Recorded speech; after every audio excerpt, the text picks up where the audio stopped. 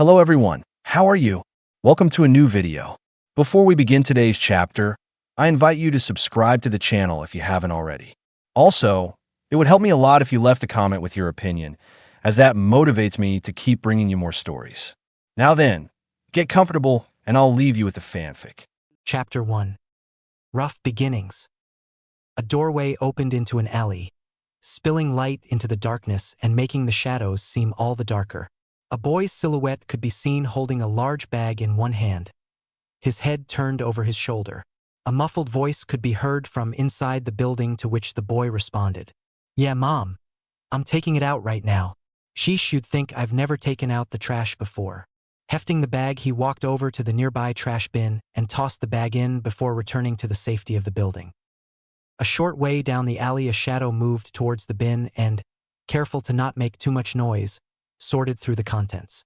Shifting aside a few old ragged clothes and scraps of paper, he spotted something that instantly got him excited. It seemed someone was cleaning out old supplies, as there in the bin he found some scrolls and books.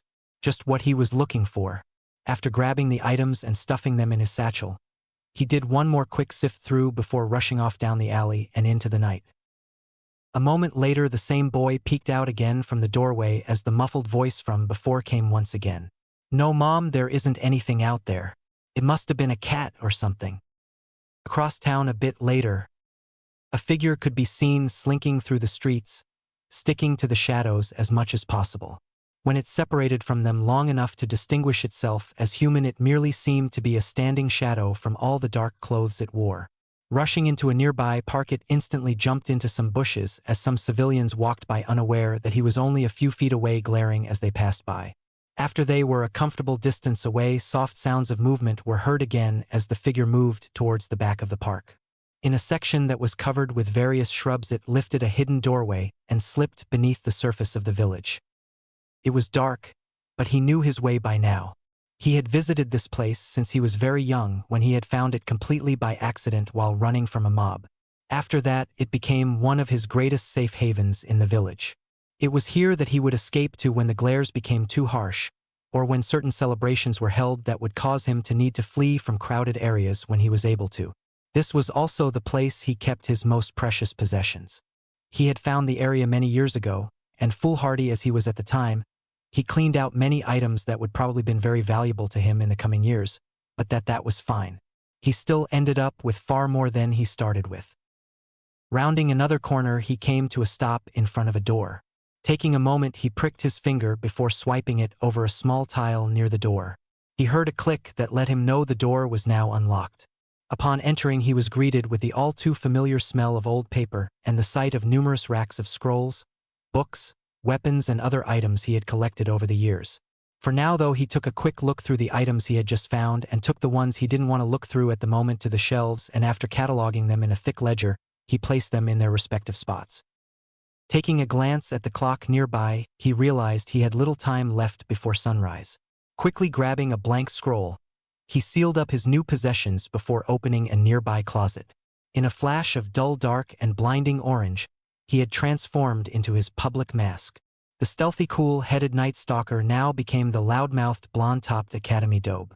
Grabbing a quick bite to eat, he locked the door to his secret reprieve from reality and headed back towards the exit. Letting out a sigh, he climbed back up into the twilight of early morning and crept back to his apartment to start the morning ritual that everyone was used to seeing from him. Soon he could drop this mask, though. Soon he would show them all just what their ignorance could have cost them. Irika sighed as he walked down the hall. This would be the last day for many of his students as ninja in training. Today they would take their test for advancement into the ninja ranks. Many of them were ready and had proven it on a number of occasions. One, however, worried him far more than the others. That one being Uzumaki Naruto. He had nothing against the boy. In fact, he had often seen the boy go through hell in the village just to get meager scraps to repair damage to his apartment that had been done, probably by the same people he was buying the materials from. It was humbling in a way, and had there been any way to prove what was going on, he would have helped the boy with his plight. However, anytime anyone tried to turn in those guilty, the civilian council would rule any evidence as inconclusive, or just make it disappear altogether.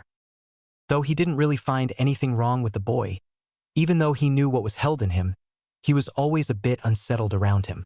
He had often seen the boy act more mature than most of the adults that berated him, but most of the time he was just the blonde idiot that played pranks. To Irika, Naruto was an enigma, a puzzle that was missing far too many pieces to figure out what the real picture had been. In class, though, it was almost glaringly obvious. He was the dead last, a student who had failed twice already and was in danger of doing so again. That wasn't to say that Irika would go easy on him in order to let him pass, but he did feel sorry for him. Nearing the door to his classroom, he was about to enter when he felt a presence behind him. Turning around quickly, he saw nothing until he looked down a bit and noticed the blonde mop of just the student he was thinking about a moment ago. Naruto? You know it's the day of the exam. Don't you think you're cutting it a little close? Hehe. Irika-sensei, I'm fine. Besides, I need to pass soon if I'm ever going to be Hokage, right? The boy grinned with his hands locked behind his head. Irika couldn't help but snort a little. Nah, what's so funny? The boy glared at him, apparently a little angry that Irika would laugh at his announcement. Sorry. Just thinking about how often you say that. It brings back a lot of memories. Anyhow, let's get inside. We wouldn't want to make everyone wait too long, right? With a nod, he opened the door and walked into the classroom, each going to their respective desk, though not without Irika noticing the scowl Mizuki threw at Naruto. Quiet down, everyone. Today we are taking the graduation test to see if you are ready to become Genin Ninja of the village. When your name is called, you will come up to the front of the class and perform what we tell you. After you are deemed worthy of passing, you will be presented with one of these hitai to show you are now a true ninja. One by one, the class was called down to prove their skills. Something seemed off, though, to Irika. Mizuki seemed to go off in a daze a few times, and as such Irika ended up going through a few more students than the other teacher. Looking down his list, he called out the name of his next student to test as he noticed Mizuki just finishing his last student. Uchiha Sasuke. The spike-haired brooder of the class made his way to the floor as almost all the female eyes were on him. Meanwhile, Mizuki was looking at his sheet as he smirked at the next name before calling it out. Uzumaki Naruto. The boldly dressed class clown made his way confidently to the front of the room before taking his place in front of the teacher. He instantly felt something wrong as he waited for his instruction. He got slightly distracted as he heard numerous squeals from behind him signifying the Uchiha, in all his perfection, did another flawless jutsu. Scowling slightly, he barely registered that Mizuki asked him to do a bunshin. Again he felt the disturbance as he gathered his chakra and made the seal for the simple jutsu. What he planned on doing was form 3 clones of himself. What he ended up was one copy that looked like a deflated blow-up doll in an orange jumpsuit. Instantly he knew what happened. Mizuki had screwed with his chakra flow. Scowling at the man, he sighed.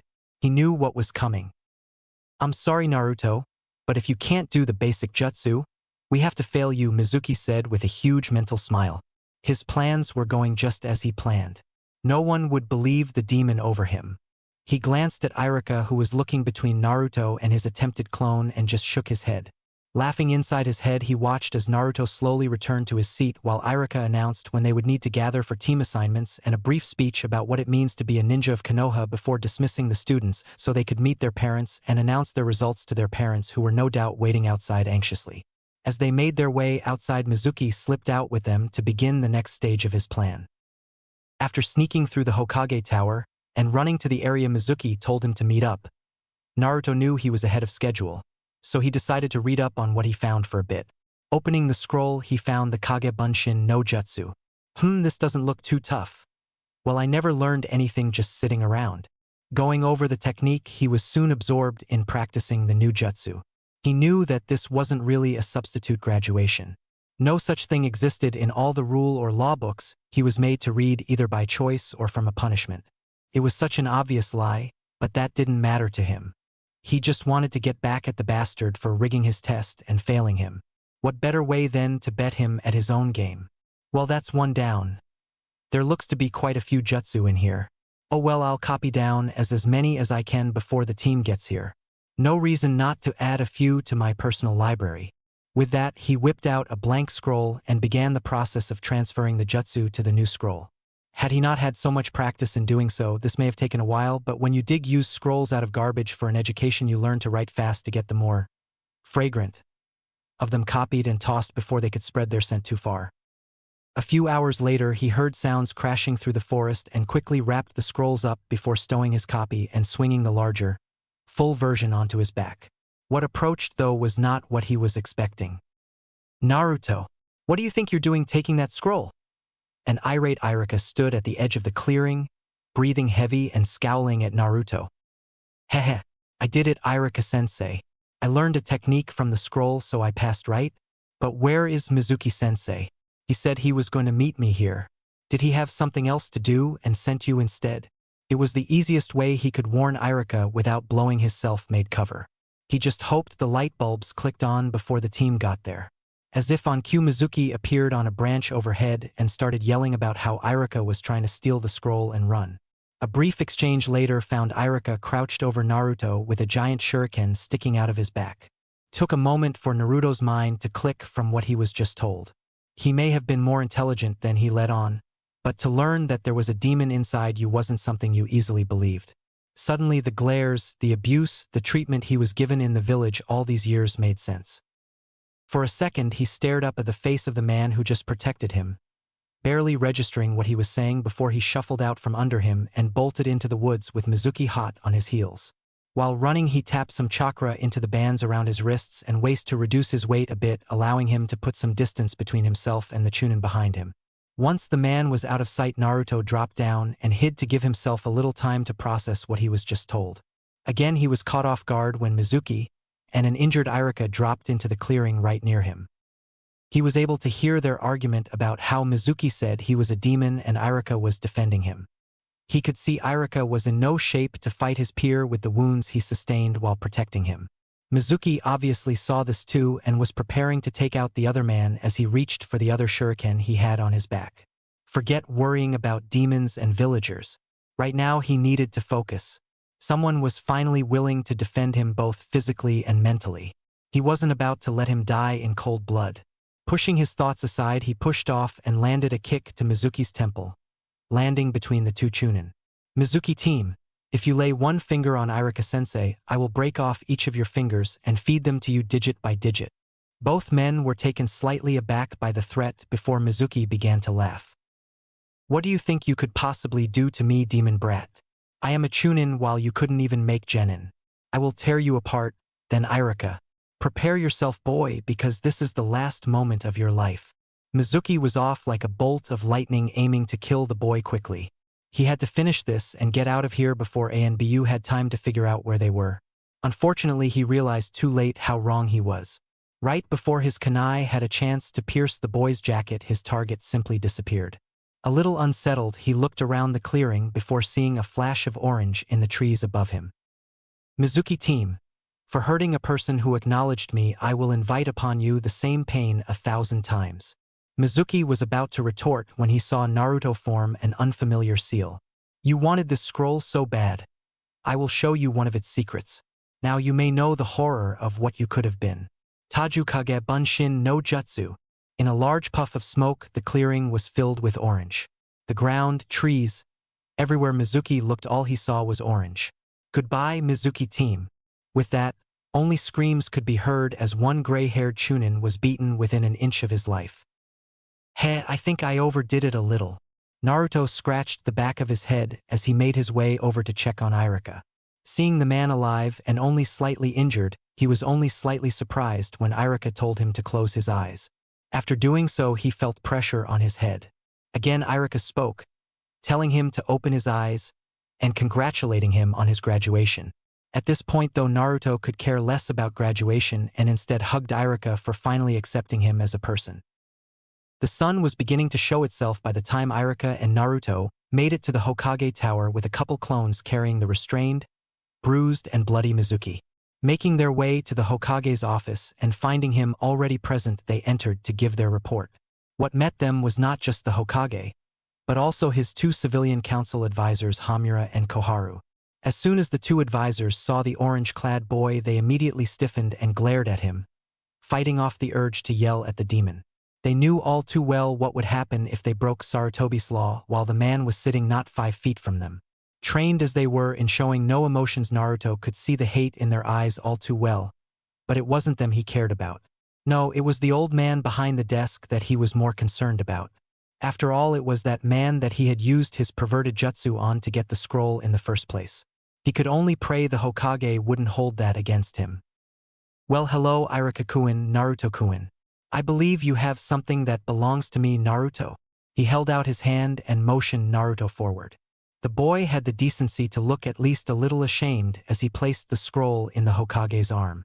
First off, I would like to thank you both for your part in apprehending the traitor Mizuki and protecting the secrets of our village. Naruto, I especially want to thank you for playing the fool in order to expose this threat. Naruto was taken aback a bit before he saw the man wink at him. Second, I will be granting you both a B-ranked mission success with the pay to go along with it. But Hokage-sama, the boy is not even a ninja of this village. How could he work on, let alone complete a mission, let alone a B-ranked mission? Sarutobi glanced at Hamura before speaking. I see he has a Hittite on his head, thus signifying him as a shinobi of this village. Isn't that correct, Irika? Hi, Hokage-sama. While Naruto did not successfully complete the test in school, it was later found out that he had been sabotaged by Mizuki, who purposely failed him for the reason of offering him this second graduation test. During our encounter with Mizuki in the forest, he showed he was more than capable of succeeding in his previous test in a combat environment by defeating the Chunin-level shinobi Mizuki, and as such is more than ready for his life as a shinobi. Irika stood at attention, and the three high-ranking officials could see the pride flowing off the man. Very well, then there are no problems there. Now, Naruto, I will allow you to keep the item you acquired during this event, provided you use it with caution and protect it, as it is a very precious item. It would be very bad if it fell into the hands of anyone else, even someone of this village. He sent a glance to his advisors, letting them know to not press the matter. Now, Naruto, I would ask you to please leave, as I have some discussions to go over with Irika, and don't forget to go to the team assignment later. Have a nice day. Dismissed. Watching Naruto leave, he smiled as the boy nearly hopped out of the room and closed the door before running out of the building. His cheers could be heard through the closed window. Grimacing slightly, Hiruzen turned back to the remaining people in his office. Well, Irika-kun, this presents us with a small problem. I'm sorry, Hokage-sama, I don't quite follow. Adding Naruto to the roster will unbalance the numbers. As you know, we make the teams in threes, which are balanced. Well, with Naruto now passing, the numbers have been thrown off by one. Now, normally we would simply put him with a team the next time around. The two advisors looked rather excited about making the boy wait longer to join the ninja ranks, as the longer he was not an official ninja, the longer he was technically under their control. However, I don't believe we should have him wait any longer. He's already been kept back twice, and I am certain he is more than ready for missions. What are you suggesting, Hokage-sama? This time it was Koharu who spoke up, now curious as to the Hokage's plan. Though the idea of a four-man cell had been brought up a few times in the past, most notably by Senju Tsunade, the idea never gained popular favor. I believe for now that with Naruto's unique abilities, his newfound technique, and his performance against the Chunin Mizuki, I am instating Naruto as a one-man cell. It was so quiet in the room that Sarutobi could have sworn he could hear the beetle that was crawling up the wall outside his window. Then all of a sudden the room was filled with noise once again. Both of the advisors said almost in unison, "What a wonderful idea, Hokage-sama," while thinking, what better way to get rid of the beast than send him out on his own? While Irika was horrified. A lone genin on his own team? You can't really be considering this, Hokage-sama. He may have beaten Mizuki, but being sent on real missions. And who would be his sensei? When I last looked, we were short-handed as is. He was my student, and I cannot consent in this. To answer your question, yes, we are short on Jonin sensei. That is why he will not have one. He will be sent on missions which will be deemed capable of him to handle, or he will be placed with a team whose mission requires backup, but not so much that would merit sending a full team. The advisors were ecstatic at this news. It was like Christmas to them. Leaving the demon brat to fend completely for himself was beyond their wildest dreams. Forget holding him back for the next group of graduates. If things go well, they would be rid of him within a month. Irika, on the other hand, was livid. He trusted the Hokage with his loyalty, but sending a lone genin out into the life of a ninja was unheard of. Even setting that aside, the Hokage, the man hailed as the professor, was allowing a boy to go into the ninja world without even a sensei to guide him. Was he insane? Now I know what you are all thinking, and I assure you that he is more than ready for his trials ahead. Advisors, he will be a bit of a special case and will only be allowed missions that have my approval. Is that clear? After getting a hesitant confirmation that they understood what he meant, he dismissed them, but kept Irika behind. Irika, it may not seem like much at the moment, but I assure you that your former student is more than ready for what he will need to do. He has lived a far more difficult life than any of his classmates and as such was forced to adapt in ways that no one would imagine. You are well aware that I am able to keep my eye on certain areas when I see fit. I will let you know that Naruto is a lot more capable than he lets others believe. He far surpasses any genin, and most likely many chunin in skill and knowledge. How far he's actually come I cannot say for certain, as he occasionally go places I cannot track him or that are out of my range.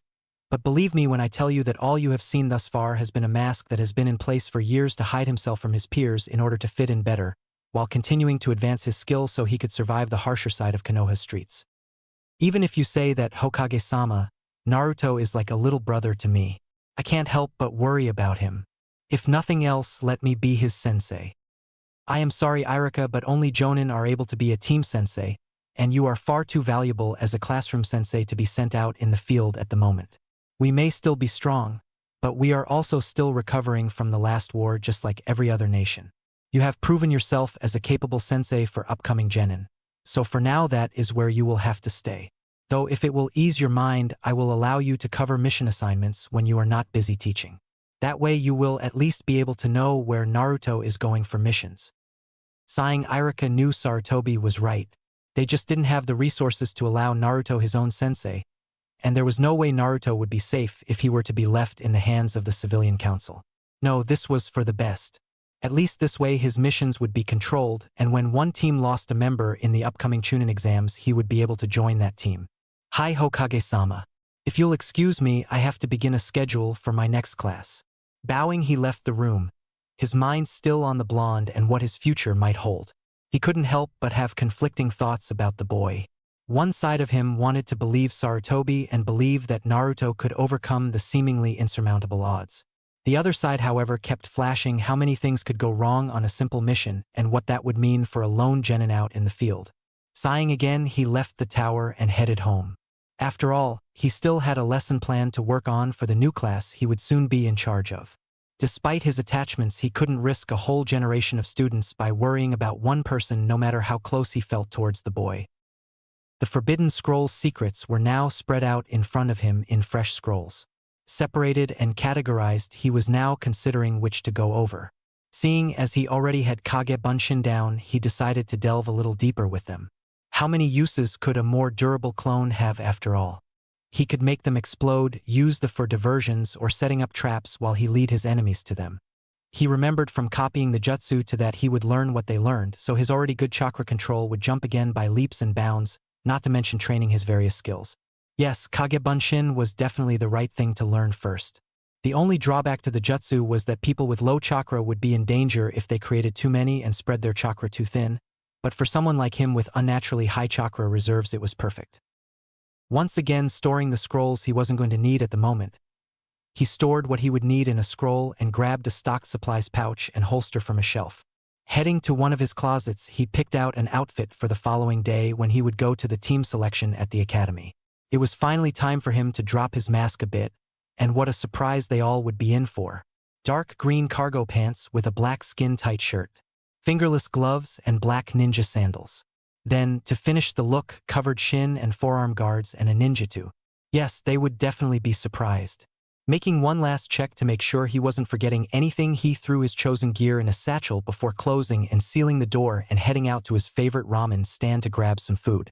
After that, he would go to his apartment, in which the ignorant villagers assumed he lived, for a good night's sleep to prepare for the fun that was sure to start tomorrow.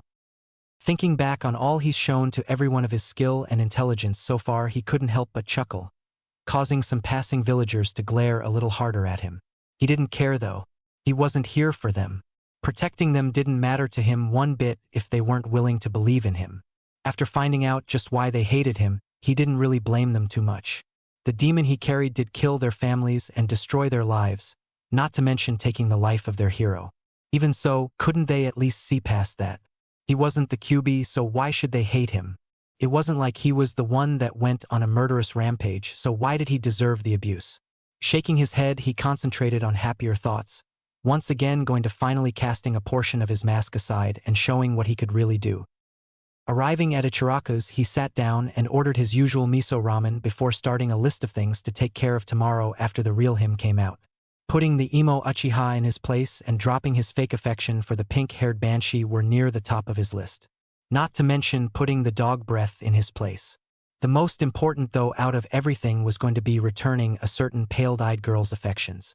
He had wanted to do it for so long, and she was well worth it from his view, but he never did understand just what she saw in him, the scourge of Konoha. She was after all an heir to a clan. By all rights she should be able to get anyone she wanted. But she chose him. Now it was time for him to show that she chose well. The only problems he knew would arise were from two sources. The first being her clan, especially her father. Again she was the heir, so would he be seen as unworthy? The second was the aforementioned mutt who had an obvious attraction to her. Like most males in his clan, he had already tried numerous times to claim her as his. Unfortunately for him, she was completely disinterested in his advances and always escorted around by branch members to and from the academy. Well, all that could wait until tomorrow. With a slurp, he finished his last bowl of ramen for the night before paying and heading off to his apartment. Sleep would come easy tonight since the action with Mizuki the previous night had kept him from his bed. Not that he really needed to sleep every night. That was another thing that became clearer once he found out from Mizuki about his tenant. He knew he had certain traits that were more advanced than a normal human, and some even more advanced than most ninja, short of having specific bloodlines. His hearing, eyesight, sense of smell, and reaction time were better than an Inuzuka's. His regeneration left the doctors in baffled awe. Then there was his stamina and recuperation, which was borderline freakish even for a ninja. Even his speed and muscle density was different than most. But like every other one of his skills, he didn't showcase anything. As far as his classmates and most of the village knew, he was just a normal human, if not subpar or, in most of the older generation's eyes, a reincarnation of the QB. Making it to his apartment, he decided to leave the rest of his thoughts until tomorrow and get some decent rest. He wanted to be ready just in case his team got a mission right away. He didn't want a lapse in judgment to cause any mishaps when he was supposed to be proving his true worth. After entering his place, he relocked the door and looked around just to make sure there weren't any surprises from villagers or ignorant ninja laying around anywhere. He learned long ago that he shouldn't move around too much without making sure everything was in order before doing so. Many painful experiences taught him that, but then at the same time he was a little glad they had happened. Aside from the whole unbearable pain thing he got from it, he also got quite a few sets of quality kunai, shuriken, explosive tags, and other assorted weapons. Heck, his ninjutsu that he currently had stored with his gear for tomorrow was once set up to behead him when he laid down. That was one that he was happy to find, and glad that whoever set it up didn't pay too much attention to making the trap hidden. All it took was for him to trip the wire and slice. He had a brand new ninjutsu embedded in the rod he tripped the trap with. Double-checking the bed, he got undressed from his Kill Me orange attire for hopefully the last time and hopped under the covers. His last thoughts before he drifted off were of his pale-eyed princess and the possible future they might have once he gains a little of the respect that has been overdue for him. Oh, wouldn't they be surprised? Eyelids now too heavy in the comfort of his mattress, he drifted off to a peaceful sleep. One of the few he's ever had. Deep within the bowels of the Hokage mountain sat a man behind a desk, his body half hidden by the bandages he wore. This man was Danzo, calm, cool, and calculating. With him sat two others who, to him, were mere shadows of what they had once been. But even with their lax behavior, he could see that there was a storm brewing behind each of their eyes. So what brings the esteemed advisors to my chambers? Surely there is nothing that one so lowly such as I could have that you need. His voice dripped with sarcasm. After all, these two were a key part in his plan to take over the rule of Konoha, and at some point the whole of Hai no Kuni and beyond. We have come from a meeting with the Hokage, and thought it should be brought to your attention that the demon brat graduated yesterday after showing himself capable by defeating the traitor Mizuki and returning the forbidden scroll for the Hokage. Danzo's eyebrow twitched slightly in a rare moment of emotion. His chances at getting his hands on a particularly powerful weapon had just slipped away. However, there is a small ray of hope that comes from this. The Hokage saw fit to place the boy on his own team, without a sensei. We must not waste this opportunity. Though we cannot give him missions ourselves, we can still manipulate the system enough to get him placed on certain choice missions where the risk is higher than it seems. Since we can no longer get him into your root program in order to control him, we have only the option of extermination. This must be carefully planned, Danzo. This absolutely cannot come back on us, or it would cost us dearly. Danzo just sat and stared at the two former ninja through the entire explanation, and for a short time afterward. The two advisors sat and watched him as he went into some deep thought. Well, we have more genin teams than usual, so it shouldn't be too difficult to delay him from getting a mission until all of the D-rank missions are gone. Nor would it be too difficult to assign him to assist a team on a slightly higher risk mission and add in some of my own men to make sure everything goes smoothly. Indeed, if we cannot control this weapon, then it will be of no use to us in the future. We shall take the necessary steps to ensure that the demon does not fall into the wrong hands for the good of Konoha. Nodding in agreement, the advisors delved into possible situations that they would be able to enact their plans. All three agreed that the best method would be to get the boy sent on a mission that had a high potential of raising in difficulty. It would only be a matter of time before one such case came to light. When it did, they would be ready, and then they would be free from the beast once and for all. Danzo, of course, was slightly disheartened at the loss of a possible powerful tool, but he would rather the boy die than be a weapon that could be used against him. That didn't mean he wouldn't try though, but if reports were accurate, the boy was unflinchingly loyal to his opponent, and a demon aiding a Kage in any fight would not end well. Yes, it was best to wait for just the right moment to strike. As he droned out the two gabbing advisors, he proceeded to plan for any possibility. In almost every situation he came up with, he was very happy with the imagined results. An evil smile was growing on his face as he dismissed the advisors in order to give him ample room and concentration to begin planning. Chapter 2. Beginning the Revelation. Naruto awoke well before his alarm, excited as today marked his first real day as a ninja. Finally, he would have a sensei that would teach him how to further his skills. Getting out of bed, he switched off his alarm so it wouldn't ring after he left. He may have no one that would willingly live near him, but that didn't mean he wanted to chance waking someone up. All it would take would be for someone to pass his door and hear the alarm going off to claim he was disturbing the peace and earn him more abuse. Grabbing his gear that he would use for the day, he took a quick shower before dressing in his new equipment and heading to his kitchen for a bowl of cereal. Once that was finished, he grabbed his ninjutsu, slipped out of his apartment, locking the door behind him, and jogged off towards his hideaway. He hadn't planned on getting up so early, but he wasn't about to squander the extra time he now had. Slipping into the tunnel that led to his lair, he was soon staring at the all-too-familiar racks. Crossing his fingers, he created a few Kagebunshin and instructed them on what scrolls or books he wanted them to go over, or in a couple clones' cases, what weapons to train with. After all, muscle memory was a mental task, so it should figure in that he could improve his accuracy and reaction time with this method as well. The only things they couldn't give him was physical enhancements and directly increasing his chakra capacity. But control, accuracy, knowledge, and reaction should all be well within his grasp. Nodding his approval, he made his way back out into the streets of the village, which by now were slowly filling. The glares wouldn't keep him from his destination today though, but he did notice with the glares that he was getting some other looks as well. If his attire was different enough to cause the villagers to pause in their glaring, he could only imagine what it will do to his classmates. As he walked, he went over all the people in his class that graduated. One by one, he named them off in his head and weighed their strengths and weaknesses. It wasn't until he was almost done that he realized there would be an odd man out.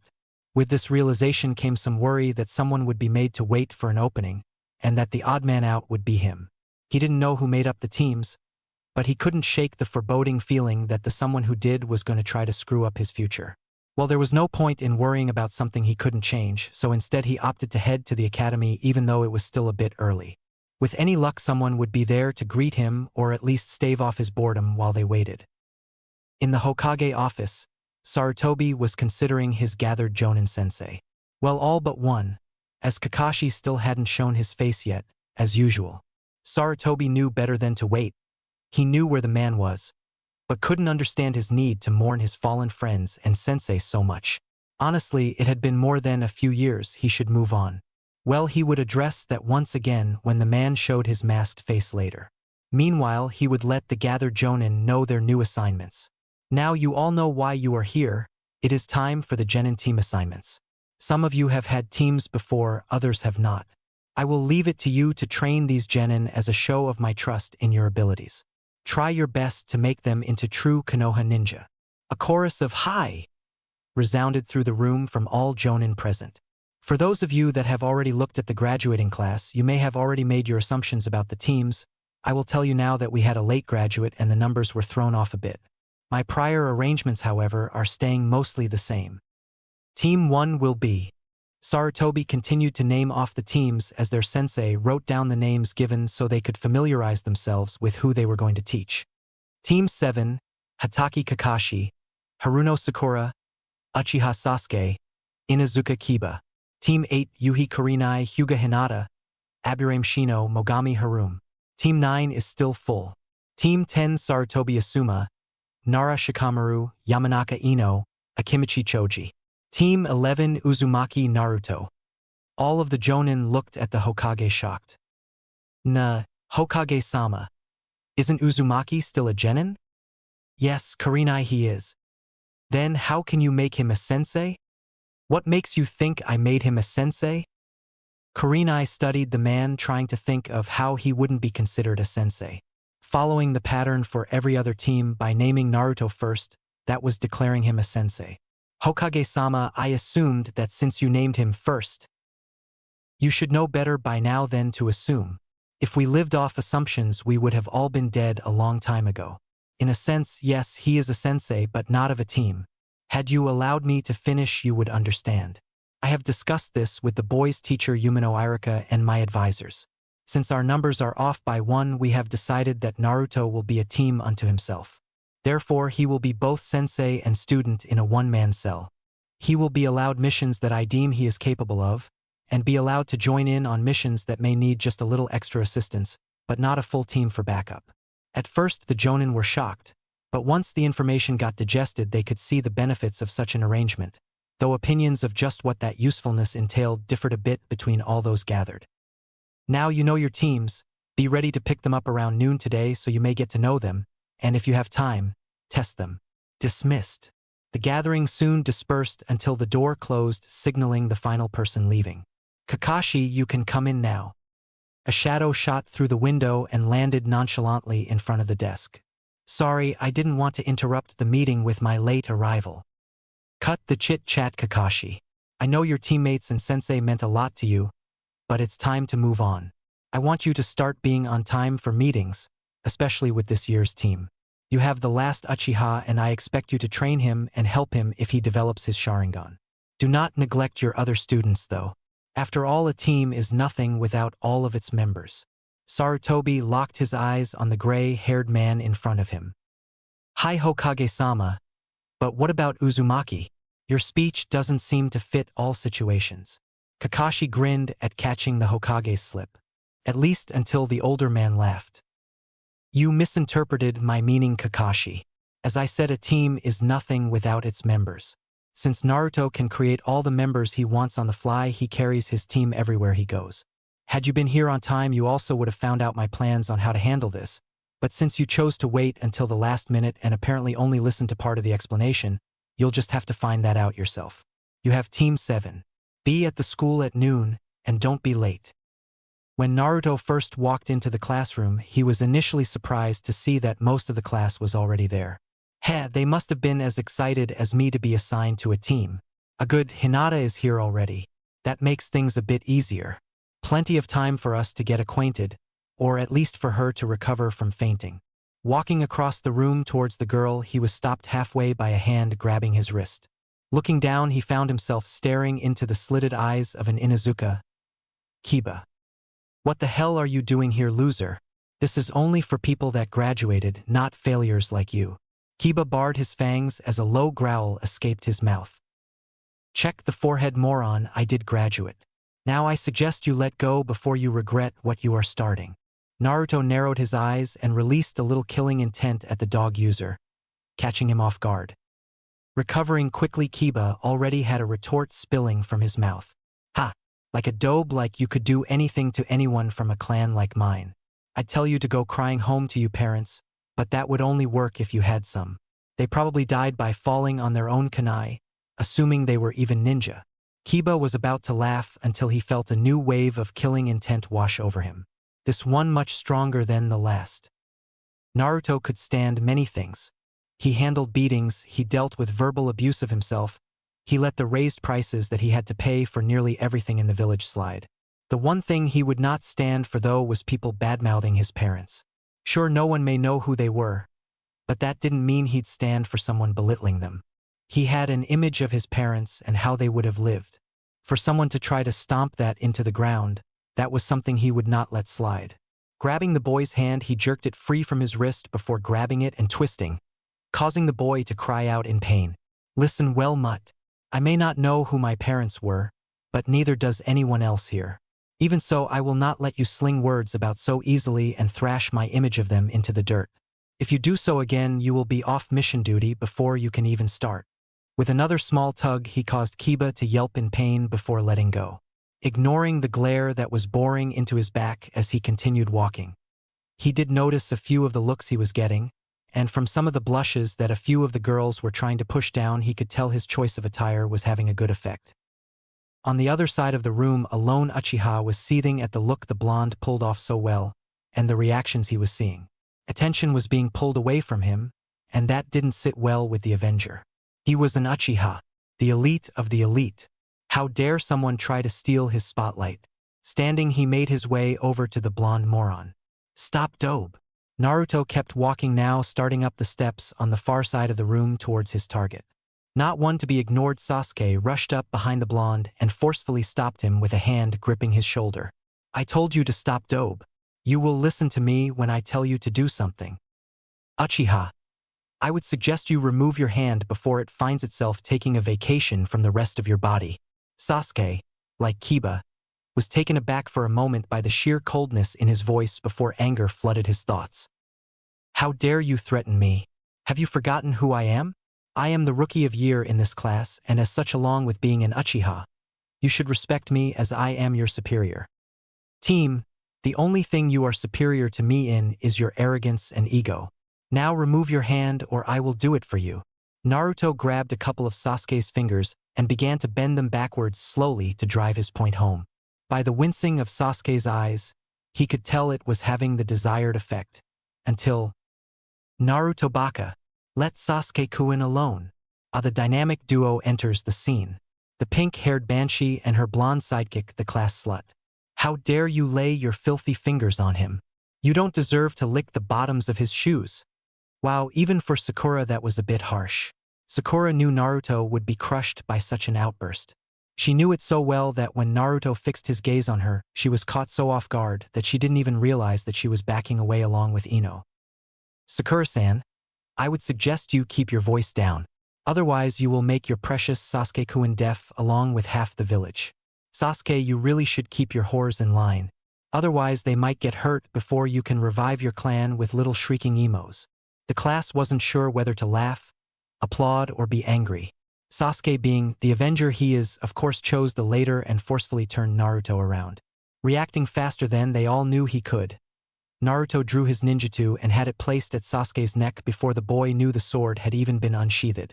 And you, team, should sit back down like a good boy and brood like you normally do. The Uchiha will not make a comeback without anyone to fill a family dossier. Sasuke was at least smart enough to realize the danger he was in with a blade to his throat. Finally, he released his hold on Naruto's shoulder. Good boy. Now run along, I have better things to do than play with you. Making a shooing motion as he turned around and sheathed his blade, Naruto continued up the stairs while Sasuke made his way back to his seat to resume his brooding while glaring at the blonde, or at least as much as he could with the two bimbos arguing over him in his ear over what he would have done to the dobe if he hadn't been caught off guard. Naruto finally made it to his destination. To the girl whose eyes hadn't left him since he entered the room. He could see her blush after his confrontation with Kiba, and it seemed to have deepened after his most recent one with Sasuke and the bimbos. Taking the seat next to her, he caught Kiba eyeing him from the front of the room with a scowl on his face. Shoving that to the back of his mind, he again turned his focus to the girl next to him. Hey Hinata-chan, what's up? The girl let out a slight eep at his question. Her crush was actually sitting next to her and actually talking to her. She couldn't believe her luck lately. First, graduating from the academy, and now the boy she dreamed about for so long was acknowledging her. "Na Naruto-kun, I'm fine." She finally managed to get out. It sounded weak and pathetic to her, but he didn't seem to mind at all. In fact, he was smiling at her a little different than he normally smiled at anything. "That's good to hear. Hey, I was wondering, later tonight after our team meetings, do you want to meet me for something to eat?" There it was, the telltale, slow rising, deep crimson blush that rose from her neck to her forehead before he had to catch her to keep her from falling to the floor as she fainted. He propped her up in her seat just in time to block a fist that was aimed for the side of his head. Without looking, he addressed his assaulter. "What do you want now, mutt? You stay away from Hinata. She isn't yours," the irate boy shouted. "Really? Tell me, how many times has she asked you out?" "None? Okay, how many times has she agreed to go out with you when you asked her?" "Nothing again, huh? Well, it would seem to me then that she doesn't belong to you either. Not that she would, even if she did agree to go out with you." Naruto added a bit of pressure to the captured fist, listening as bones popped slightly out of place. "Remember this well, Inuzuka, because it could be invaluable later in your life. Women, no, people are not possessions. People are free and have free will. If I ever see you trying to force someone to do something, especially if that person is precious to me, I will be sending your remains to your clan in separate boxes. Do I make myself clear?" A few more bones popping and a little killing intent forced the Inuzuka to nod his head before Naruto released him, and like Sasuke, shoot him away. Turning back to his charge, he was pleased to see Hinata was coming around. "Welcome back, Hinata-chan. Did you have a nice dream?" Hinata, in her sleepy days, answered without realizing it. "Hi, I dreamed that Naruto-kun asked me to dinner. What a wonderful dream, but it stopped before I could accept." Slowly opening her eyes, they got wider and wider as she realized what she had just said and who she had said it to. She was instantly red again and dangerously close to fainting. Head turned, fingers poking together and biting her lower lip. She hoped that her revelation wouldn't make him go away. She prayed that he would stay near and hoped beyond hope that maybe, just maybe, he would get a little closer. "Heh, Hinata, that wasn't a dream. But if that is your answer, then I'll meet you at Ichiraka's around 6, okay?" Hinata's head snapped around as she stared wide-eyed before nodding dumbly at the boy next to her, expecting to wake up any minute. Before she could respond, though, the door to the classroom opened and the remainder of the class walked in along with Irika, who walked behind his desk before looking over the gathered former students, taking note of Naruto's development as displayed through his clothing. He got rid of the orange. Maybe he's finally taking this seriously. "Okay, everyone listen up. I am going to call out your teams and I would like you to sit according to them after I am finished. Team 1. Like the Hokage the day before, Irika went through the list, naming off each group and noting the reactions. Sakura, of course, was thrilled to be on the same team as Sasuke, though slightly disgruntled that Kiba would be there too. At least she could handle him better than Naruto. Hinata, Shino, and Harume were mostly indifferent, though Hinata's head drooped a bit since Naruto wouldn't be on her team. Shikamaru was asleep and Choji sat eating a bag of chips while Ino ranted about having to be on their team. Then he got to the last team, but despite what the Hokage told him, he wanted to make sure the decision was okay with Naruto. "Uzumaki, Naruto, would you follow me for a moment?" Naruto was confused a bit but followed the Chunin out the door, stopping only once to glare at Kiba when he heard the dog boy call out to the rest of the class. "Ha! I knew he didn't really pass." Clenching his fists, he stepped outside the door as Irika pushed it shut. "Naruto, I'm not supposed to do this, but I think it is only fair. As you probably realized, you are the odd man out. This doesn't usually happen, but when it does, we usually hold the extra person until the next set of graduates. We cannot add you to a current team as that would unbalance the whole system we use dealing with 3-person cells. So basically, I'm going to have to wait until the next class is out before I can go on missions even though I graduated," Naruto said through clenched teeth. Irika could only sigh. He knew he had to tell the boy the Hokage's plans, but that didn't mean he liked the idea. "Naruto, the Hokage decided to give you a unique chance. This has never been done before, so let me explain everything before you make a decision." Receiving a nod, he continued. "The Hokage has decided to make you a team in and of itself. That means you will have no teammates, but also because of the low number of active Jonin sensei, you will not have a sensei either. Any missions you do will be approved as fitting for your situation based on what the Hokage believes you are capable of. You will also be able to go with a team as backup on a difficult mission should he decide such a thing would be beneficial. Naruto, I can't stress how unique this situation is and that it is completely untested. I am offering you a chance to back out and wait for a full team with a sensei. He watched as emotions played across the blonde's face, making him unreadable in the situation. After a few minutes to consider his options, Naruto looked up at Irika and gave off his biggest smile.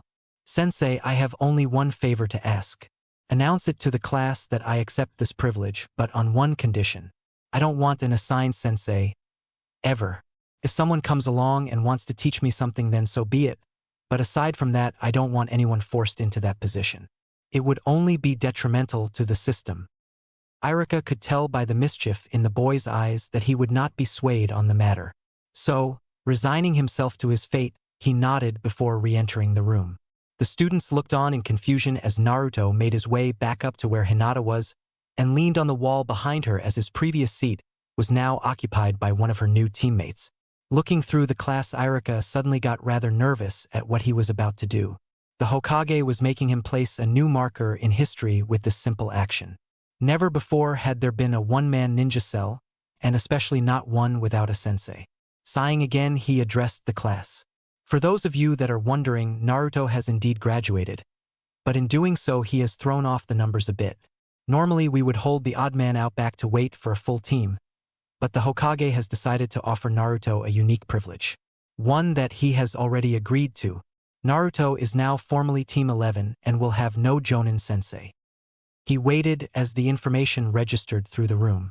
Shock, awe, humor and rage were all present. It was Uchiha Sasuke that was the first to recover though. How come the dobe gets such an offer and not an Uchiha? He'll get himself killed walking out of the mission hall. Naruto just shook his head while Ino supported Sasuke's reasoning. Sakura did not support it though, as she wanted to stay on his team. Kiba followed Sasuke's lead next. He probably got put by himself because Hokage-sama knew that no one would want to group with the loser. Some people openly laughed at that, but Naruto just let the insults roll over him as he leaned against the wall, not really caring what anyone said. That is enough, Irika shouted in response to their remarks. I will not have anyone talking down to their allies, and since he may at some point be assigned to work with you, you should show some respect since he may save your life one day. HN. The dobe couldn't save a cat from drowning in a dried-up well. Another round of laughter and Irika was irate. Uchiha Sasuke. As your superior, you will listen to me when I tell you to remain silent. PFT, you are not my superior. I am the last Uchiha, and as such you should show your respect and listen to what I say. Before Irika could move to scold the boy, there was a brief breeze and a glint of light before Sasuke once again felt cold steel pressing against his throat. Irika, having not seen the previous actions by Naruto, was shocked at the raw speed he moved with. Oh Sasuke-chan, Naruto said in a sing-song voice. I would suggest you apologize to Irika-sensei, as you have yet to actually be accepted by your Jonin-sensei. He still has the right to send you back to the academy until you are picked up by Kakashi-san. HN. Dobe, you probably aren't even holding the right edge of the blade to my neck, and yet you dare to threaten me? An Uchiha? Just wait until I gain my Sharingan, and I will show you just how fragile you really are. But you don't have your Sharingan yet, Uchiha-chan, and there is no guarantee that you ever will. For all we know, you could simply only be worthy of passing on your genes to a new generation while the rest of us lowly citizens take care of all the hard work. Then leaning in so only Sasuke could hear, he added in. Besides, you don't want to risk dying before you can kill him, do you? That did it for Sasuke. Swinging a kunai out, he pushed the sword away from his throat as he sidestepped to get around Naruto's defenses. Stabbing out with the same kunai, he stabbed it into Naruto's chest, causing the boy to fall backwards to the ground, spinning slightly as he did so and landing face down. His nearby classmates were leaning back horrified at his actions while Sasuke stood above the blonde, breathing slightly heavily. Shaking his shock off, Irika rushed over to check the boy's vitals while Sasuke began to smirk. HN. I told you you were worthless. I just didn't know you were that bad. Clap, clap, clap. Everyone's head turned at the sound of hand meeting hand, only to be met with a blank wall. Not bad, Sasuke-chan, but not good either. A form melded out of the wall before taking the shape of Naruto, who was staring at the Uchiha with his hands still together from his last clap. Maybe next time you will be good enough to tell if it is really me attacking you. As he said that, the Naruto on the floor burst into smoke. A Bunshin. Irika looked shocked at first, then smiled, then frowned as he turned to Sasuke. Uchiha Sasuke, you attacked and attempted to murder a fellow Leaf Shinobi. PSH, I was only trying to scare him. How could I know that his reaction time sucks that bad that he couldn't dodge such a slow strike? Regardless, you attacked him. As such, this will be brought up to the council to decide a fitting punishment. Sasuke just smirked. He knew that the council would do nothing more than giving him a slap on the wrist, if that. Before he could retort, though, Naruto cut him off. Don't worry about it, Irika-sensei, it was only a Bunshin after all, and a low-powered one at that. HN. See, the dobe knows his. Besides, it's not like Sasuke-chan can hurt me anyway, at least not with that pathetically slow movement. Now, since I don't have a sensei to wait for, I'll thank you for excusing me. With that, he walked to the door and left the classroom. Turning to glare at the Uchiha once more, despite his astonishment at how Naruto just waved off the situation, Irika gave him one last warning. Naruto is a bit of a special case. Had you done that to anyone else here, they would have died and their blood would have been on your hands. This is the only warning I will give you. Do not even think of attacking a Konoha ninja again. Turning around and sitting at his desk once more, Irika addressed the class. Before I leave, I would just like to let everyone know that it has been a pleasure to know the majority of you during this class, and I wish you all a safe and productive ninja career. With that, he left them with a shunshin. In the classroom, silence reigned as everyone took in everything they had seen and heard that day. It was this silence that welcomed the first of the Jonin as they entered the room. Team 8, follow me please. Team 10, let's go. As people started to leave with their sensei, Kiba made one more attempt at Hinata on her way out with a slap to her ass. However, his hand never made it to its target as a small cloud of bugs blocked its path. Looking up, he found the glasses of the ever-stoic Shino facing him. I would suggest that you leave her be, Kiba-san. She does not wish for you advances, and angering Naruto-san is inadvisable. Kiba could only stare in shock at the boy as he'd always thought Shino was mute. As Shino caught up with his team, Hinata turned his way. Thank you, Shino-san. Do not worry about it. I merely did not wish to see Kiba-san endanger his life while Naruto-san was near. Startled, Hinata took a last glance through the room only to catch a glimpse of a blur out the window. She could only assume it was Naruto, and sent him a silent thanks for looking out for her. A click of the hand hitting the knob of the door was all the warning the Hokage got as Naruto barreled into the office. Hey Aji-san, what's the deal with putting me alone, huh? I mean, you didn't even give me a sensei. Naruto-kun, I'm happy to see you. I knew you would be by soon for this discussion. Well, to answer you, I need to ask you a question myself, and I expect a straight answer. Suddenly, the man behind the desk was not the cheerful Hokage, but the deadly serious leader of a ninja village. Who trained you and how powerful are you? Naruto scratched the back of his head and smiled, showing no reaction to Sarutobi's personality change, nor the killing intent that was aimed at him. Hey, I don't know what you mean, but I'll try to answer as best I can. No one trained me, and I'm more powerful than I let show in the academy. I can't tell you exactly how powerful I am, because I honestly don't know, since I don't really have anything to gauge myself against, at least not without revealing my strengths. Okay then, how about this question? Why did you hide your strength in the academy?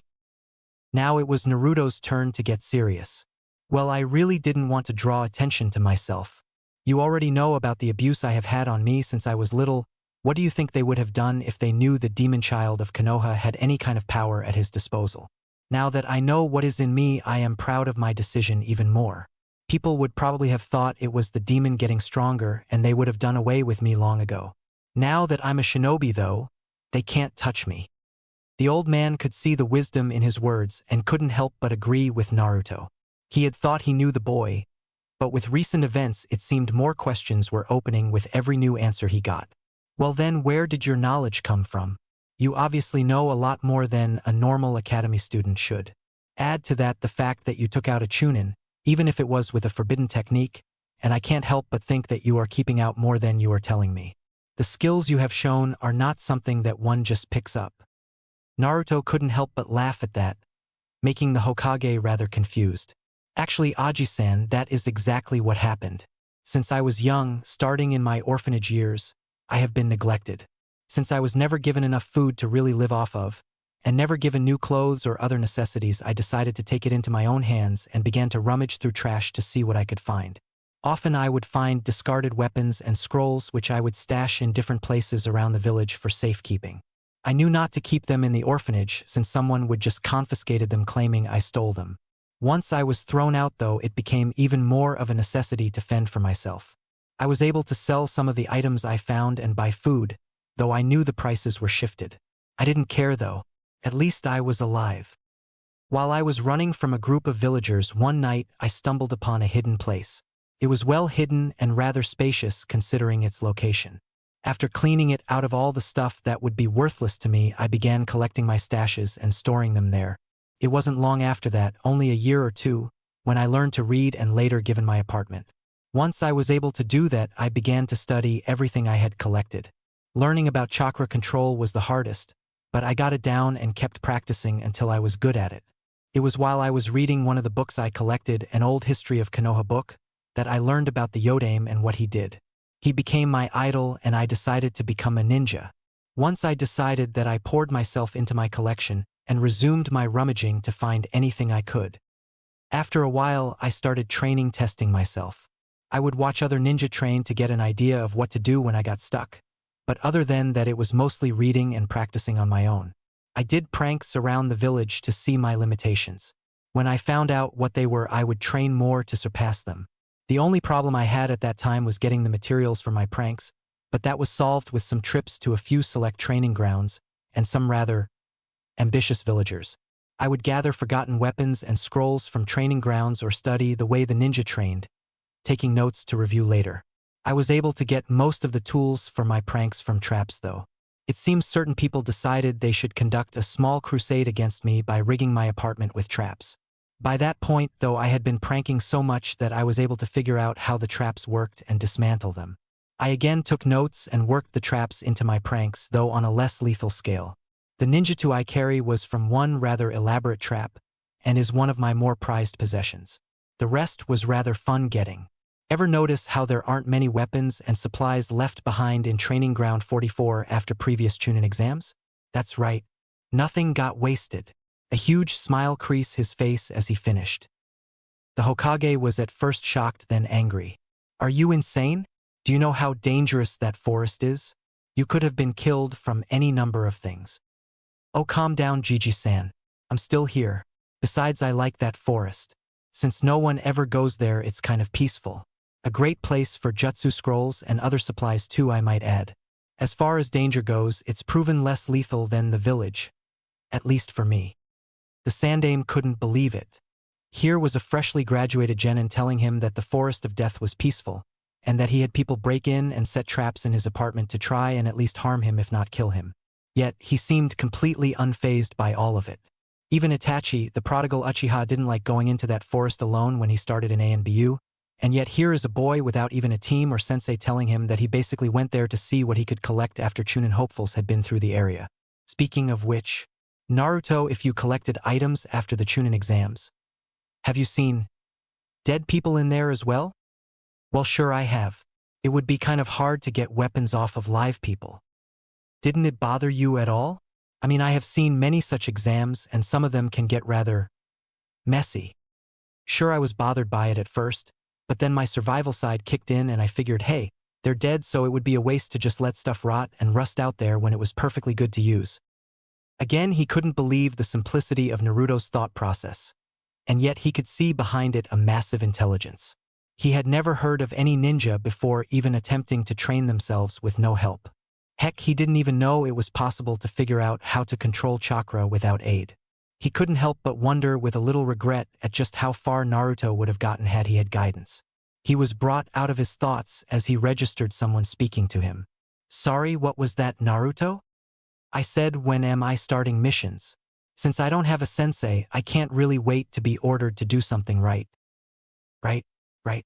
Well, since it is team selection day and missions won't be handed out to most teams until after they are tested, which means about 2 days, I will leave that up to you. Tested? Tested for what? We're already genin. That is true, but that was only to see if you were mentally capable of being genin. The real test will be held tomorrow morning and focuses on the true aspects of what it means to be in a ninja cell. You mean like teamwork and safety, right? Sarutobi smiled, overjoyed that Naruto had found out the secret behind the test, without even having a description of the test. Yes, Naruto, and you have just proven that you are indeed capable of becoming a genin. There are those that believe they are better than others, or those that believe that they don't need help to achieve their goals. They will not work well in a cell, and since we operate, with one exception, in cells they would not work well in this environment and will be sent back to the academy repeatedly until they realize that. I see. It only makes sense. I mean, if you don't watch your teammates back, why should they watch yours, right? At that point everyone is just fighting for themselves, and a battle would quickly become a massacre if the opposing side works together. With every word he spoke, Sarutobi Hiruzen grew more and more proud of the boy in front of him. If only all of the students came out with his outlook, but that would be a fairy tale wish he knew. Very good, Naruto. You are proving yourself the better of many of your peers already. So, getting back to your question, I believe you can start missions as soon as you're ready. Well then, I'll start now if you'll let me. If that is what you want, you can head down to the mission hall and hand them this scroll. They will know what to give you after they've read through it. Thank you, Aji-san. I'll make you proud. Bowing, Naruto left the old man to his work. You already have, Naruto-kun. You already have. Sighing, he dove back into his paperwork, thoughts straying every now and then to the boy that had come and the man that had left. Already he was well on his way to his dream, if that was still his dream. He could no longer be sure of anything about the boy save one bit: the boy would be great. Down in the mission room, Naruto walked in to see a bored Chunin sitting behind a table laden with scrolls and documents. All official missions for Konoha and separated by rank. Walking up to the table, he handed the scroll to the Chunin who, without looking up, grabbed the scroll and read it. Almost mechanically, he grabbed a mission scroll from the D-rank pile and tossed it to the boy in front of him. Naruto grabbed the scroll out of the air and headed out the door. There had been zero conversation between the two, but it didn't matter to Naruto. He had his first official mission now, and it was to find Tora, the Fire Daimyo's wife's cat. It escaped and was last seen in the woods near Training Ground 3. Well, no time to lose. Mission scroll in hand, he headed off to Training Ground 3. When he arrived, he saw it was just an average training ground with 3 posts and a memorial stone. The only unique thing he saw was a masked man standing in front of the memorial stone just staring at it. He cautiously walked up, making sure to make a bit of noise so he didn't spook the man. Scaring a ninja is never a good thing if you value your life. Oi! Did you know some of them? Without turning, the man answered. Hi, my teammates and my sensei. That was years ago though. I really shouldn't still beat myself up over it, but I just can't seem to let go. I see. I am sorry for your losses, but you should really think about what they would have wanted.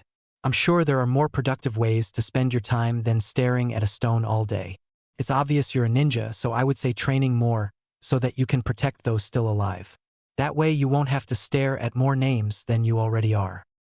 The man's eyes grew wide at the simple revelation, and he turned around to see who had given him such advice only to find no one there.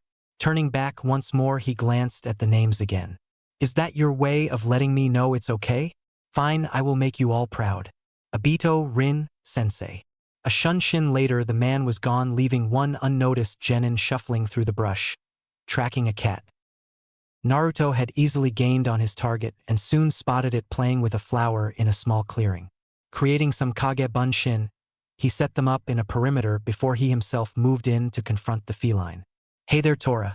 I read that you're a ferocious beast, but you don't look that mean to me. What say we get you back so that you can see your owner again? You must miss her. Tora, being the ferocious beast, she was dove away into the brush, only to let out a yowl a few seconds later as a bunshin came walking out, cradling the now purring Tora as he pet her. Handing her over to the real Naruto, who continued the petting, he dispersed as Naruto turned and left the clearing on his way back to the mission hall. Tora fell asleep halfway there from the attention she was getting. However, she was rather rudely awakened when they got to the mission hall, as she was immediately grabbed and crushed in a tight hug by the daimyo's wife. Naruto instantly pitied it as he walked towards the Chunin again to hand in the mission scroll.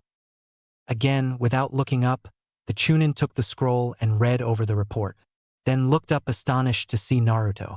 You beat the old record. No, shattered, destroyed, obliterated it. How? What are you talking about? Checking to make sure the woman had left, he addressed Naruto again. That cat is the bane of Konoha's genin teams. It runs off so often that it has been somewhat of a competition and standard in skill level. I guess you can't really blame the cat though. I mean, you saw how it's treated. Anyhow, you took less than a half hour to successfully retrieve the thing, beating the old record by over 2 hours. Not to mention doing it solo. Teams have spent days doing this mission before. This one is definitely going in the books. Well, you're dismissed, excellent job. What? That's it? One mission and I'm off duty? Isn't that a little light? Naruto asked, a bit confused.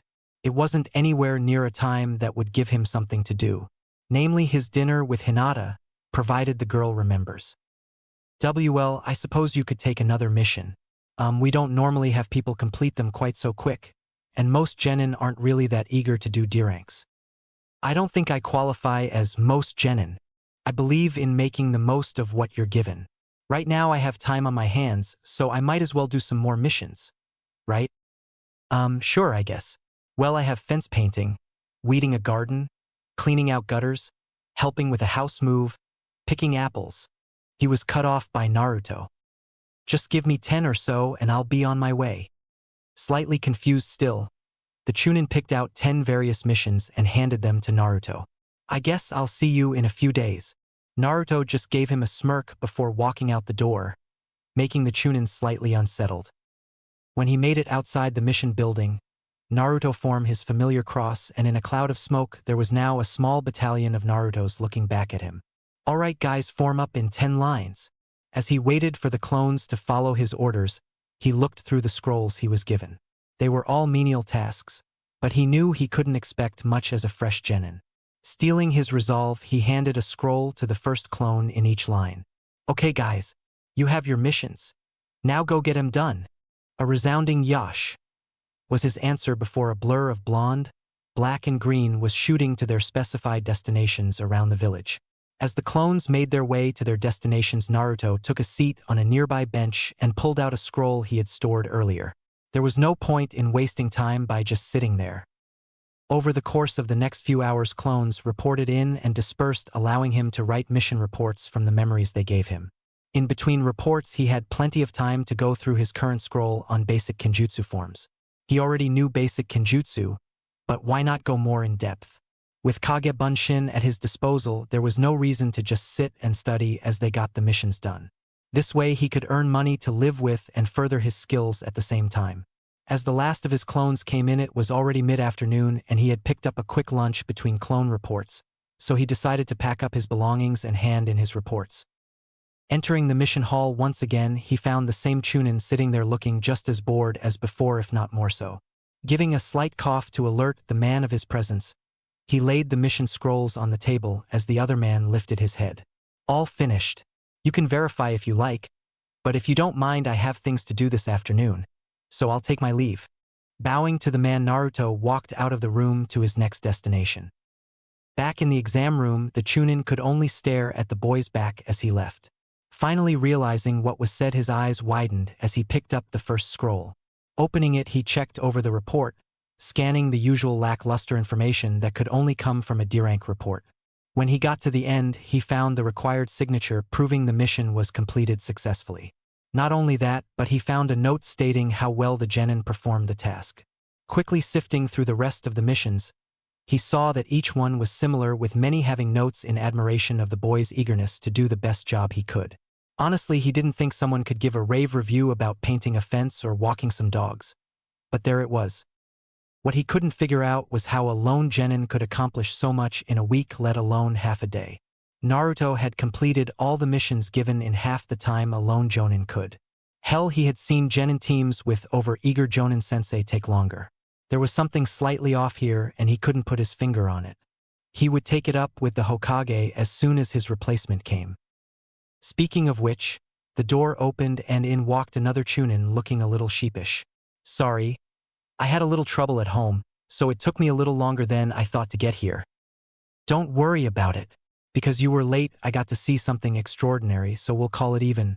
If you'll excuse me, I need to go see the Hokage about a certain matter from today's missions. With that, he walked out and headed to the Hokage Tower. Signing in at the secretary and being given the okay to enter, he found himself in front of the leader of the village. Hokage-sama, I have some information that I believe you would be interested in. It concerns a certain whiskered individual. Waiting for the sign to continue, he took in the man sitting behind the desk. The god of shinobi in his prime, he felt a little ashamed that such a legendary figure was out of his prime and stuck doing paperwork. His thoughts were cut short when Sarutobi turned his head to face the new arrival.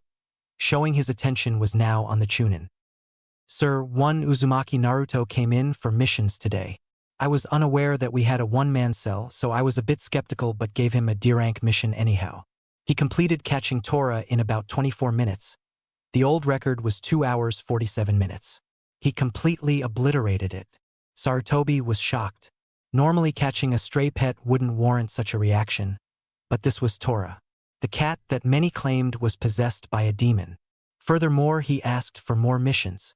There was nothing to say he couldn't do more than the required amount, but when he asked for multiple at once, I reluctantly gave them to him and sent him on his way. I don't have times on each being as he did them back to back, I'm guessing. Regardless, he once again threw reason out the window as he completed them all just a short while before I came here. Normally, I would be happy that a team would be willing to do multiple missions, but to do 11 in half a day, not to mention solo. Sir, I don't know how to continue with this. We've never had an issue like this come up. Issue? I don't see any issue here. If anything, it's a blessing. D-rank and low C-rank missions have been piling up as of late. It would seem some people are getting a bit too comfortable, but there isn't much we can do about that. To have anyone willing to do multiple missions in that range of difficulty is not something we should turn from. Please relay this to the other mission distributors. Uzumaki is to be given as many D-rank and any low C-ranks that allow him to stay inside the village. If any issues do arise, then you may contact me to sort them out. Otherwise, just keep going as normal. With any luck, he'll do enough to lessen the repeat requests that end up on my desk every day. Dismissed. The Chunin was hesitant, but bowed and left the office, stopping by the mission hall to relay the Sandame's orders to the new man behind the desk, who in turn was equally as dumbstruck. This news would spread to all who worked in the mission hall through word of mouth and later through a posted memo in the hall itself. Though the note didn't show a name, they all would know who it was, as Naruto would be the only one to ask for multiple missions at a time. Heading to his apartment, Naruto went over his day's events in his head. He asked Hinata out to dinner. He had been assigned as a one-man team and would get to do missions alone unless another team needed some help. He had a couple of morons try to persuade him to their views, one even going so far as to think they had killed him. He talked to Hokage and had to describe his actions. Then he took on 11 D-rank missions when all of the other genin wouldn't be doing their first mission for another day at least.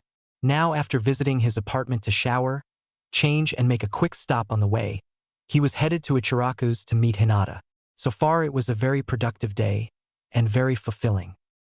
Turning the last corner, he saw a scene that put him instantly on edge. There in front of Ichiraku's was Hinata with her back to one of the lampposts and her hands on the chest of someone else who was obviously making unwanted advances. Picking up his pace, he was able to get close enough to stop the male when he made a last push on the frightened Hinata, as her strength was obviously failing. Instead of the boy's mouth clamping on hers, he found it connecting with a fist. Usually kissing a fist wouldn't be that bad of an ordeal, but when said fist was traveling at a heightened speed towards your face, it made for a rather painful experience. One that sent the boy flying back a few yards as he held his now bleeding jaw. I would suggest you not try that again, dog breath. I warned you this morning not to force yourself on anyone, yet you still see fit to try. Even going so far as to try kissing my date while she was waiting for me. Now scamper home before I neuter you. This of course would have worked if someone was known to be strong, but Naruto was known for being on the level of a village idiot, recent actions aside. Kiba knew for a fact that he had beaten Naruto in numerous academy spars, so he chalked today up as luck and surprise. Well, now he no longer had the element of surprise. Hey, you may have gotten a lucky shot off there, but if I beat you down now, then Hinata will have to recognize me as the alpha while you scamper home.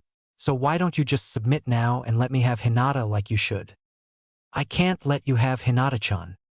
So you're stupid enough to fight me head on out in the open?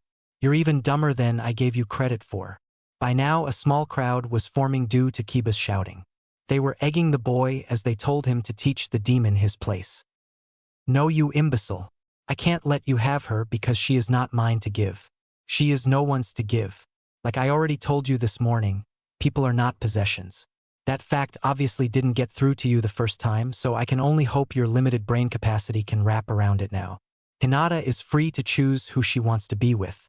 Whether that is me, you, or anyone else is completely up to her. The whole alpha male thing may be how your clan runs things internally, but this is the real world, Scruffy. Out here there are other rules to follow, and if you don't follow them, there will be consequences. One such rule is not making unwanted advances on the opposite sex. No means no, and from what I saw earlier, you went far past the point of no. Naruto could see the hate in the other boy's eyes even while his own was showing in the tight clenching of his fists. Out of instinct, he slowly moved between Kiba and Hinata, shifting his feet to get a better kickoff should the boy decide to try something. He wouldn't have to wait long.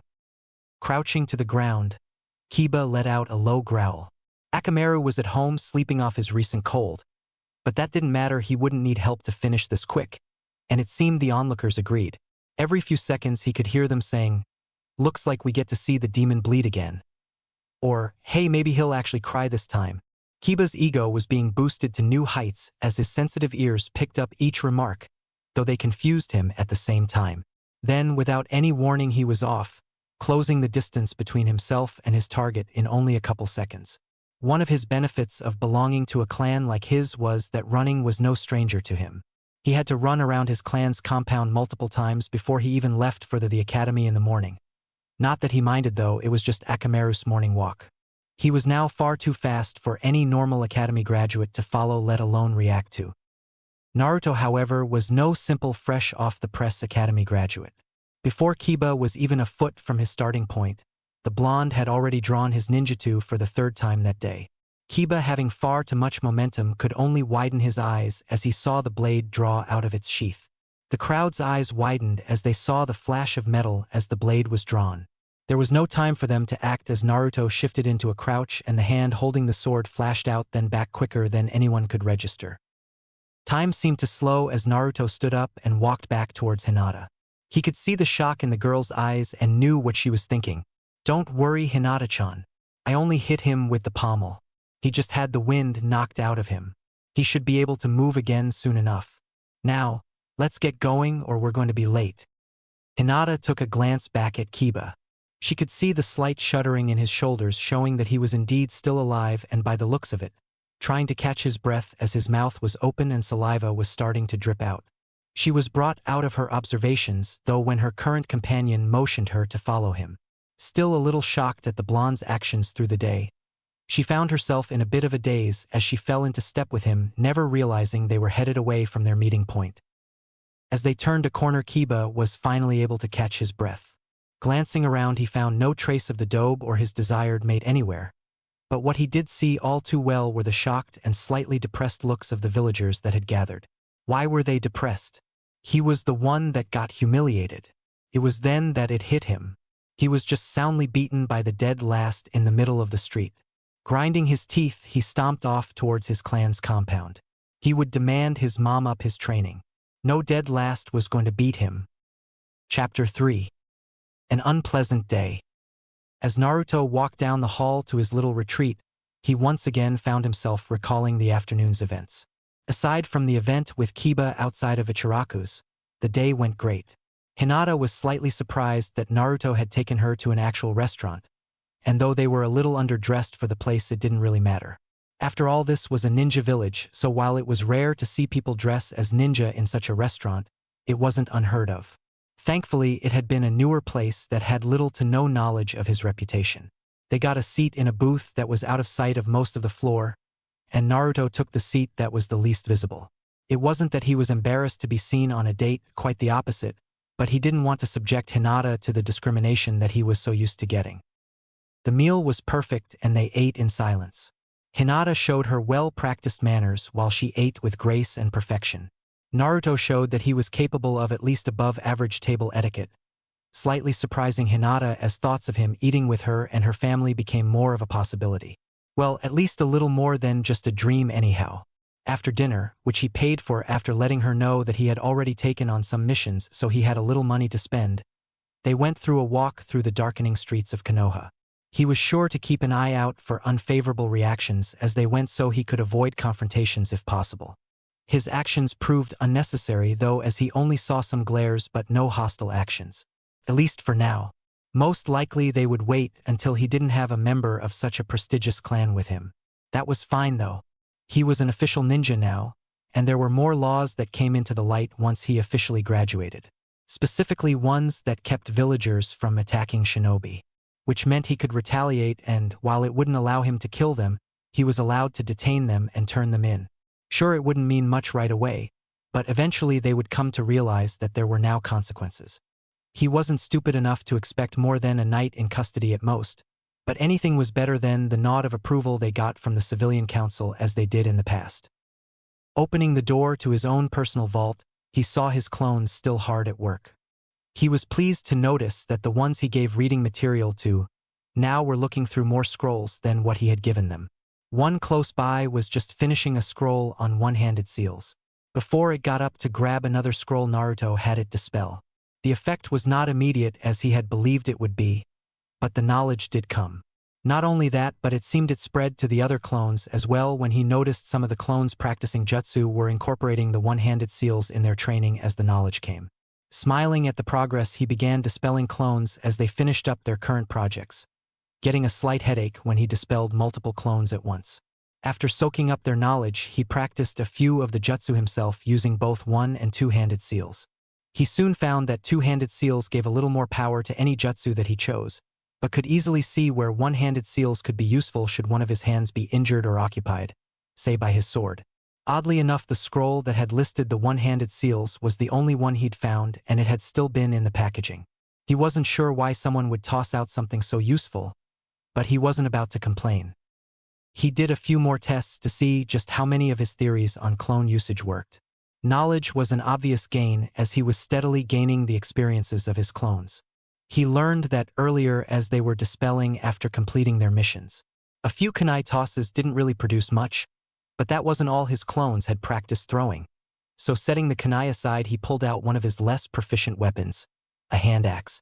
It wasn't really a ninja weapon, especially this one which had a previous life as a wood-chopping hatchet. He made a new handle for it though, and it was at least passable for its former job. Now though he was using it for throwing practice. Drawing his arm back, he threw the axe at one of his targets, hitting it a bit low and to the right. Not enough to be considered accurate, but after a few more throws he found he was consistent. Definitely more so than he had been on previous attempts, as the gouges in the floor and wall could attest to. Next he did a quick lap around the ceiling to check his control. Again, like the kunai practice, there wasn't much to see, but he would keep it up regardless as it couldn't hurt and may show its results over time. After all, it isn't like his chakra control was horrid, and there is only so far you can improve before it is no longer in leaps and bounds.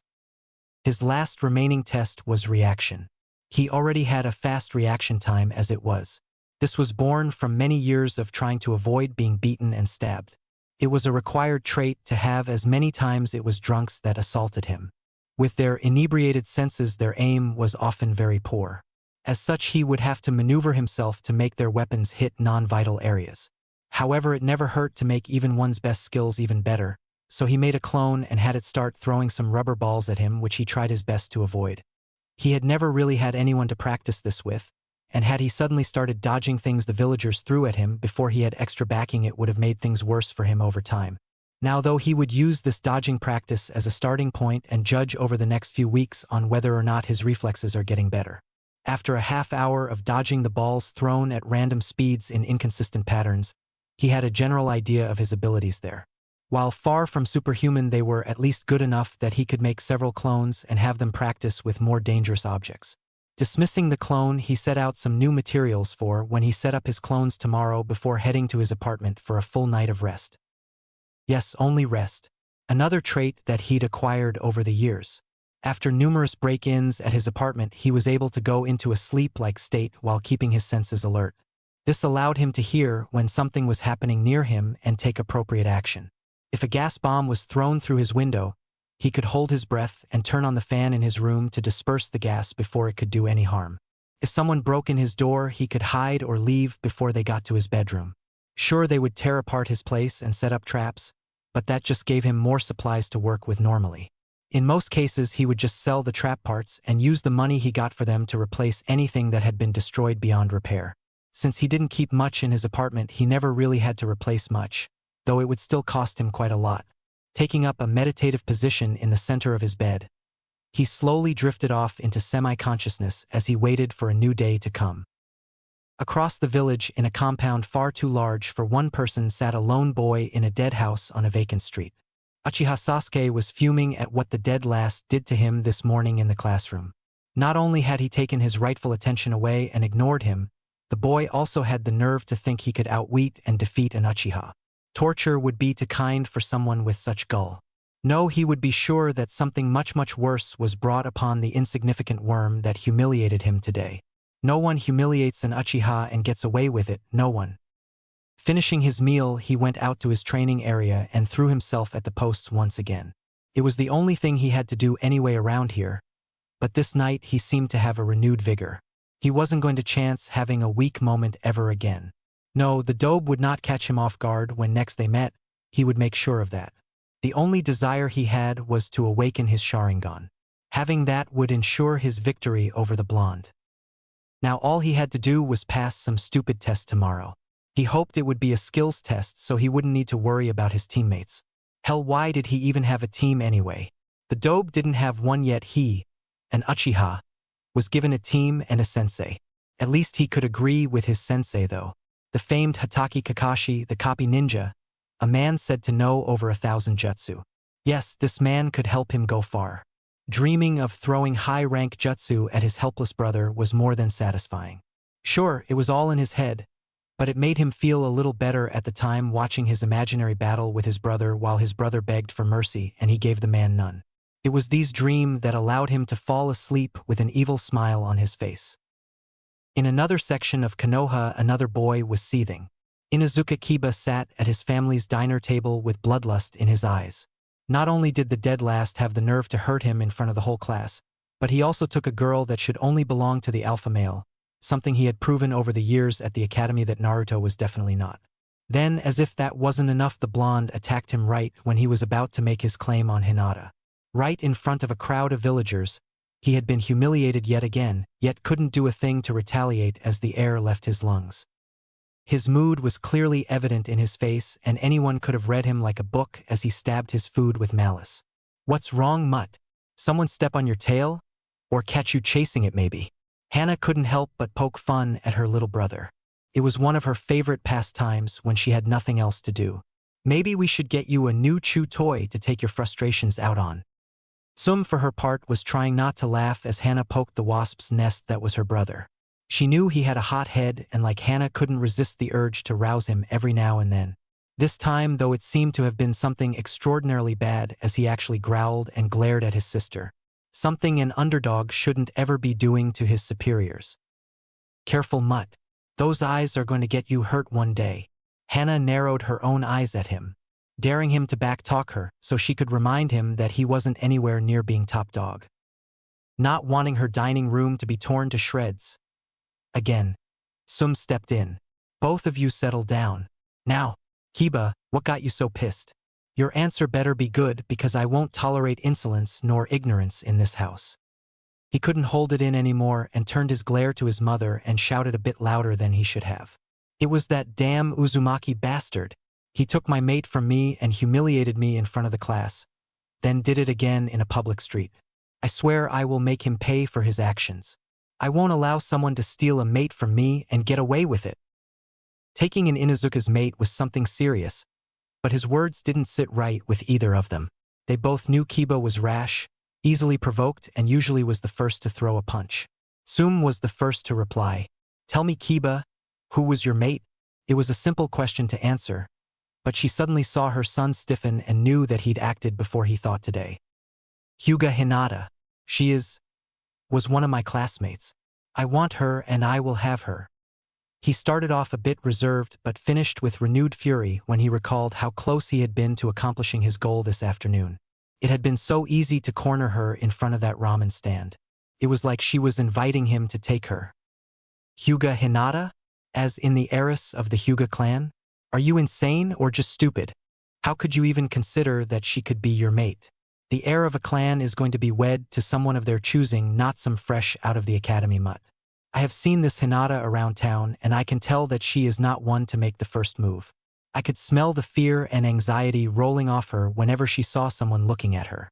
Tell me, little brother, just how many of your advances has she accepted?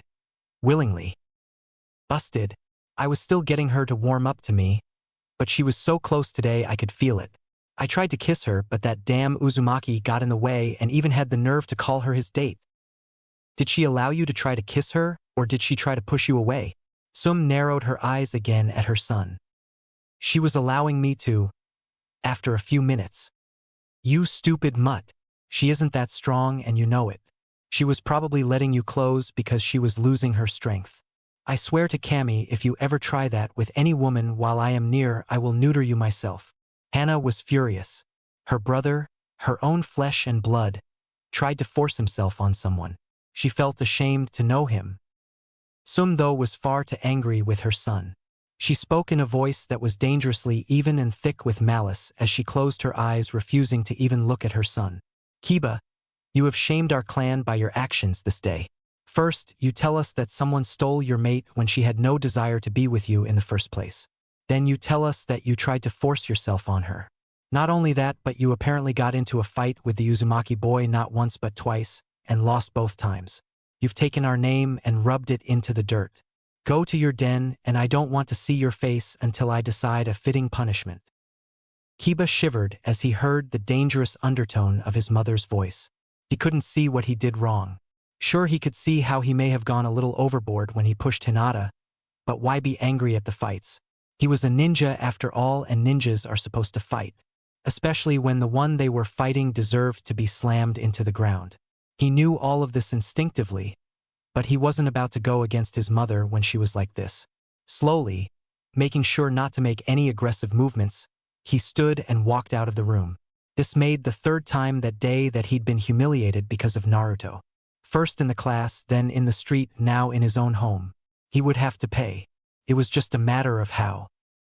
Sitting in her room, Hyuga Hinata was still in a daze. Her day had been amazing. Sure, she didn't get put on a team with her Naruto-kun, but what did that matter anymore? He asked her out this morning and defended her twice before they even started their date. Sure, she had to deal with Kiba's advances while she was waiting, but seeing how furious Naruto was when he found out what Kiba was attempting was worth it. After that, he had taken her to a real restaurant. She thought they were just going to eat at Ichiraku's since Naruto seemed addicted to the place. She didn't mind that he'd chosen a booth near the back. She would have been far too nervous had the whole restaurant been able to see them. It made for a more romantic setting anyway, and she was more than content with that. The meal itself was fine. Nothing too impressive, but it also wasn't the highest quality restaurant. Not that she expected a 5-star meal on their first real date. There was of course a limit to just how far her dreams could come true.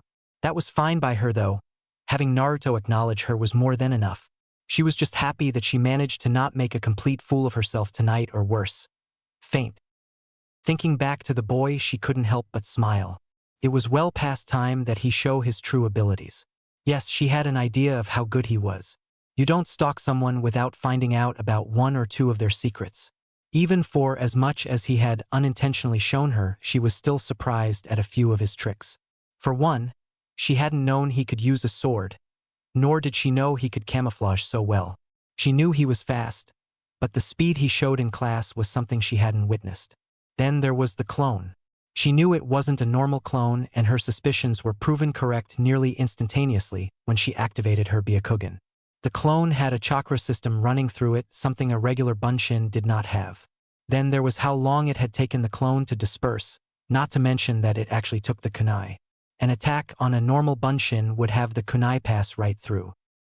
As the day went on, she had been more and more confused and elated with Naruto's actions. He had finally dropped the mask of idiocy, and now everyone was in for the shock of their lives. Just the fact that the Hokage felt he was capable enough to be a solo team with no sensei spoke volumes of his abilities. It was just a shame that no one else seemed to realize that fact. It didn't matter anymore though. She had finally gotten what she wanted, and she was going to make sure she kept it. Slipping into her bed, she turned in a bit earlier than normal. Tomorrow was another genin test, and she would need to be ready for it. They hadn't been told they had to take another test after graduation, but she was determined not to fail. After all, how could she look weak now that her life seemed to finally be changing? It was time for her to show that she was indeed a Hyuga. The next morning, newly accepted ninja were waking up earlier than normal all around the village. Today was their genin acceptance tests. All of them had been given the same instructions of not eating breakfast and a rather early meeting at their respective training ground. All save one. Naruto had been given the lowdown on the tests as Hinata, and he talked over diner the night before. Going over it in his head, plus his conversation with the Hokage the day before, it was easy for him to come to the solution for the test even though he didn't know the specifics. More than likely it would be a test on teamwork, but since it's a ninja test it wouldn't be as cut and dry as that. No, it would have something to add contention, something to force them to not want to work together. Then there was the rule to not eat before the test. That in and of itself was suspicious. When he told Hinata this, she reluctantly agreed. Then when he told her that if she planned on not eating breakfast anyway, then she should make up for it by eating more tonight. She had blushed rather cutely as he shoveled some of his own food onto her plate, then sat there as she ate all she could. He was sure she wouldn't die from hunger or be distracted too much when it came time for her test. He would feel bad after all if she didn't pass. He already felt bad enough that he didn't have to take a test like that and instead dove right into missions, just like he was going to do today. It was still dark out when he woke up, allowing him to sneak to his hideaway unnoticed. After setting up his army of clones and instructing them on what to do for the day, he made his way to Ichiraku's for a quick breakfast. He didn't have to worry about the time. This being a ninja village, it was well known among the places that sold breakfast that there were customers to be had early in the day and late at night. Most restaurant owners had it easy as they simply hired people who worked in shifts. Others, like the Ikarakus, had it a little tougher as they only had 2 employees. They managed though by having Tucci get up early and work the breakfast crowd while Ayam stayed up late and handled the late night crowd. After a quick bowl of miso ramen, Naruto was off to the mission hall. The sun was just cresting the horizon as he sat on a bench outside the doors waiting for the on-duty shinobi to come and open up.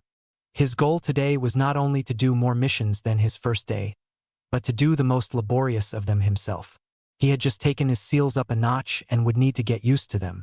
This was best done through hard work, though just walking around when he would adjust them was work in itself. It only took a few minutes for the on-duty shinobi to show, surprising both of them. Naruto was surprised that it was none other than his academy sensei, Irika. Irika, on the other hand, being still half asleep, was just surprised to see anyone at the mission hall this early. Most people waited until the afternoon to pick up missions unless told otherwise, but for anyone to show up before the doors were actually open was a bit overzealous even for the most ambitious of ninja. "Hey Irika-sensei. Na Naruto? What are you doing here so early?" "Huh? Doesn't the mission hall open this early?" "Well, yeah. But why not wait until later like everyone else?" "If I wait till everyone else gets their missions, there might not be any left for me.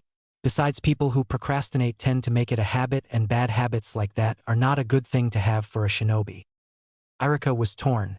Here his own student was worried about a lack of D-rank missions, which there was a never-ending pile of.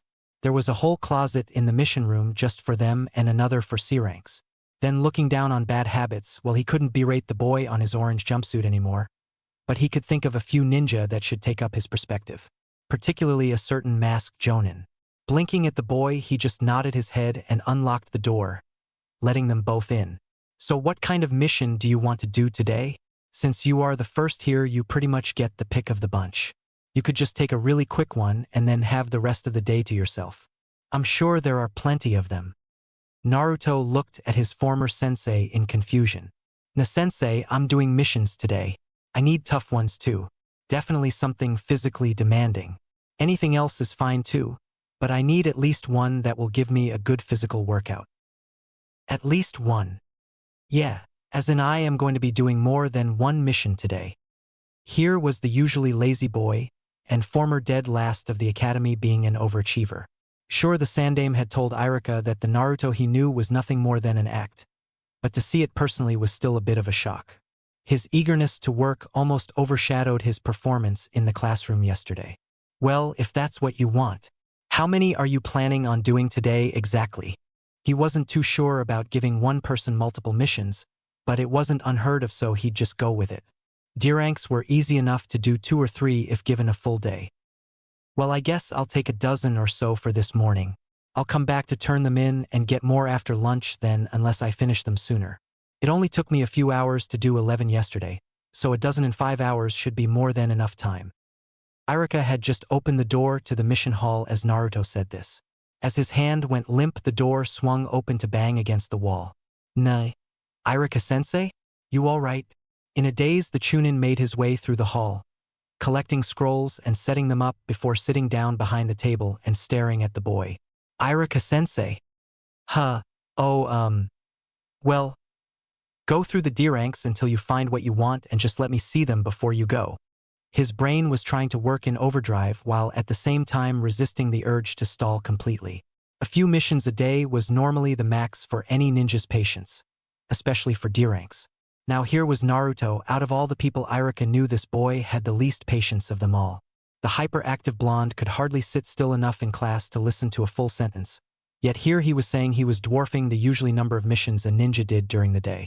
Say, Naruto, I'm not going to tell you that you can't do so many missions, but I would like to know why you want to. Naruto glanced up from the pile of scrolls before turning his attention back. Irika-sensei, I currently am given an allowance by Hokage to live on, as well as a donated apartment. I'm sure you know about my past and you obviously know what's inside me, so just imagine what happens when angry drunk villagers are given the whereabouts of the main target of their hate. If nothing else, I want to make enough to live in a place of my choosing. Because the apartment is donated, I am not allowed to do any custom modifications to it, but if I get my own place, I can protect it properly. It's not that I care about my possessions being torn up or crushed, but even though they are the cheaper of my possessions, it still gets rather old having to replace them so often. It's hard enough for me to save money without having to buy new furniture all of the time, no matter how cheap. Naruto took a moment to look over a mission before adding it to the growing stack. I want to save as quickly as possible to get out of that dump and into a place where I don't have to worry about break-ins every night. The more missions I do, and the faster I do them, the sooner I will get some peace for myself. Irika lowered his head a bit at the revelation. It wasn't that long ago that he had been one of the people to abuse Naruto. Though he never physically touched the boy, he couldn't say he was the nicest person to him either. He had been part of crowds that had chased him from stores and had helped in 1 or 2 break-ins. He wasn't sure if Naruto knew about those, but it didn't matter because he himself knew he had done it. After Naruto started the academy, though, Irika got a good look at the boy's never-give-up attitude and couldn't help but admire him. Container or not, he resolved to be a bit nicer to the boy. After that, it had all been quite the ride as the years passed, and he soon found himself to actually be warming up the Naruto and vice versa. Though he would still be targeted for some pranks, they were never nearly as bad as other teachers got. Sighing to himself, he was jerked out of his thoughts as Naruto laid out a bunch of scrolls on the desk in front of him. Looking from the scrolls to Naruto, he resigned himself to his duties. Going over each scroll, he was surprised at the variety. There were, as he said, there would be a couple physically demanding missions. Removing rocks from a field and cutting firewood among them. Then there were just day-to-day tasks. Weeding gardens, walking dogs, catching Tora. The only thing they really had in common was that they were all mid to high-paying D-ranks. Some of them could hold off a day or two, so if he couldn't do them all, it wasn't going to be too bad as long as he got the important ones out of the way. After he finished writing them down in the log along with who they were being done by, he looked back up at Naruto. Well, I have everything I need. Good luck, and don't worry too much if you don't finish them right away. The important ones are catching Tora and walking the dogs. The rest can wait a day if needs be. To his surprise, Naruto just scoffed at him as he picked up the pile of scrolls and headed out the door. Outside, Naruto, like yesterday, created a small army of clones. As he handed out assignments, they left to get their respective jobs done. When all but one assignment was left, he called over the remaining clones. This would be his second mission that he himself would be on, and oh, what an exciting mission he saved for himself. Clearing a field of rocks. Oh joy! Well, let's get it done. He headed off to the farm, which was just outside the north wall of the village. Arriving in only a few minutes, he saw the farmer already waiting with a variety of tools. Hello, sir. My name is Uzumaki Naruto, and I am here for the mission of clearing out the rocks. Naruto took a glance at the field and immediately realized just how physical of a task he'd chosen for himself. He no longer wondered why this was one of the higher-paying D ranks. Most likely the only thing that kept it from being a low C rank was its close proximity to the village.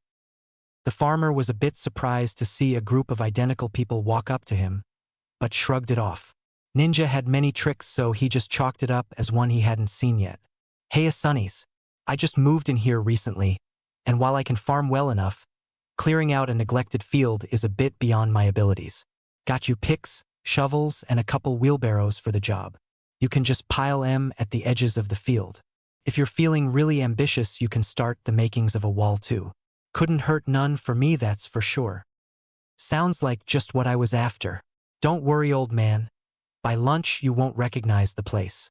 Crossing his fingers, he created more clones, much to the old farmer's surprise, and took to the fields with tools in hand. He wasn't so cocky to think that he'd be able to finish in his time frame without the extra hands. He put all his effort into the job, though, and was soon clearing out barrows full of rocks in no time, while the Bunshin carted them away to form a low wall around the slightly overgrown edge of the field.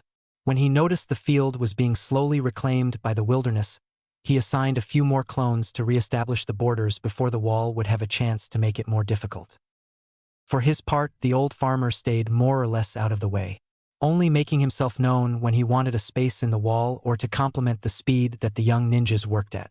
Seeing him compliment various clones was good for a laugh, since the farmer had no way of knowing which one was the original, and judging by how he talked to each, he probably didn't know that any of them weren't real. Work was progressing quickly as the small army moved from one end of the field to the other. It wasn't until they were nearing the far end of the field that the day started to get interesting. Clang. Both the farmer and Naruto looked at the clone with the pickaxe, who in turn was staring at the ground a bit startled. Boss, I think I found something. Both of them walked over to the clone, who was now joined by a few others with shovels clearing away the dirt. As more and more earth was moved out of the way, a trapdoor was brought into view. The farmer was a bit confused as to why someone would put a door in the middle of a field and just assumed that it was a tornado shelter or an old well. Naruto, on the other hand, knew exactly what it was by the symbols on the door, as well as what they might find in it. The door was of the same design as the one in his own secret shelter, and if that was indeed the case, then what was inside would not be pleasant. Sir, I suggest for your sake you let me go in first. You may not even want to go in at all. The farmer stood by confused as the boy told one of the others to go alert the Hokage of what they found. Had it been a few years ago, he wouldn't have taken that measure, but he was a ninja now, and it was his duty to bring any information of any possible threats to the attention of the proper authorities. Meanwhile, he began the process of breaking the lock on the door. He was lucky in the one he found initially that it had seemed to be abandoned in haste, with the door left unlocked. He had kept the lock out of fascination and tinkered with it when he found a book on lockpicking. If this lock was anything like the others, then he would be able to pick it as well, but it would take a few minutes. After hearing the telltale click of the pins settling in place, he had the farmer step back, as he also kept a distance. Anyone who was willing to hide such a place definitely had secrets to keep. If this was anything like his place had been, they would be rather dark secrets at that. Signaling the clone near the door, who in turn flung the door open and was promptly dispelled as a jet of flame enveloped it. The farmer fell on his ass, completely caught off guard by the trap, while Naruto stood by, gazing at the now open door. Signaling a few more clones to enter the hole, he waited. The only sign that anything was going on inside were the small jerking motions that played on his eyebrows every so often. Whoever hid this here didn't want it to be found. After another half hour of waiting, Naruto was given the okay as the last clone dispelled itself after opening the last door inside. Just as he was walking towards the hole, he felt a presence as the Hokage himself fell into step beside him, holding an arm out, causing Naruto to stop. As 4 ANBU settled in around them, Sarutobi gave his warning. Naruto, don't get too close, you can never tell what may be in one of these holes. I know who put this here and he was nothing if not cautious. Don't worry, Gigi. I already explored it with my clones. They disarmed or triggered the traps already. There wasn't any poison gas, so while you may have to be careful to not step on some senbon stuck in the path, it is pretty much clear. Sarutobi nodded at the boy while lowering his arm to allow him to continue on. Before he did though, Naruto turned back towards the farmer. Old man, you should stay here. I'll leave a few more clones to finish the field, but under here is ninja business. I wouldn't want you to get hurt by accident. Don't worry about me, boy. You had me convinced after opening the door. You just make sure that I'm not going to suddenly be ready for a cannibal's feast when I go to plow my fields. Giving a nod at the farmer and making a few more clones to replace those that were lost, he took point as the Hokage followed him into the darkness while the ANBU, at a signal from their leader, took up positions around the entrance to keep guard. Much like his place in town, it started as a long tunnel. Unlike his though, this one had offshoots and more than a single door. It would seem that whoever made his had a lot more time to form one outside the village without anyone knowing than hiding one under the village itself. Going door to door gave them both a better understanding at what this place was for, and it wasn't the most pleasant of discoveries. As they delved deeper, the contents got more and more disturbing. Glass jars with body parts floating in liquid were lined up on shelves. Metal caskets held preserved bodies. Areas that looked like operating rooms were covered in blood, as were rooms with chains and racks, some with decaying bodies still on them. To the Hokage, this was one of the more disturbing of his old students' laboratories. They had discovered many over the years since he left Konoha, but none nearly as large as this one. And the experiments they saw, things like this should only be seen in wartime if they should be seen at all. It was then that he remembered the boy that was leading him around. Naruto, if you don't feel comfortable with this, I understand, and you may go back outside. This isn't something you would normally have to deal with at your age. Gigi-san, you already know about my trips into Training Ground 44. What I haven't told you is that I stumbled upon a lair like this in the village when I was younger as well. It isn't as large as this one, but it still held some of the items we have seen here. Bodies, jars, blood. I won't lie, it is disturbing, but it's nothing I haven't seen before. At the time, I didn't know that I should have reported what I found, so I just cleaned it out and set up my own storage in there. It is well hidden, and at the moment only I can enter it. I took everything I found that I didn't see a use for and took it far into the woods outside the village and buried it. I know what you're going to ask. No, I didn't keep any of the experimental items, just weapons and scrolls. I locked away any scrolls dealing with the experiments that I found, and you can have it when we get back from here. You can also enter my place, but I ask that you not take it away from me. It is the only place that me and my possessions are truly safe around the village. Sarutobi was only slightly shocked. He knew Naruto had a hidden place for himself, but to learn that it was one of his students' lairs and that he had cleaned it out and sealed it up himself was a bit of a shock. Now the boy walked next to him, not showing a hint of emotion at what they had seen so far save for his face losing some color. It pained him to know that the boy he'd sworn to protect was subjected to such discrimination for something he couldn't control. His biggest regret was that due to his duties as Hokage, he didn't have time to enforce his own laws regarding the boy. So while he got reports on how the boy was treated, and tried time and time again to get people who made the reports to give names of offenders, those were easily worked around by people then sending the reports anonymously. Then there wasn't a single thing he could do. Again he was brought out of his musings as Naruto addressed him. Gigi-san, if you need to attend to your duties, I will stay and catalog what's here and report back to you when I'm done. Normally he would classify this as an A or S rank mission and put trusted shinobi on it, but Naruto had already seen enough of it, not to mention finding it, opening it, and combing it for traps, which saved them a lot of time. Weighing his resources and the boy's skills, or rather what he knew of the boy's skills, he found himself at a crossroads. On one hand, he could allow Naruto to oversee the investigation of the lair. On the other, he didn't want to subject the boy to more than he needed to experience. Yet he had already experienced his own hideaway and most of this one, and showed more resolve than most of his best ninja would have after seeing such things. He sighed while turning to Naruto. If you believe you can handle this investigation, I will let you do so. Just be sure to catalog everything you find, no matter how insignificant it may seem. I will keep 2 of the ANBU posted outside while you work, and I will see if Anko or Ibiki are available to go over the bodies. If they are too busy, I will send over a few of the medical staff. Leading the way back out, he gave Naruto an apologetic pat on the shoulder while signaling for 2ANBU to stay. With a last look at the boy and a nod of his head, Sarutobi left him to his orders. Naruto looked at the farmer who had walked back over after seeing the two emerge and the Hokage leave. So what's the damage, boy? My new property isn't going to blow up or sink into the ground anytime soon, is it?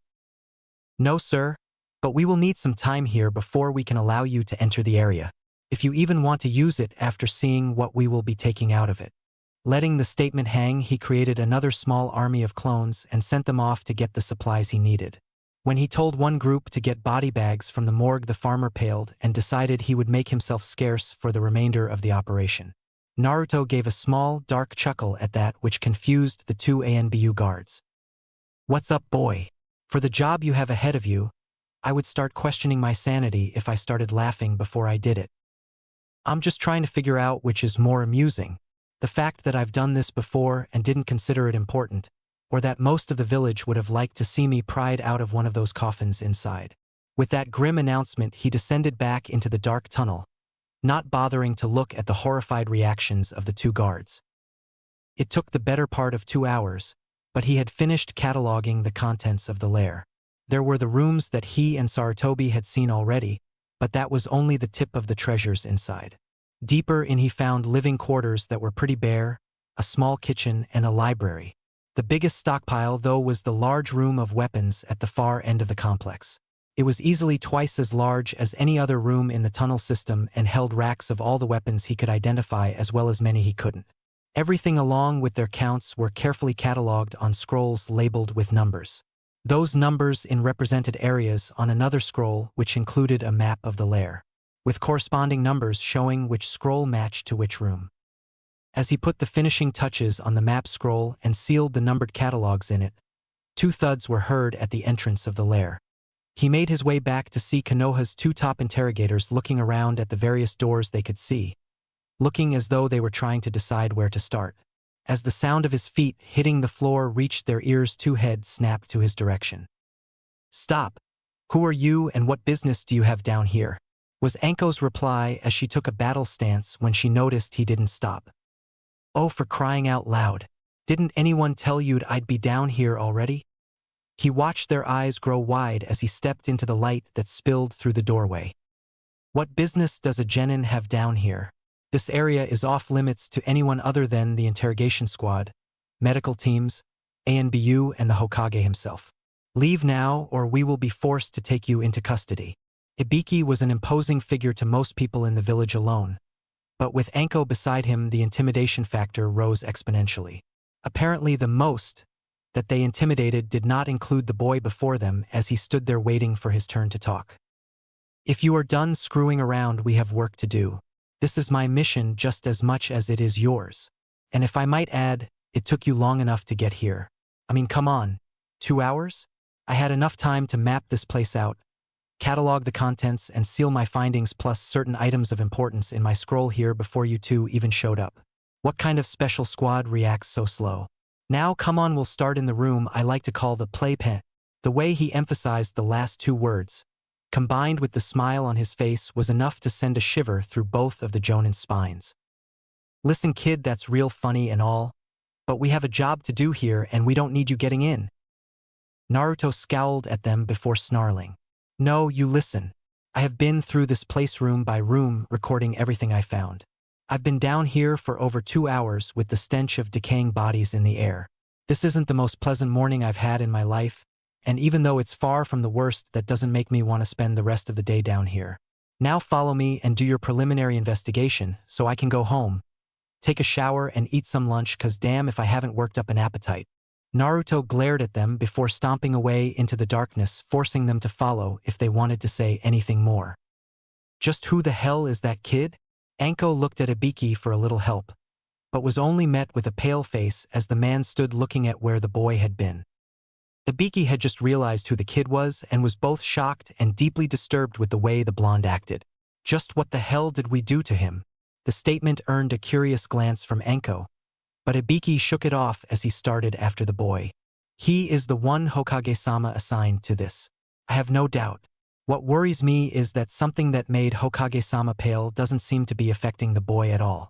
Whatever we find in here, it would seem that it is something he is accustomed to. We will give him the mission scroll and get what we will need from him, then send him on his way. Even a person so used to death would take a reprieve from it when possible. Enko simply nodded before following. They caught up to Naruto as they found him leaning nonchalantly in an open doorway as he welcomed them with a dead voice. "Welcome to the play pen. This is where the fun begins, it would seem." He motioned for them to follow him into the room, and once they did, they almost lost the contents of their stomachs. Seeing them grow pale quickly, Naruto couldn't help a little jab. "What? You think this is bad? Wait till you see the storage room or the lab." He chuckled a little as he led the way to the middle of the room as he droned on. "From what I could tell upon initial inspection, this is where the fresh test subject were brought to try out formulas and techniques. To your left you will see the hanging gardens. A beautiful arrangement of mold-covered bodies that are slowly decomposing. The odd part is that they won't break down into their basic elements but rather form up the structure of the mold itself. From the trough on the floor, I would suspect that as the mold grows it breaks off and is collected to be used in other experiments or as ingredients. Good luck trying to classify the stuff. That isn't my field." To your right are the pin art tables. My guess is that whoever worked here liked to test people's pain tolerance. You'll notice the various senbon, pins, spikes, and other toys spread around. I believe it would be safe to assume that their host went for length of time over quantity of wounds on the majority. Finally, ahead of you is the merry-go-round. A round, spinnable, sectioned, cage-like structure that held test subjects that weren't dead or dying yet.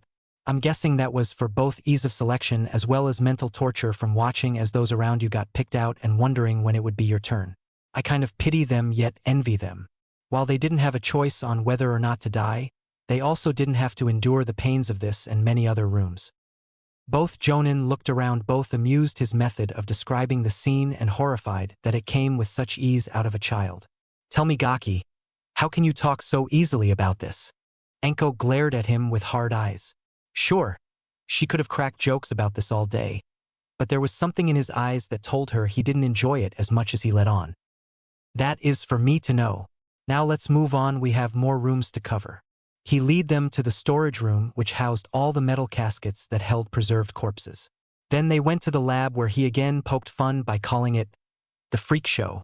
It was a complete house of horrors as they went from room to room, seeing just how deep the previous occupants' madness went as well as just how dark their guide's humor was.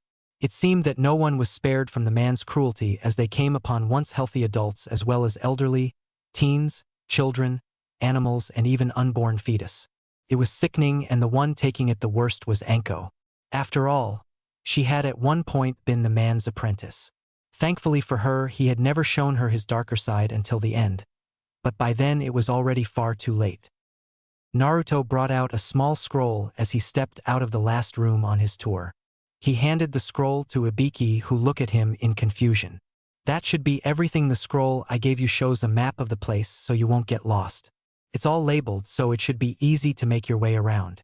Ibiki unfurled the scroll and nodded his head before handing a scroll to Naruto, who simply stood there waiting for the explanation that was sure to come. "That is your mission scroll, which is already signed by the Hokage. Congratulations on your first S-rank mission. Understand, though, that you are not to let any information of what you've seen here slip to anyone outside of us and the Hokage. That is part of the trust in accepting this mission and receiving the pay for it. You have been a great help, Naruto-san." Ibiki bowed with Enko glancing at him before following his lead. Naruto scoffed at them. "I don't need people bowing to me whenever I finish a mission like this. Save it for when it has real meaning. Just to give you a heads up, though, you will find items missing throughout the lair. I have them sealed in the scroll that I'll be handing to Gigi-san personally, so don't think too much of it. Of the rooms on the map that I didn't show you are the living and cooking areas, the library, and the armory. The later two have all of their contents sealed up and with me in the same scroll, as I'm sure Gigi-san will want them examined and possibly put into our own stores. Also, in a little while some clones will be here with crates and body bags for your use. If you need anything else brought, don't hesitate to ask them to run errands. Just make sure to ask before they dispel, as they don't always have the patience to sit around." Nodding, Ibiki wanted one last word. One more question before you leave, Naruto-san. How are you not affected by what you've seen here? Naruto's eyes clouded slightly before refocusing on the two in front of him. He took in the calculating glare of the man and the eager, nearly hopping actions of the woman. He settled his eyes on the man again before speaking. Everything in the world is relative. We judge how cold it is by the coldest we can remember feeling. The same goes for heat. We judge pain by the worst pain we've felt. The same goes for pleasure. We judge every feeling we have based on the worst or best of that feeling we've ever encountered. I am unaffected by the sights here because I have seen worse.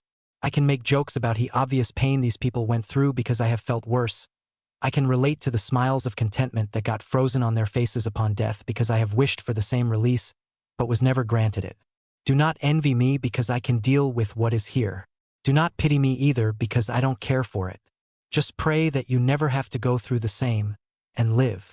With that, he turned on his heel, leaving two speechless bodies staring blankly at his back. He had to squint as the light hit his face.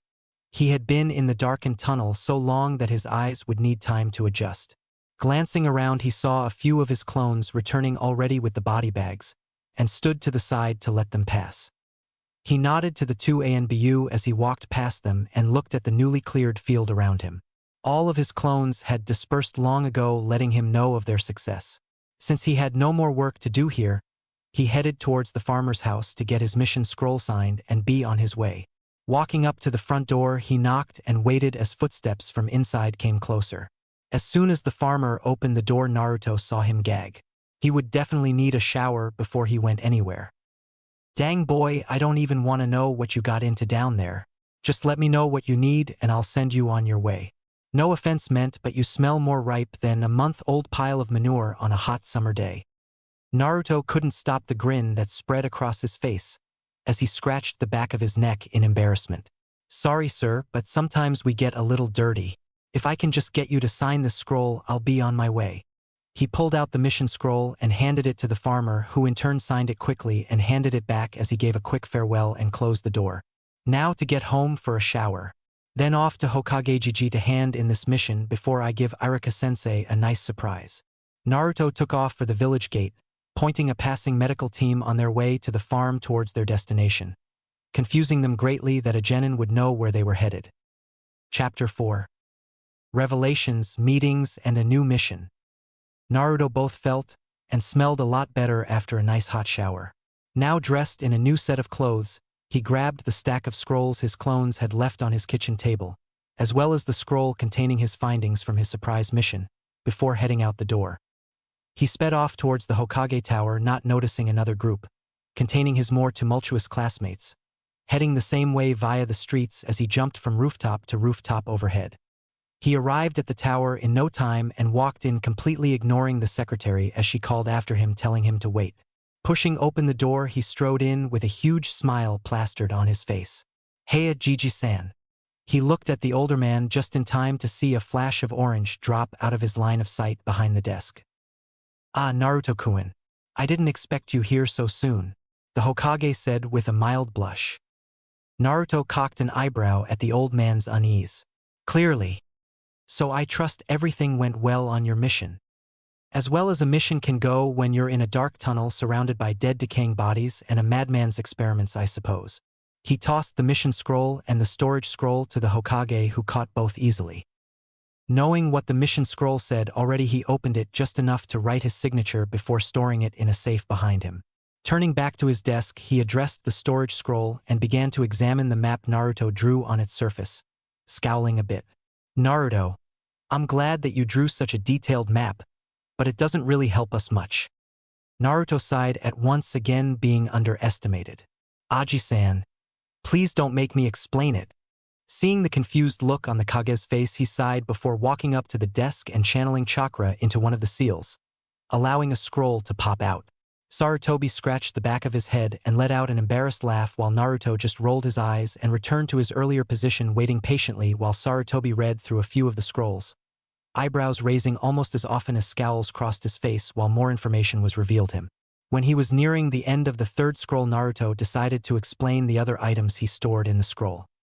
"Aji-san, before you get too far, and I fall asleep, I just want to point out 2 important things I sealed in there. Pointing out the seals off to the side, he explained each one. This one holds a scroll that contains the lair's armory, and this one contains the library. I figured you would want to look through them. There could be important information in the library, and the weapons could restock our own armory a bit. Channeling chakra into the 2 seals, he indeed found scrolls labeled Armory and Library. Opening the Armory one first, he was surprised to see how organized it was. Weapons were arranged by type and size with descriptions and quantities clearly written.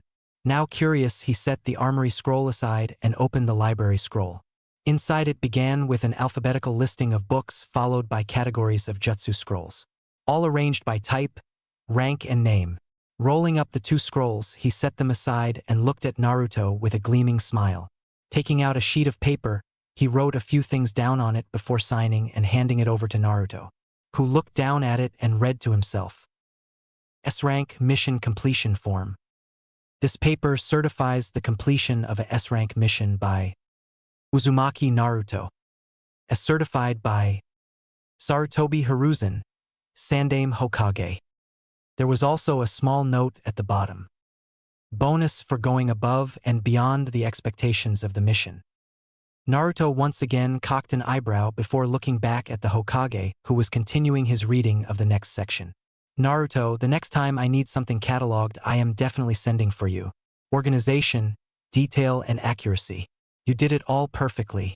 Not to mention taking the time to seal up the most valuable items and making sure they go where they need to be to allow the best use for the sake of the village. For that I thank you and offer you anything you want from this mission, so long as it is nothing too dangerous. Thanks, Gigi-san, but there is nothing there that I can see myself needing at the moment. I have plenty of weapons and am still going through all the jutsu scrolls I've acquired over the years. I'll stick with what I have for now. Being able to complete such a high-ranking mission while only being a genin is more than enough of a reward for me. Now, if I could be excused, I still have to hand in my other missions that I've completed today. Receiving a nod, Naruto bowed and left the room. Naruto, you are going to go far. I just pray that you keep your loyal attitude and don't let success go to your head. Shaking his head a little to lose such thoughts, he took the 2 sealing scrolls and stashed them in his safe. He would deal with them later. For now, he turned back to examining the scrolls hidden amongst the map. Perhaps the information here, along with whatever Anko and Ibiki could find out, would shed some light on his former student's goals. It would seem his alternate reading material would have to be set aside for a while. Down in the mission hall, Irika was bored out of his mind. The new teams were all taking their tests today, and all the old teams were out on longer missions. This would be a slow day for sure, but he managed to let his mind wander every once in a while to his former student that was apparently already achieving more than his peers. Hell, he was successfully completing more missions in a day than most shinobi completed in a week. Granted, they were all D rank so far, but even so it was still an impressive number. Not to mention crushing the old record for catching Tora. No, crushing would be putting it nicely. Naruto completely obliterated the old record and wouldn't likely be matched for some time. He was brought out of his thoughts when the door opened and the object of those thoughts walked in. Ah, Naruto, so you've completed a mission today then? Which one is it? Irika was already flipping through his clipboard as he looked for the listing of missions the boy had taken that morning. Finding them, he looked up just as Naruto dumped all 12 scrolls in front of him. Okay. Which is it? He scowled a little when the boy started laughing. As he waited for the boy to settle down a bit, the Chunin glared at him. Ha ha ha. Sorry, Irika-sensei. They are all done. I told you this morning they would be, didn't I? He choked down more laughter as he watched his former sensei. If the man was surprised at that, he couldn't wait to see his reaction when he handed him his other successful mission. He waited until Irika finished filling in the necessary information and brought his attention back to the waiting preteen. I have one more mission that I acquired while I was doing those, so you'll need to add this one into your list. With that and a small flourish, he set the paper from the Sandaime in front of the skeptical former teacher. As soon as the man looked at it, Naruto could swear he saw his optical nerves for how wide his eyes went. Irika looked from the paper to Naruto, back and forth a few times trying to gain his voice. How? When? Where? Easily, a couple hours ago, and that's confidential. Is this real? Was all Irika could think. But he knew the Hokage's signature by heart, and his seal was also there. There was no denying the page in front of him. In a daze, he wrote in the information. No doubt whoever totaled up today's missions to hand out the pay would need to confirm this one with the Hokage, even if they already had a signed paper. A genin doing a S-rank mission solo was unheard of. If you're finished, I have 2 questions for you. Getting a reluctant nod, Naruto continued. First, where can I get a bingo book? You would have to get one from the ANBU headquarters. They handle all of that information and the bounties. Fair enough. Next, what are my missions for this afternoon? It took all of Irika's willpower to not scream at the boy for making them all look bad with his overachieving, but at the same time he couldn't help but be proud at how quickly his student was turning out missions, and seemingly undeterred by their monotony. Resigning himself to fate, he waved casually to the restocked pile of D-rank missions and watched as Naruto picked through them. Irika-sensei, genin are allowed to do low C-rank missions, right? Irika knew he wasn't going to like where this was going already, but he was obliged to answer. Hi, genin teams are allowed to go on low-risk C-rank missions after a specified number of D-ranked missions are completed. They normally only involve bandits or escorts, though sometimes there can be an outside influence or misinformation that raises the rank during the mission.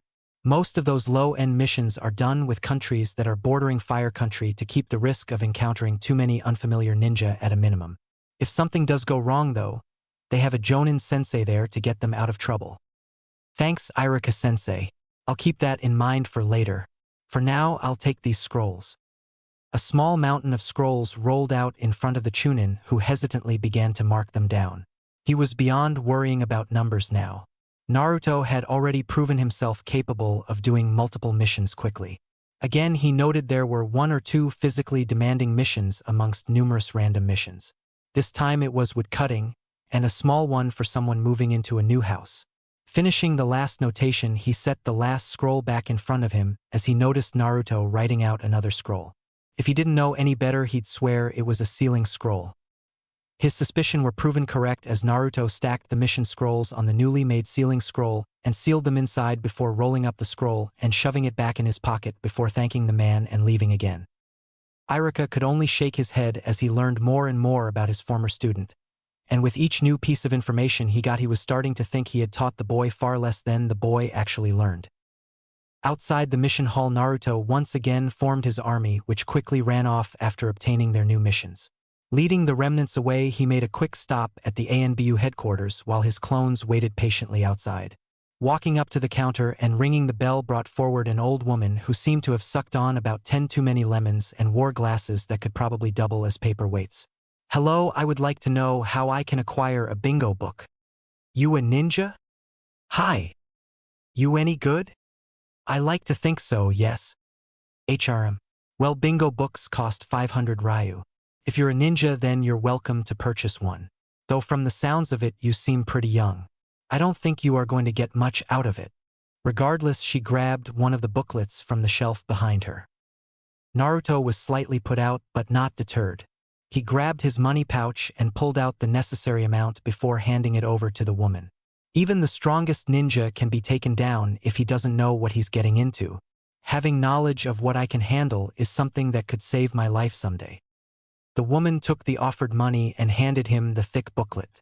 True enough, boy. If half the ninja here were smart enough to know their limitations, our memorial stone wouldn't be half as big as it is. Good luck out there and don't get yourself killed off too soon. Thanks, Oba-san. Maybe someday I'll live long enough for my picture to show up in one of these.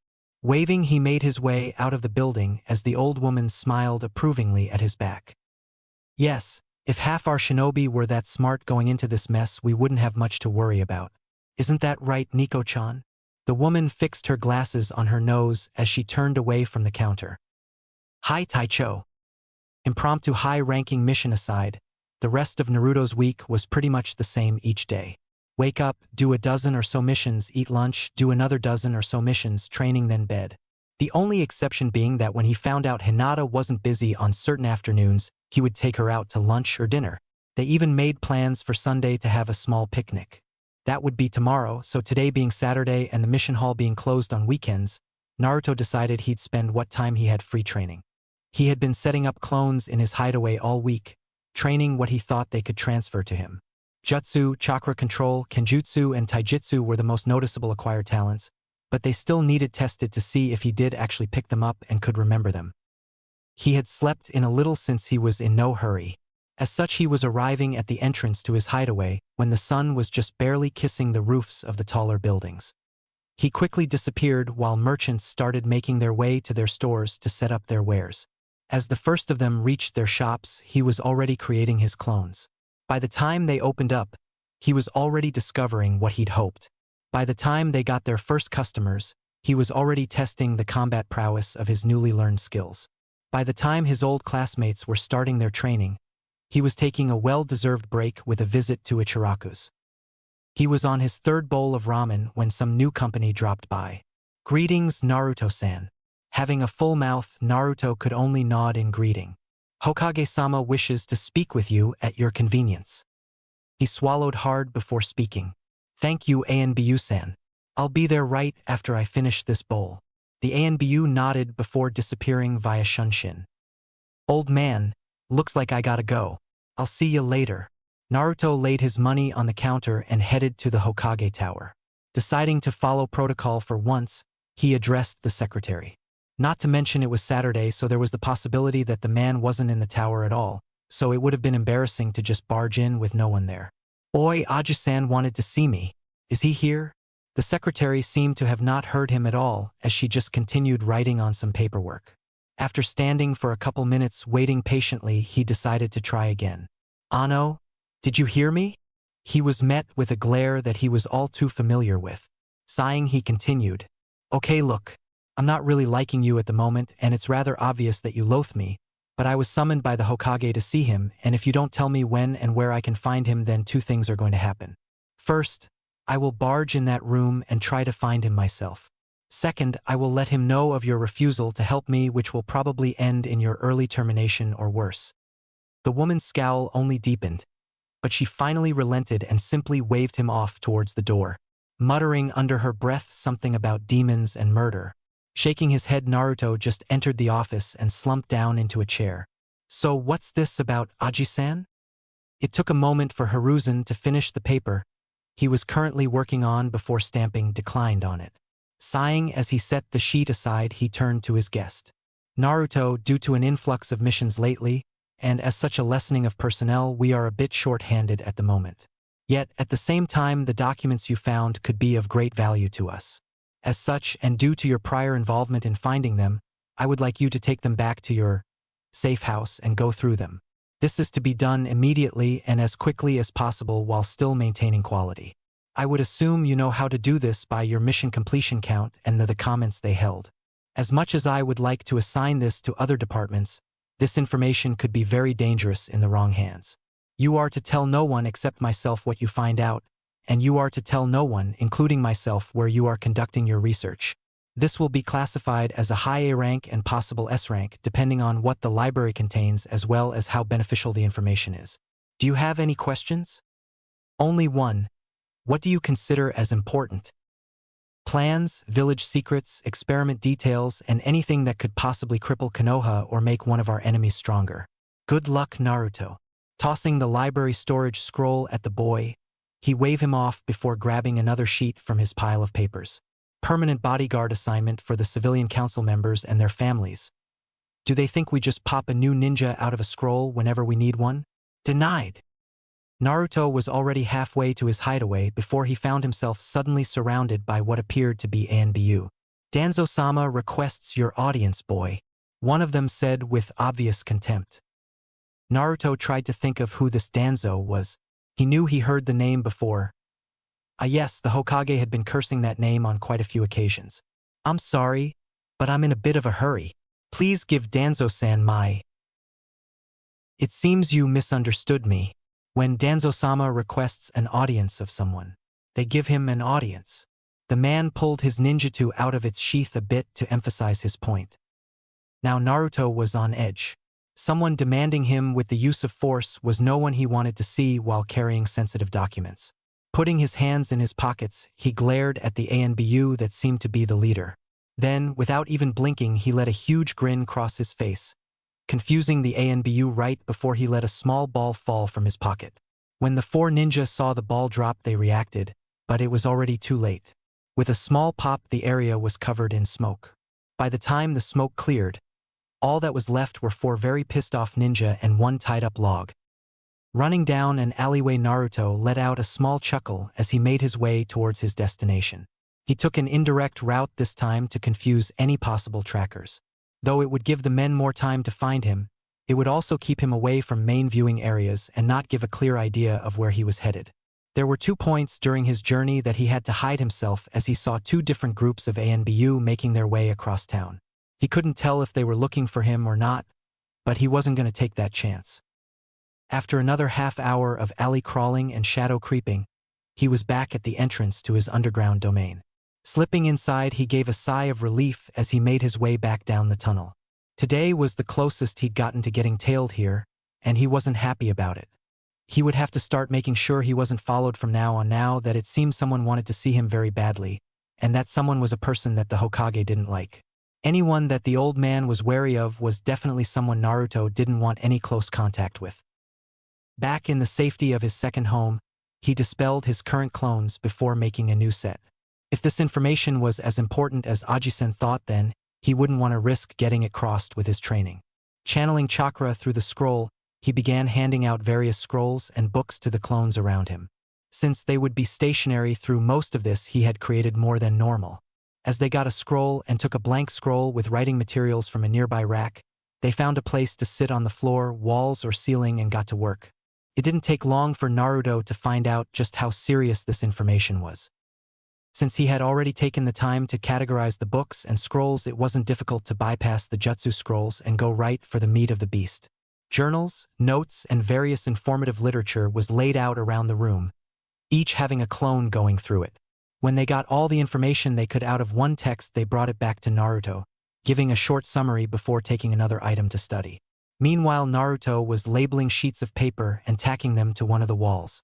Whenever 2 sources seemed to be related, he tied a string to a senbon after sticking them into the wall near the related pieces. Halfway through the scroll, he was quickly becoming frustrated. Everything seemed to be related, judging by the number of strings now crisscrossing the wall.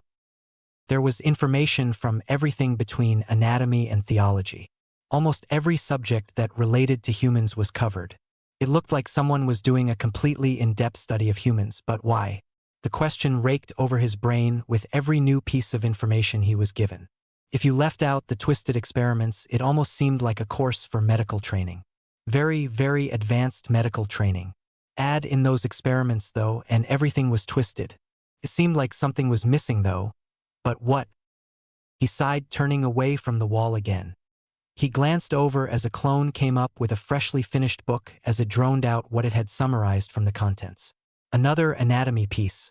Sighing again, Naruto went to get another piece from the storage scroll when he found himself holding a jutsu scroll. Without realizing it, he had gotten through the literature portion of the library. Still, he hadn't found anything to solidify the connection. Leaning against the wall, he regarded the scroll in his hands. It looked to be some kind of psychic projection jutsu. If only I could do that, I'd transfer myself into the guy who did all this and find out what he was planning straight from the source. Tossing the scroll to the clone so fast that it almost dispelled from the hit, he looked at his written classifications of the jutsu the storage scroll contained. Running between it and his mosaic on the wall, he began writing out new slips of paper, shooting them out at a frenzied pace. Needles and strings seemed to materialize around them almost as fast as they got put up. It took another half hour before he was finished, but when he did, the connection was glaringly obvious. There, in the center of it all, were 2 points where the majority of the strings connected. Taking out 2 blank sheets of paper, he wrote down every connecting point for those 2 concentrations before speeding out of the room, stopping only briefly to lock it behind him. Inside, the clones just shrugged and went about their reading.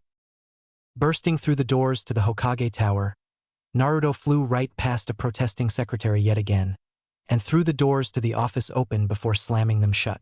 He took a quick look around and instantly noticed something he really didn't want to deal with right now.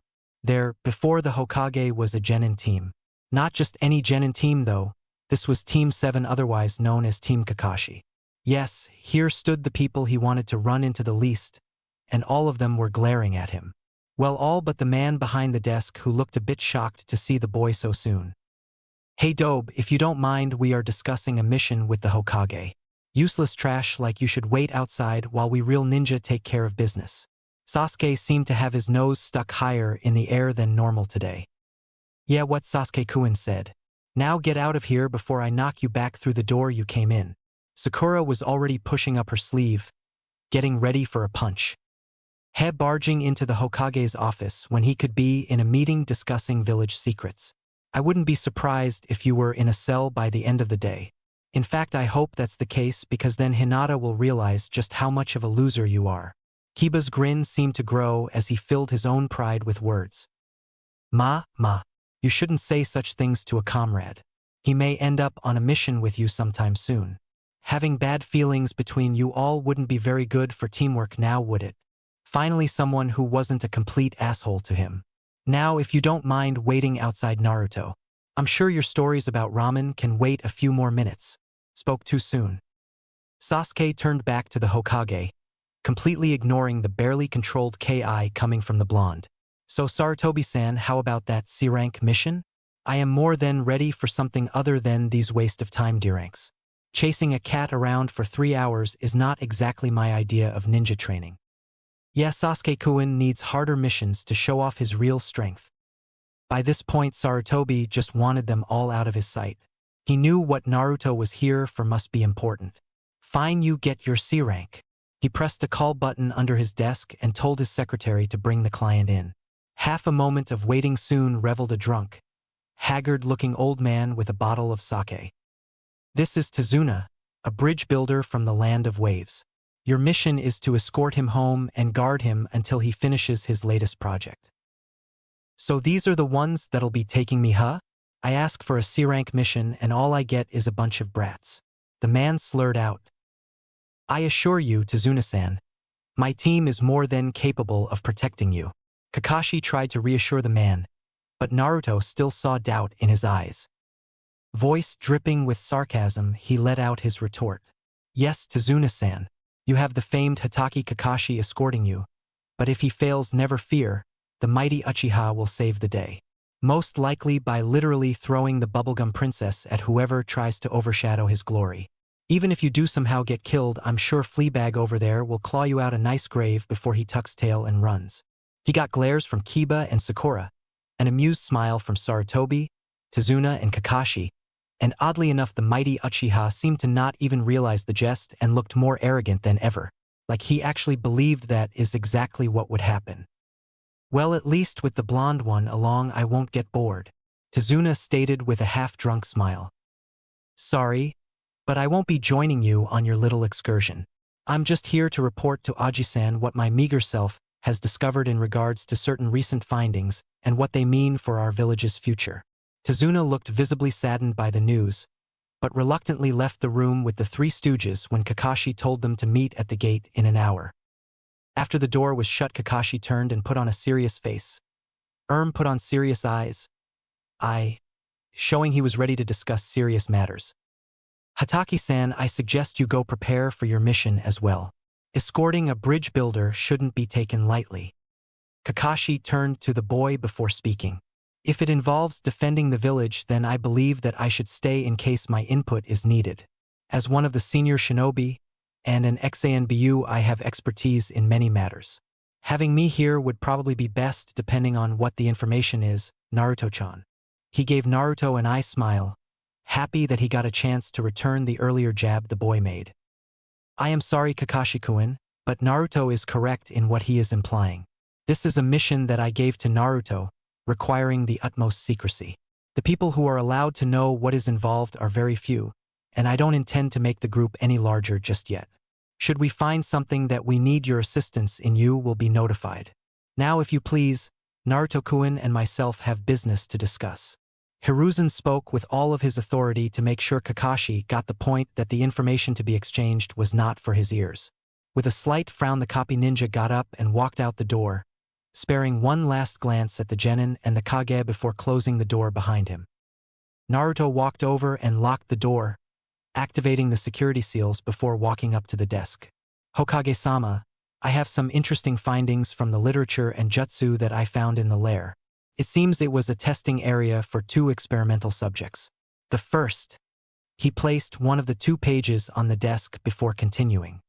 Seems to be some sort of seal that enhances the bearer's strengths, but also subjects them to the will of the one who gives them the seal, provided that person puts a portion of his own essence into it. As you can see on this list, there was extensive testing using poisons that would weaken the subject's will, as well as enhancement seals and soul-splitting jutsu. He noticed the small tick in the Hokage's eyebrow and grew instantly suspicious. You've seen this before, or the effects? Sarutobi sighed. The boy already knew far more than he would have liked a genin to know, but he could sense the boy's loyalty to the village. It was almost palatable. Maybe not loyal to the villagers, but he would definitely never betray the village like certain others who strove only for power. Yes, Naruto. I have seen a portion of its effects. We have one of the affected in this village. Many don't trust her because of her involvement with a traitor, but she is one of our most loyal ninja regardless of what others think. I believe she was given an early version of this as, while she does show signs of pain every once in a while, she has for the most part kept it at bay. I see. If you would allow it, and if she allows it, I would like to study her infliction a bit. With all of the makings of it here, we may be able to reverse engineer it, and find a way to subdue it, if not remove it altogether. He could see the shock in the old man's eyes. Apparently he was still getting used to Naruto's newly found brain. Shaking out of his startled daze, Sarutobi turned his attention back to the paper, reading it over before looking back at the blonde. You said there were 2? Yes. Almost forgot the second. He placed the last sheet on the desk. It seems to be akin to the Yamanaka mind transfer jutsu, though much more potent. It's almost like the person was trying to permanently take over someone's body. I don't know why, but that is the best explanation I could come up with. Sorry, Aji-san. Naruto felt a bit ashamed that that was the best he could surmise, but got confused when he saw how pale the old man had gotten. Aji-san. Naruto, what I am about to tell you cannot leave this room. Understood. A nod for an answer was his sign to continue. You no doubt know of the traitor Orochimaru? Another nod. He was an over-ambitious student of mine that ended up being chased out of the village because of inhumane experiments he had been conducting on kidnapped villagers and ninja. The first item you brought up was his cursed seal. I know that this must have been an earlier version, and I will admit I have no idea of most of its capabilities, but what we have found is that the later versions make a person an unwilling slave once completely activated. What it takes to activate, though, we never found out. Sarutobi sighed as he looked at the next sheet. The second piece of information is an affront to humanity and never should have been dreamed up. You are correct in your analysis of its main goal, that being to take over a body completely by devouring the previous soul, thus allowing one to jump from one body to the next as often as one wants, but in doing so destroying the souls of those whose bodies you've abducted. A cold shiver went down Naruto's spine at the thought of someone using such a technique. Sure, it had the benefit of becoming basically whoever you want to be, and never having to worry about old age, but at what cost? It was clear to him that this Orochimaru would have to be stopped, but how do you know who to look for when the man could be anyone? He put that thought aside, though, as he was more worried about things closer to home. As disturbing as this all is, I would still like to meet the person with the seal on them. While you work on getting that set up, I'm going to see if I can make heads or tails of what I found based on what you've told me. I'll leave a clone here. If you need me, just let it know and it will make sure I get the message. Now, if I may be excused. Before he could leave, he watched the Hokage begin to fill out another sheet similar to the one filled out after the completion of his first S-rank mission. Holding it out for Naruto to take, he answered the unspoken question. Your tasks for this mission are far from over, as this will be an ongoing investigation until you've found out everything you can from what you've looked through, or a more qualified person shows up to relieve you of your task. You will be paid for the mission as an ongoing investigation. Meaning when you find more information, and if it is deemed worthy of a reward, I will fill out another sheet and the notes will be added to this mission's file. Again, I remind you that everything involving this mission is top secret unless I myself give you leave to speak of it. Understood, Hokage-sama. I'll see you later, Aji-san. Hiruzen watched the boy retreat out the door before allowing himself a small sad smile. He hated having to put such a task on such an innocent child, but there really was no one else, and he was unfortunately not as innocent as he seemed. Anko and Ibiki were still investigating the remains from the lair along with their own interrogation duties, and all other qualified shinobi were either out on missions or haven't been back to the village in years. Tsunade, Jiraiya, I could really use your help about now. He gazed out the window, noticing a small speck on the horizon. Looks like more work is on the way. Well, I guess I didn't accept this position for the long vacations. Sighing, he locked up the 2 sheets that held the detailed information Naruto had given him before turning back to his paperwork to keep busy until the new message came. A small feeling of dread seemed to fly along with it. Naruto sat in his room, meditating, as memories of the information he discovered ran through his head. He was linking what he'd read from the scrolls and books with what he saw in the lair. It would be a slow process, but by taking what his clones had learned after dispelling them, he allowed himself to make links that he hadn't seen initially. From the detailed explanations of the experiments to the twisted results they showed, he was systematically reconstructing parts of the life of a madman in his head. His hopes were that when he was finished he could find out exactly how the seal worked and find a way to cage its effects if he wasn't able to abolish them altogether. The experiments themselves were rather ruthless and gut-wrenching, but he'd experienced the like or worse in many cases, so it didn't affect him too much. He still would seem paler than normal to anyone who knew him well. By the time he finished analyzing the 10th experiment, he was more than ready for a break. Which was convenient because it was only a moment later that he felt information from the clone in the Hokage's office come to him. It seemed that they really were short-handed, as a notice had just came in from the recently departed Team 7. Their mission had been raised to a B rank, possibly low A rank, when they had gotten attacked by the infamous Demon Brothers. His mind processed the information as he sat there. The 2 were in the bingo book as Chunin rank, missing Nin from Kirigakure no Sato.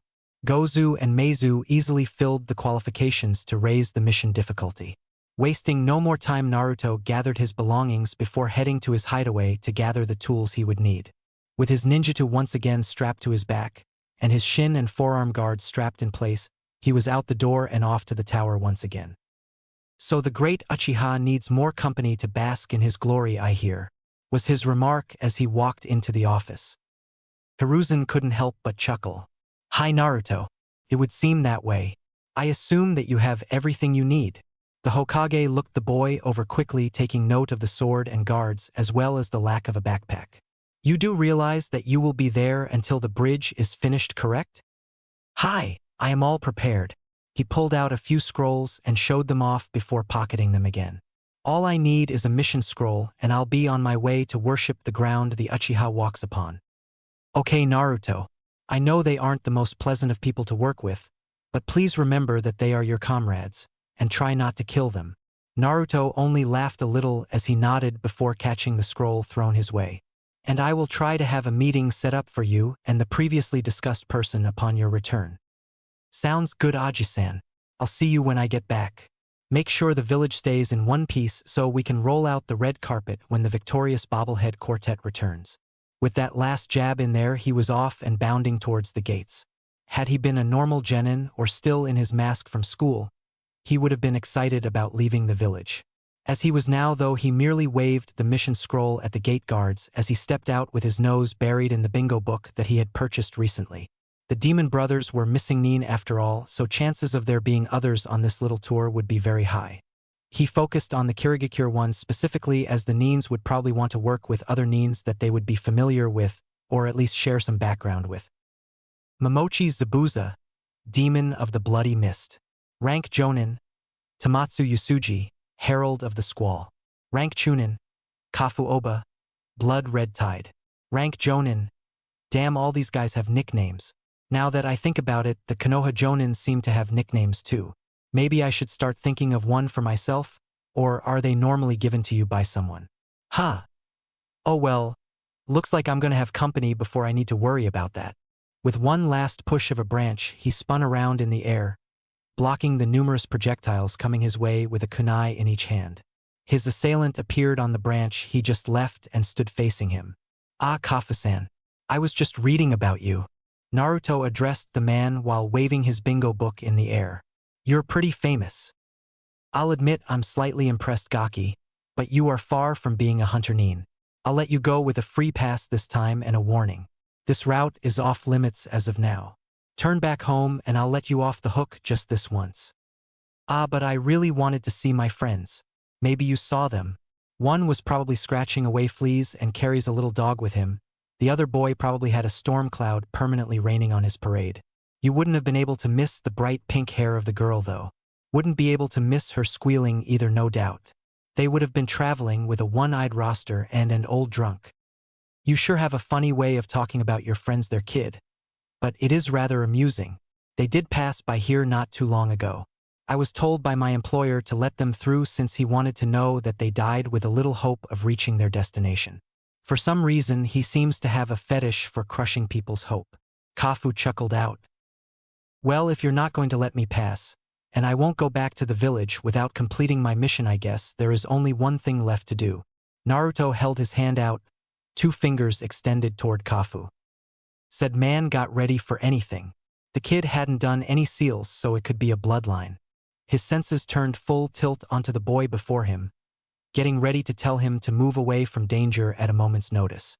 Do you really think you can take on the blood-red tide of Kiri, little Genin? Not Ken did. Kafu's eyes narrowed at the implied promise of defeat, but before he could call the bluff, he heard another word. Bang! His eyes widened as his world became pain. An explosion had rocked from right under him without any warning. He couldn't understand if it was a trap, jutsu, or something else, nor did he really care at the moment. All he cared about right then was getting the pain to stop. As he hit the forest floor with a sickening thump and adjoining snaps of bone, the pain renewed as he looked and saw his left arm and leg no longer attached. Clamping his right hand over the stump that was left of his other arm, he tried to staunch the bleeding in a vain attempt to live. He looked up when he heard footsteps coming closer and tried to push himself farther away with his one good leg. You see, Kafu, the one mistake you made was underestimating me. You may be a jonin and I may be a genin, but just because you outrank me does not mean I have no skills at all. The same voice came from the opposite direction. Some of us genin, and newly graduated I might add, have pushed ourselves above and beyond what was needed in order to pass. Some of us know what the real world is like and what it takes to survive. Another voice joined in and he turned his head again to see the same blonde once more. Some of us have been playing the survival game all our lives. Goodbye, Kafu-san. With a single motion, Kafu's head was separated from his body and all he knew was darkness. Sorry, Kafu-san, but I didn't have time to play with you right now. Naruto rifled through the man's belongings, taking anything he deemed worth having, including money, weapons, jutsu scrolls, and some scrolls that seemed to pertain to the man's mission. The last item he took from Kafu was what had to be the man's main weapon. A black-bladed katana that was almost as tall as Naruto. Its sheath was a deep red that almost looked like fresh spilled blood.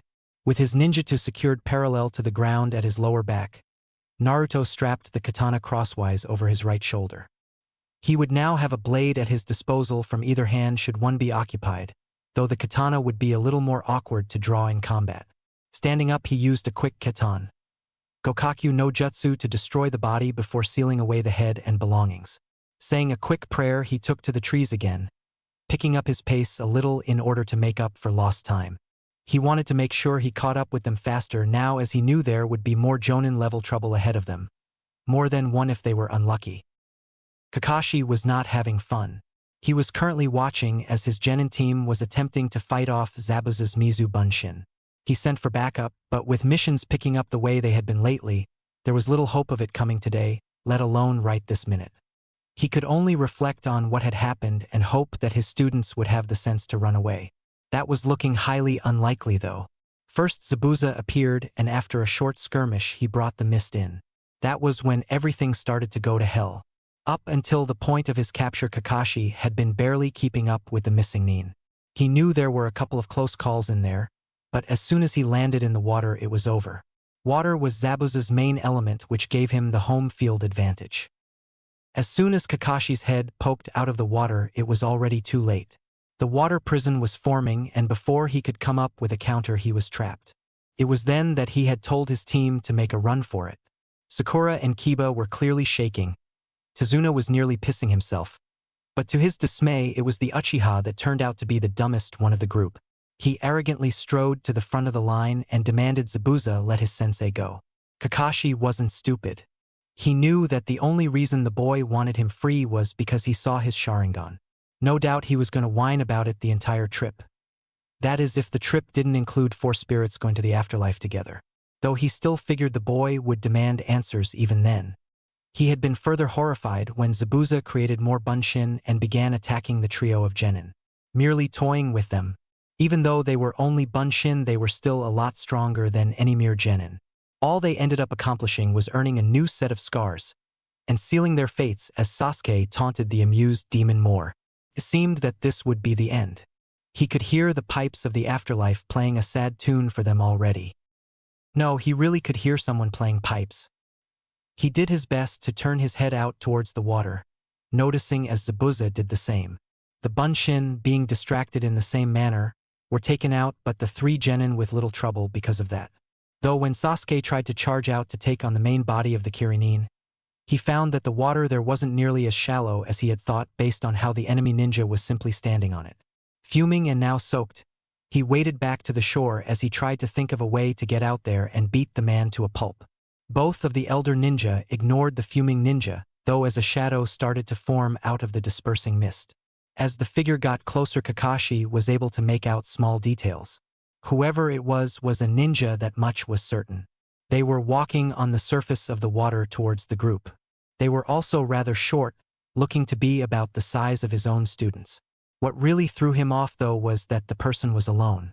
Surely Hokage-sama would have sent more than one person as backup? Then the mist cleared away from the figure and Kakashi's heart sank. There was the telltale blonde hair, blue eyes and whiskered cheeks of Uzumaki Naruto, calmly playing a tune on a set of panpipes.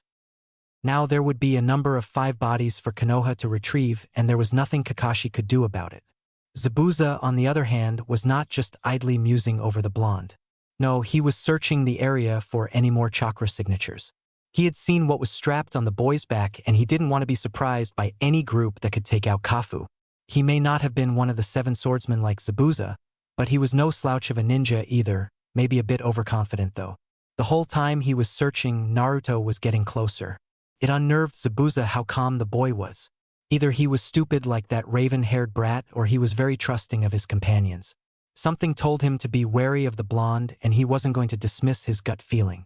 Creating a few more Mizu Bunshin, he had them surround the boy before he got too close. "What is your business here, brat?"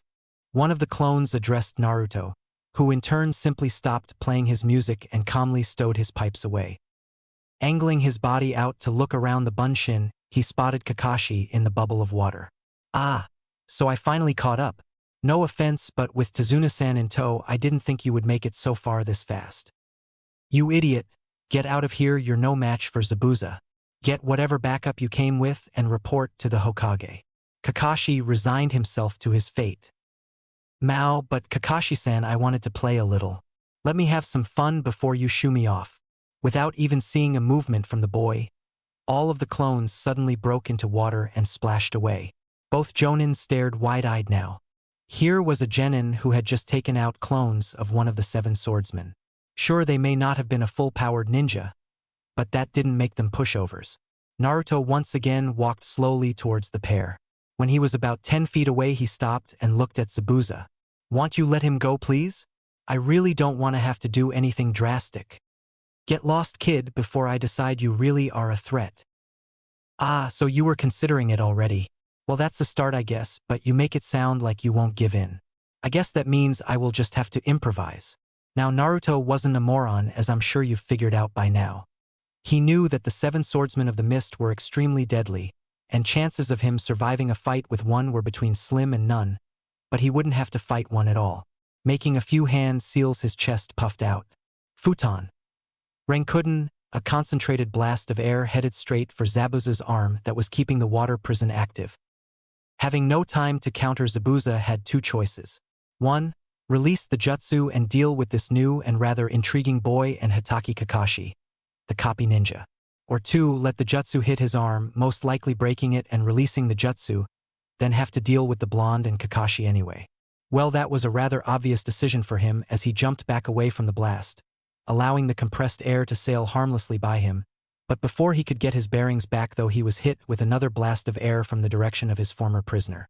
"Futon, Daitapa, the blast sent him into a tree on the shore, knocking him into a daze for a couple seconds. But that was all Kakashi needed as Kunai shot out and disabled Zabuza's arms and legs. Slumping to the ground, he watched as the two walked to him. So I guess this is the end of the fun, huh? Hi. Find peace in death, Zabuza-san. Kakashi brought up a kunai and was about to take the man's life but dove out of the way instead as a couple sunbon struck Zabuza's neck. The missing nin's eyes went wide before he slumped lifelessly to the ground. A small figure wearing an ANBU-style mask jumped down beside the corpse and bowed at Kakashi. I thank you for your assistance in the death of Momochi Zabuza, and apologize that I could not get here sooner. He seems to have caused you quite a bit of trouble. Kakashi rubbed the back of his head in embarrassment. Heh, don't worry about it, Hunter-san. It all worked out in the end, right? Indeed. They both looked over to where the blonde was checking the corpse. Well, he definitely seems dead. I congratulate you on your skills, Hunter-san. The Hunter-nin's eyes widened even though none of those present could see it. Naruto started towards the ninja. Tell me, Hunter-san, how long have you been after this one? Before Kakashi or Naruto could react, the Hunter-nin shunshined to the body of Zabuza, then grabbing onto him shunshined away. Humph, that one does have some skills after all. The other genin and Tazuna had just reached the two in time to see Naruto before he had a chance to mask his anger. They stopped a bit short, suddenly feeling slightly uneasy. That all changed though when he smiled again and turned to them. Well, now that that is over with, what say we get a move on to Tazuna's place so we can get on with this mission? Chen, what are you doing here, Dobe? We were doing fine without you. Sasuke, arrogant as usual. And his personal cheerleader right on cue. Yeah, didn't you see how Sasuke-kun took out all those guys? He was so cool. Surprisingly, Kiba had nothing to say, nor did Kakashi apparently as he collapsed forward to land face first in the dirt. Shit, looks like I used my eye a bit too much. You're gonna have to carry me with you. Sorry, the Jonin said a bit sheepishly. Easy enough. Kage Bunshin no Jutsu. A few clones popped up and soon had Kakashi slung between them. On their way past him, Naruto, as an afterthought, pulled Kakashi's Hitai back over his eye, much to the Jonin's relief. As they made their way to Tazuna's village, Naruto looked at his comrades. The different emotions were easily read on everyone's faces. Kakashi was the most reserved, but looking closely he could see his eyeball moving under his closed eyelid. He may be resting, but his mind was still working feverishly. The Uchiha was still walking with his nose in the air, despite how torn up he was from the fight with Zabuza's clones, and of course the Banshee was right beside him, stroking his ego, seemingly unaware that she had almost died a few minutes ago. Meanwhile, Kiba was talking to Akamaru about how he decimated those Bunshin. Lastly, Tazuna was looking around, scared out of his wits. Naruto sighed. Out of everyone here, only Kakashi, himself, and surprisingly Tazuna, were the only ones doing remotely the right thing. The other three genin being too openly full of themselves after their first day of real fighting. Naruto, Kakashi whispered with his eye still closed. He addressed the masked Jonin without turning his head. Hi. I need to talk to you when we get to Tazuna's house. Alone. Hi. Unfortunately, his ears weren't the only ones to hear the statement. Why should the Dobe get a private lesson when it can go to someone more worthy? Like myself. The always arrogant Uchiha unfortunately was one of those people. Sasuke, the only thing you are worthy of as you are right now is fodder. Drop our ego and take a look around for once. Maybe, just maybe, you'll actually see an attack coming before it hits you. Naruto was in no mood to hear the boy's high and mighty talks right now. Don't you talk to Sasuke-kun like that. He is more worthy of a private lesson than you'll ever be, Naruto Baka. With an attitude like that, it's no wonder your parents left you. Sakura would have no idea that she was closer to death at that moment than during any point of their fight with Zabuza. Upon hearing her statement, Kakashi's eye widened as he shot out his arm and caught Naruto just as he was about to rush her. Naruto was gritting his teeth in anger at the pink-haired bitch, but luckily Kakashi had caught him before he made a rash move. Taking some calming breaths before he could make a mistake, he leveled his glare on Sakura, who had enough sense to back away a little. Sakura, do not presume that you know even a second of my life or that of my parents. I may not know who they are, but you certainly don't either. So until anyone has a definite answer of who they are and what they are like, don't you dare belittle them. With a little ki added in, Sakura was soon hiding behind Tazuna. Naruto just scoffed at her actions as he motioned for Tazuna to continue. After another hour of walking, they finally arrived at Tazuna's house on the edge of a dilapidated village. They were welcomed by Tazuna's daughter Tsunami, who wore an obviously fake smile. Though she was genuinely happy that her father arrived safely, you could see the stress behind her features. She led them to their rooms, allowing Kakashi and Sakura their own, while Kiba, Sasuke, and Naruto would be bunked together in one of the larger rooms. The two Team 7 boys looked less than pleased at the news, whereas Naruto seemed to care less where he slept. While Team 7 was getting situated, Naruto decided to meet with Kakashi as promised. Upon entering the Jonin's room, he found the man to be resting in the same position he was in when they laid him out. While his face was calm and his body was unmoving, Naruto could almost see the gears in his head spinning. Itachi closed the door and slipped a seal over the joint to make sure they wouldn't be interrupted. As he knelt next to Kakashi, the man opened his eyes and just stared at the ceiling. Naruto. Hi. Where did you get that katana? From a ninja I killed on the way to you, the boy stated easily.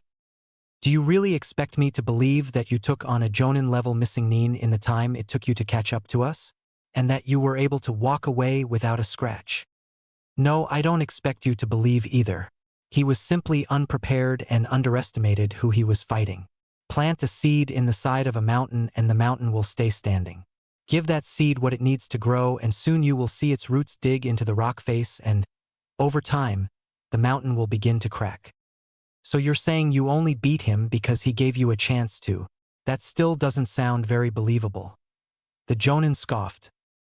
Kakashi, when you look at me, what do you see? I see a genin with decent skills and timing. Since our fight with Zabuza was only a few seconds long, at least the portion of it where you showed off any skills, I really don't have much to go on.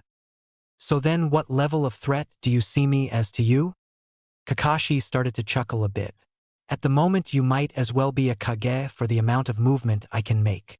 A quick glare from the genin told him this was no time to joke around. Sighing, he took a moment to think over what he knew from the boys' academy results and what little he's seen of him. When at full potential, I would see you as an above-average genin with a decent head on his shoulders. Then you would also fall to me. Kakashi was surprised at the boy's seriousness when he said that, then scowled at him, thinking the genin had the nerve to underestimate him. Then just how strong do you think you are? He spat out with a bit more venom than he meant to. Naruto just got up and walked towards the door. He turned back when he got within touching distance. Stronger than you think I am, he said nonchalantly before removing his seal and leaving the room. Kakashi was still a bit angry at the bite to his pride, but something disturbed him about the boy. Not once did he portray any emotion. He never let his voice raise in anger or show any sign of fear. As he went over their conversation, along with recent events and revelations, the only thing he could think of was that Naruto was right. Had he fought against the blonde, he would have conserved his energy by lowering his level a bit. That could have easily been his downfall. It was the same way many ninja had died in years past, and was certain to be their fatal mistake in future years as well. It dawned on him then exactly what Naruto had done all these years. It was the ninja's greatest tool after all. Deception. By dinner that night, Kakashi was capable enough to use his own hands to eat, though he had to be carried to the table. The meal was meager, but from what they saw of the village, it was probably the normal for this area. The only disturbance that came from the meal was from a small boy that had arrived not long before they sat down. Inari was Tsunami's son and seemed to be rather quiet, along with almost matching Mr. Moody with his brooding. It wasn't until halfway through dinner that the boy slammed his hands on the table and glared at the ninja. Then, without a word, he stood up and disappeared from the room. Is he mute? Kiba asked in general. A simple statement was enough to make Tsunami sob a little and cause Tazuna to glare at the table in front of him. Kiba, clearly finesse isn't your game, so you may want to tone it down while you are here. Tazuna-san, Tsunami-san, if you don't mind, would you explain the situation? Talking about it may help more than bottling it up. The adults searched the boy, wondering just where he was coming from, while Kiba was gritting his teeth. It was Tazuna who broke the silence first. telling them about the boy's past and how Gato had his father figure killed right in front of the whole village. He talked about how Gato was driving their economy into the ground while the man himself got fat off of the money they managed to scrounge together along with his own illegal dealings. Then he came to how the bridge he was building was possibly their last hope of ever getting out from under a tyrant's thumb. Throughout the entire explanation, Naruto was gripping the edge of the table tighter and tighter until his knuckles were white from the strain. When Tezuna's story ended, Tsunami was crying a bit into her hands, while Tezuna himself had balled his hands into tight fists. If there were a way to get rid of Gato, our lives wouldn't have to be this way. I am starting to believe that if we do ever finish this bridge, he will just find another way to take money from us. All we can do is hope for the best and push forward. You should just realize when you have your betters around you and do as they demand. Smack. Sasuke didn't get to finish as an irate Naruto punched him into a wall. Team, if I ever hear you say something like that again, I swear you won't live to see another sunrise. Sasuke was doing his best to glare at Naruto, but the effect was lessened drastically as he held his swelling jaw in pain. Kakashi-sensei, did you hear that? Naruto just made a threat on Sasuke-kun's life. That is against the laws of Konoha. Like a loyal dog, Sakura was at her master's defense immediately. Hi, it is Sakura. I will be sure to take it up with his Jonin-sensei when we get back, so don't worry. Naruto will get the proper punishment he deserves. Kakashi, I smiled at the girl as she turned to Naruto and gave him a smirk. To her surprise, Naruto smirked right back. Go ahead, Kakashi. I deserve it. I'll take any punishment my Jonin-sensei deems appropriate. Giving a small chuckle, he walked out of the house. It wasn't until a few minutes after the door was shut when Sakura realized what was said. But Kakashi-sensei, Naruto Baka doesn't have a Jonin-sensei. You say something, Sakura? Sakura's jaw hit the floor. Her own sensei wasn't going to defend her true love. She sat in stunned silence trying to think of what that meant. Technically, Kakashi had agreed to follow the right steps for discipline according to Konoha's laws, but said laws were never adjusted to allow for the possibility of a genin with no sensei in the ninja ranks, which meant the man that was trusted with their care had knowingly followed a loophole, essentially allowing Naruto to get away with hitting his own student without punishment. Looking over at Sasuke, she could see the registration with that same fact dawn in his eyes as he now glared at Kakashi. Well, I think we should turn in for the night. We'll be getting up early tomorrow and you will all need all the rest you can get now. In the morning, I will tell you all a little secret I know and we'll begin some training exercises. With the help of Tezuna, Kakashi made his way to his room as his stunned and angry team split up into theirs, completely forgetting that they were down by one member at the moment. Chapter 5. More issues arise in Wave. It wasn't the first time Naruto had ever gotten angry, but something about the way the bitch had defiled his parents' names had rubbed him wrong. Then the emo team had to open his oh-so-holy mouth to add fuel to the fire. The fact that their sensei at least didn't seem to care that the arrogant prick got knocked on his ass, which was a plus to the short but still their reason not to hate list for the man, was pleasing, but he was still a little angry. When he left the house, he really had no destination in mind and soon found himself in a clearing quite a distance from the village. Not really having anything else to keep himself occupied with, he decided to test his new sword. He planned out a few exercises in batches of 1,000. The first exercise was drawing the blade. In the middle of a fight, this simple action could save someone's life. If you were not used to how quickly you could draw your own blade, then you would have no idea how far you would need to plan ahead to block anything with said sword. Creating about 20 clones, each began the first exercise as a group. The sliding of the blades out of their sheaths was heard throughout the dark surroundings as he went through the motions. By the time he was finished, he knew that the drawing of the katana was slower than the ninjutsu he was so used to, by almost double, because of the positioning of the scabbard and the length of the sword. Given that his drawing speed was still extremely fast with his ninjutsu, his speed with the katana was still rather fast. Next on his list was swings. He went through each main direction. Both shoulders to the opposite waist, both waists to the opposite shoulder, head to stomach, stomach to head, and a straight thrust from both sides.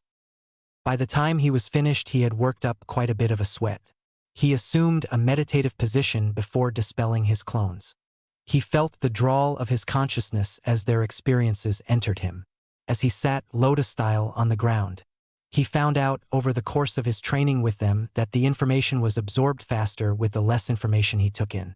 By meditating, he was able to tone down his sight, hearing, smell, taste, and touch senses at will. Tonight, he shut down all but his hearing, as he wanted to be able to tell if someone was trying to sneak up on him.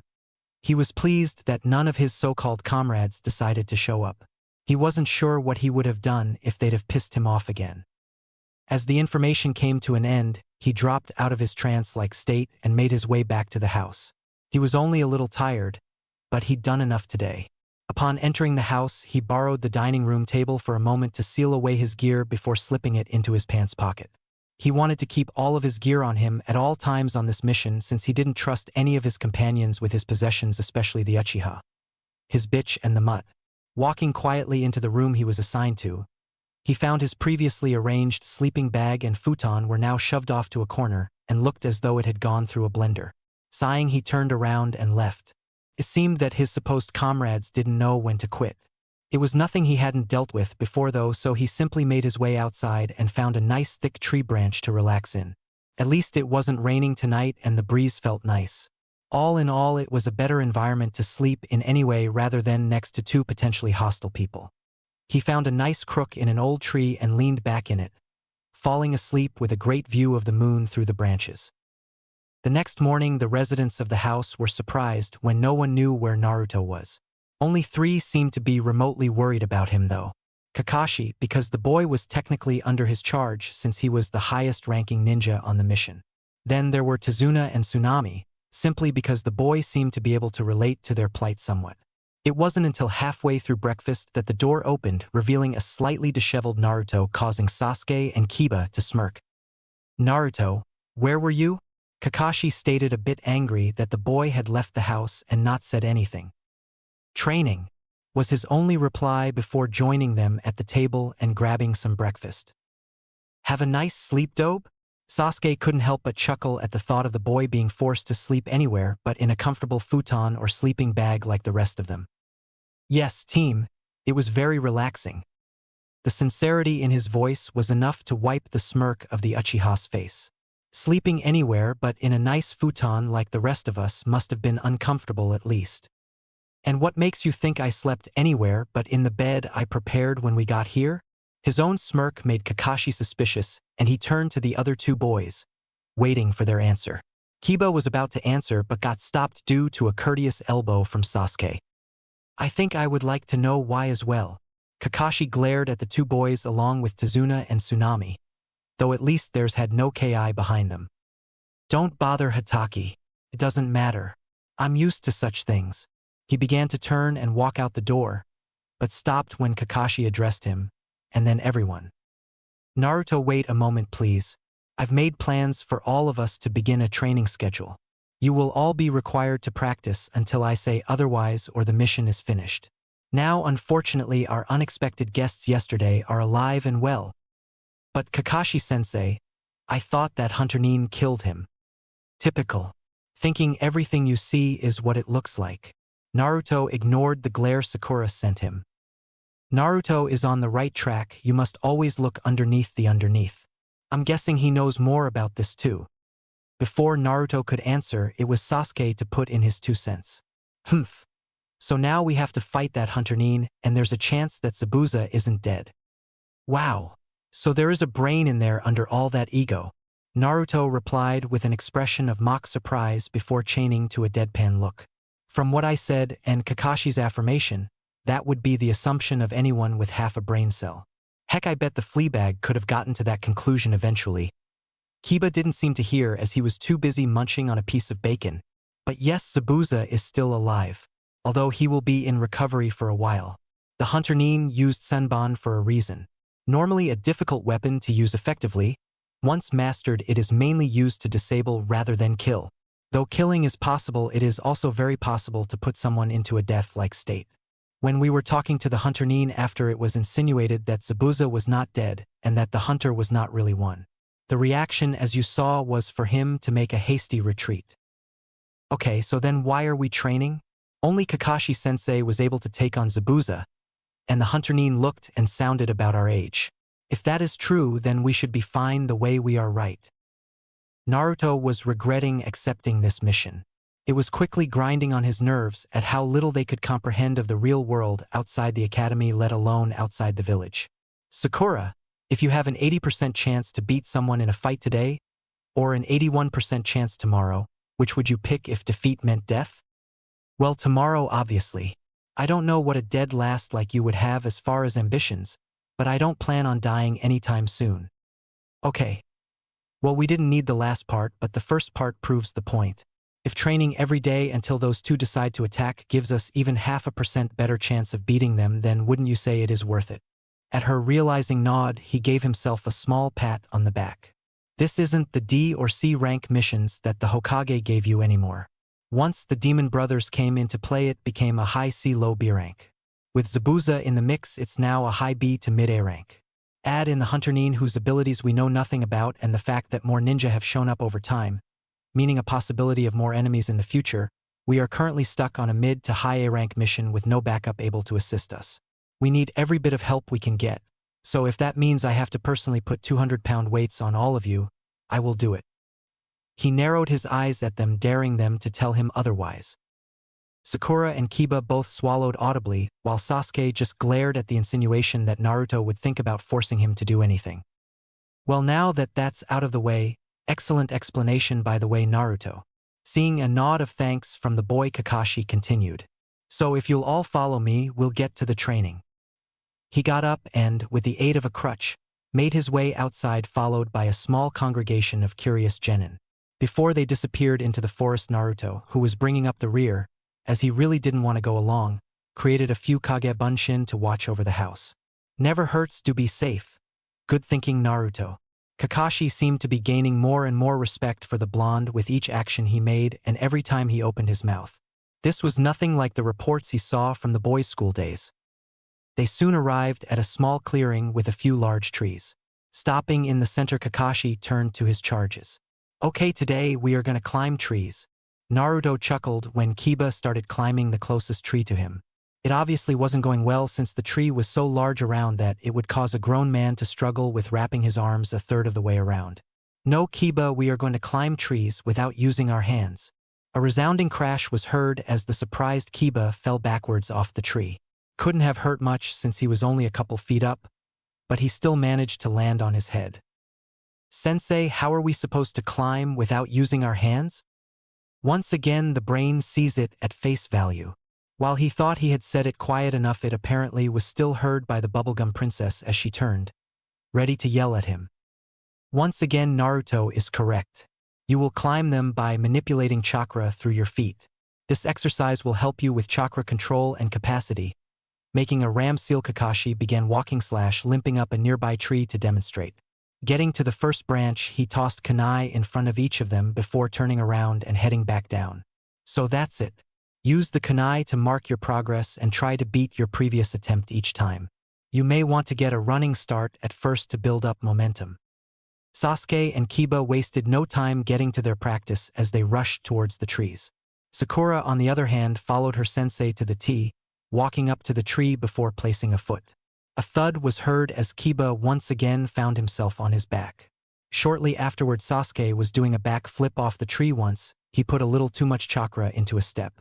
Both boys glared at their targets before making another attempt. Sakura, on the other hand, was already at the first branch and taking a little break. She called out to Sasuke once to show off her own skill, but only earned a glare in return when said boy saw that she had done better at something than him. Good job, Sakura. Since you got this down already, I guess that means you're on guard duty for today. Kakashi was proud that at least one of them got it, but that was short-lived. Nah, Kakashi-sensei. She should keep at it. Kakashi turned to the blonde that he completely forgot about and his eyebrow rose. And why do you suggest that, Naruto? As you said, this exercise builds both control and capacity. She was able to control her chakra well enough to get to the first branch on the first try, but she had to take a break after she got there. That points to a lack of capacity. She should keep climbing to build her reserves up. Kakashi had to admit he was right. Sakura, never mind, continue the tree climbing exercise. If you start feeling weak though, take a break. Sakura just nodded and went back to the tree while Kakashi turned back to Naruto. Now tell me, Why aren't you climbing a tree as well? Is your memory that bad, Hataki? Seeing the look on the Jonin's face spoke worlds. Yeah. What was I doing when I first showed up? And there goes the light bulb, dim but technically on. Yep, I was water walking. Get any of those three to try it and they'll sink like rocks. Now think about how wide that waterway is and how long I stayed standing on it. You see, I don't need to do this exercise for control or capacity. Now, if you'll excuse me, I have a bridge to guard. Just one more thing. How did you beat Kafu? The question had been bugging Kakashi the more he thought about. He gathered that Naruto had surprised the Jonin, but exactly how a genin could surprise a missing nin of Jonin level just didn't stick well with him. When he was close enough, I put an explosive note on a branch as I crouched to jump to the next one. When I landed, I stopped and turned.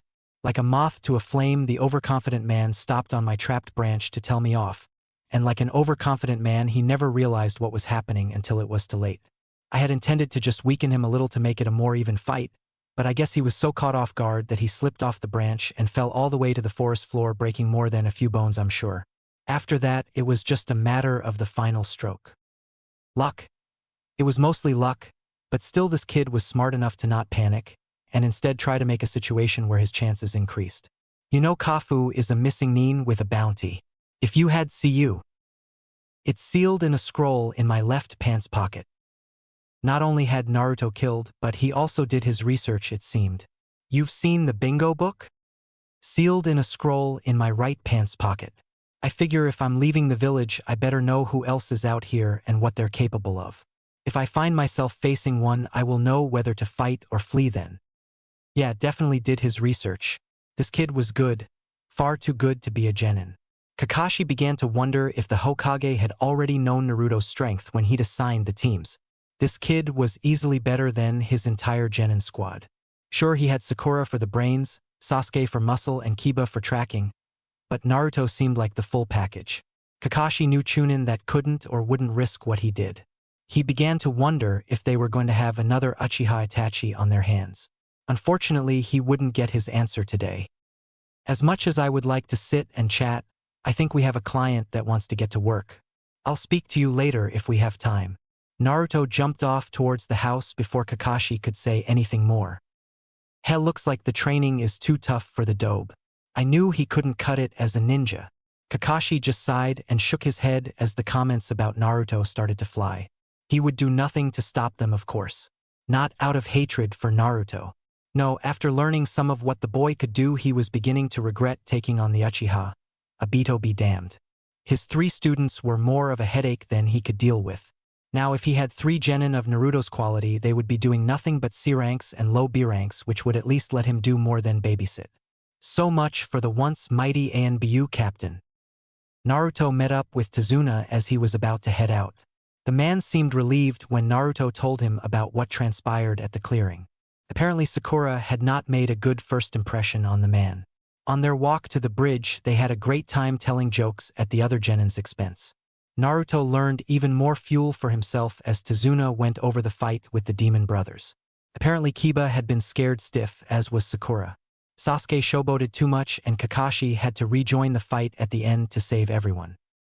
Not one to receive without giving. Naruto talked about the academy days and how the Uchiha was treated like a god wherever he walked while Sakura scampered faithfully behind him. Kiba was nothing more than an overgrown dog that thought every woman was his for the taking. Tazuna had his chance to laugh at Naruto's recounting of the encounter in front of Ichiraku's, though he was a bit angry that the boy would treat a girl like that. He had already caught him looking at his daughter in a way that made him uncomfortable. When he told Naruto that, he was relieved when the blonde said he'd make sure nothing happened. Upon arriving at the bridge, Tazuna was approached by one of his workers. Apparently, the man no longer was willing to put his life on the line for their future.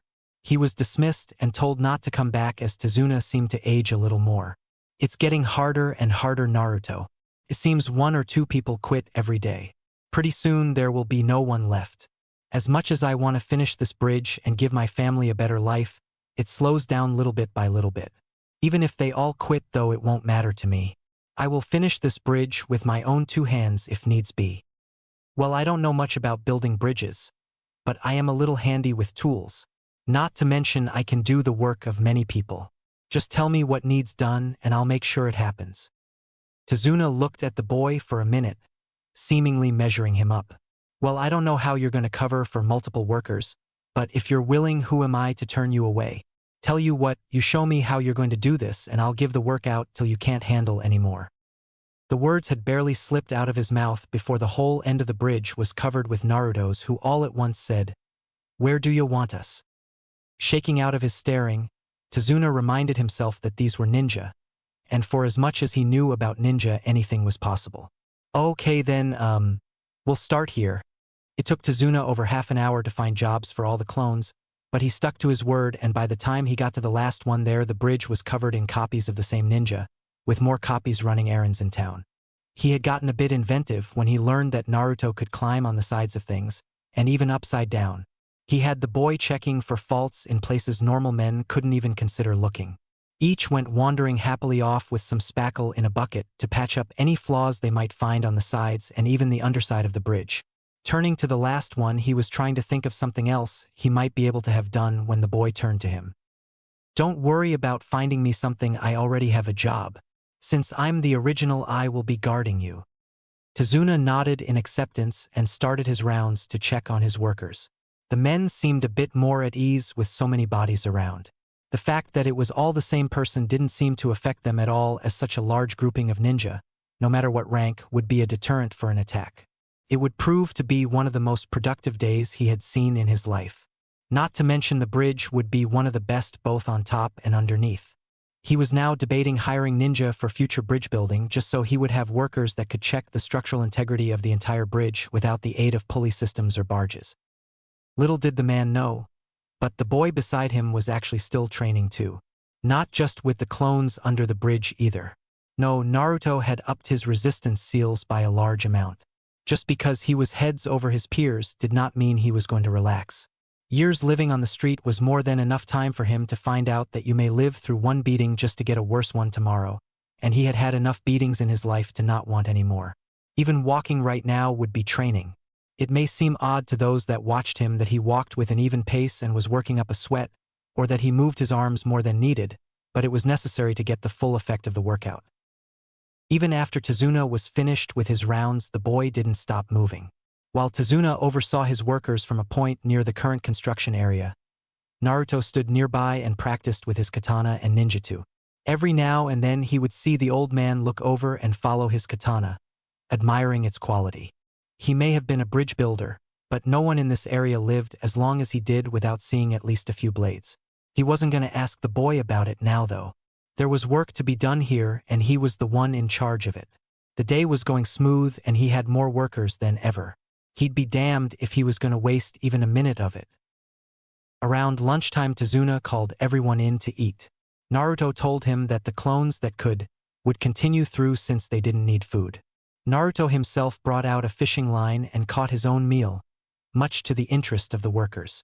They had lived here all their lives and had never seen anyone catch fish with such ease. It wouldn't be but a couple minutes before Naruto would hook a fish before dropping the line again. Once he stopped at 4, they were a little disappointed, but everyone went back to their own lunch because they knew that they had a long afternoon of work ahead of them, and with the sudden ambition their boss showed, they knew he was going to push them every second of it. The afternoon went much like the morning, save for Naruto having to dispel some of his clones, due to jobs being finished and thus not needing their help anymore. The newest part of the bridge would need to be finished before any more spot checks could be made underneath, and there were no more errands for the day. Naruto was still training with his blades when Tazuna called it a day. The workers all went home while Tazuna, with a huge smile on his face, waited with Naruto until the last of his clones had found a place to stop what it was doing. They soon found themselves back at the house looking at an exhausted Sakura with her head down on the table, and Kakashi reading his little orange book while Tsunami was working in the kitchen. "Where is the king and the court jester?" Sakura would have screeched at him if she had the energy to, but she settled for glaring at him, which looked more like she was falling asleep than anything to be worried about to the two new arrivals. They decided to keep at it. They were both about 20 feet off the ground by the time we left. Sakura pushed herself a little too hard and got a slight case of chakra exhaustion. "I see. Well, if you don't mind, I'm going to borrow your bath, Tazuna. I think I smell pretty ripe about now from all the training I did." Tazuna just nodded while Kakashi raised an eyebrow as Naruto disappeared into the bathroom. What training did he do? Kakashi asked Tazuna as the man sat down heavily at the table. What didn't he do? Those clones of his are amazing. Versatile too. He covered every job I'd lost a worker for, and I actually had to create some others just so all the clones he made wouldn't go to waste. Clones don't affect the main body physically though. What did the real Naruto do? He walked around with me, and when I wasn't walking he was practicing with those two blades of his. Which I must say, that katana looks to be one very nice piece of work. I wonder where he got it. He got it off a ninja he defeated. Kakashi threw a side glance at Sakura to let Tazuna know that he didn't want to say much more about it in front of the girl. Receiving a nod of understanding from the man, he continued. All I know is that the sword is very powerful in its own right if handled properly. If he's already training with it, then he has a high probability of being able to use at least some of its potential. Sakura, finally gaining some strength back, turned towards her sensei. He should give it to Sasuke-kun then. If it's so powerful, then only Sasuke-kun is worthy of having it if it's going to be used by anyone. Kakashi couldn't help but feel ashamed at his student, but didn't have time to reprimand her as the door swung open and the two other teammates stumbled in, looking like they had just been through a war. Ah, training went well then, I assume? The two boys slumped on the table and took up the same position as Sakura, hoping to see food in front of them before too long. At about the same time, Tsunami, Naruto, and Inari all entered the room. The later two took their seats while Tsunami set out the food. Dad, we're going to need more groceries for tomorrow night. Could you stop in town and pick some up? Tazuna sighed before nodding. Hi. We'll send Sakura with you just in case. Kakashi really just wanted to be away from the girl for a while, after she had collapsed during tree climbing from exhaustion, which he had warned her not to push herself into. He had to carry her back to the house and listen to her grumbling and whining about not being able to see her Sasuke-kun. It was grating on his nerves how much she worshipped the boy. For now, though, they would eat. They only made it a few minutes into dinner before Inari decided that people weren't pitying him enough and started his little outburst. Why do you try so hard? You'll just die like all the rest. Gato is too strong. Don't lump me in with your loser villagers. I am an Uchiha. I don't die. I will take down anyone who stands against me. Yeah, Sasuke-kun can take on anyone. This Gato guy doesn't stand a chance with him around. Me and Akamaru will plow down anyone to complete our mission. Isn't that right, boy? Arf. Kakashi and Naruto just sat there and continued to eat. At least they did until they were dragged into the conversation. See, even your sensei and teammate know better than to come up with hopeless ideas. They're the only smart ones here. Naruto just shook his head. The kid just didn't know when to shut his mouth. While I'll agree with you that I am smart, I have to say you don't know anything about us. Sasuke, while he is an arrogant prick, does have a few decent moves. Kiba with his clan jutsu would be more than enough to take on a few thugs. Sakura, well, she has good chakra control. Not sure what she can do in a fight, but maybe she just hasn't found her niche yet. Sure, they have Zabuza and that masked Nin, but we have Kakashi here who is world-renowned for his abilities as a ninja. He'll be taking on Zabuza while the rest of us take on the masked Nin. 4-on-1 seems like good odds to me. After that, all we need to do is find Gato and clean up the mess. You are just too soft. You praise your comrade's abilities and walk around all smiles, but you've probably never had a hard day in your life. Kakashi visibly cringed at Inari's words, as Naruto glared at the boy. If you want pity from someone for your so-called hard life, don't even think of coming to me. You don't know the meaning of the words that come out of your mouth. The boy had enough sense to back away from the glare, but Naruto's words just made him angrier. I don't know a hard life? I don't know a hard life. I've watched as our villagers have been beaten or killed. I've seen the way people are forced to steal just to survive. I've gone hungry many nights because the grocers in town don't have enough food to supply everyone. I think I know a hard life. Inari screamed as the tears started to come forth. No, kid. You've had some hard days, but you are far from a hard life. You have family, people who are there for you. You have a roof over your head and a bed to sleep in. You have seen people beaten or killed. Sure, but you don't look like you've taken a beating in your life, and I doubt you've ever come close to dying.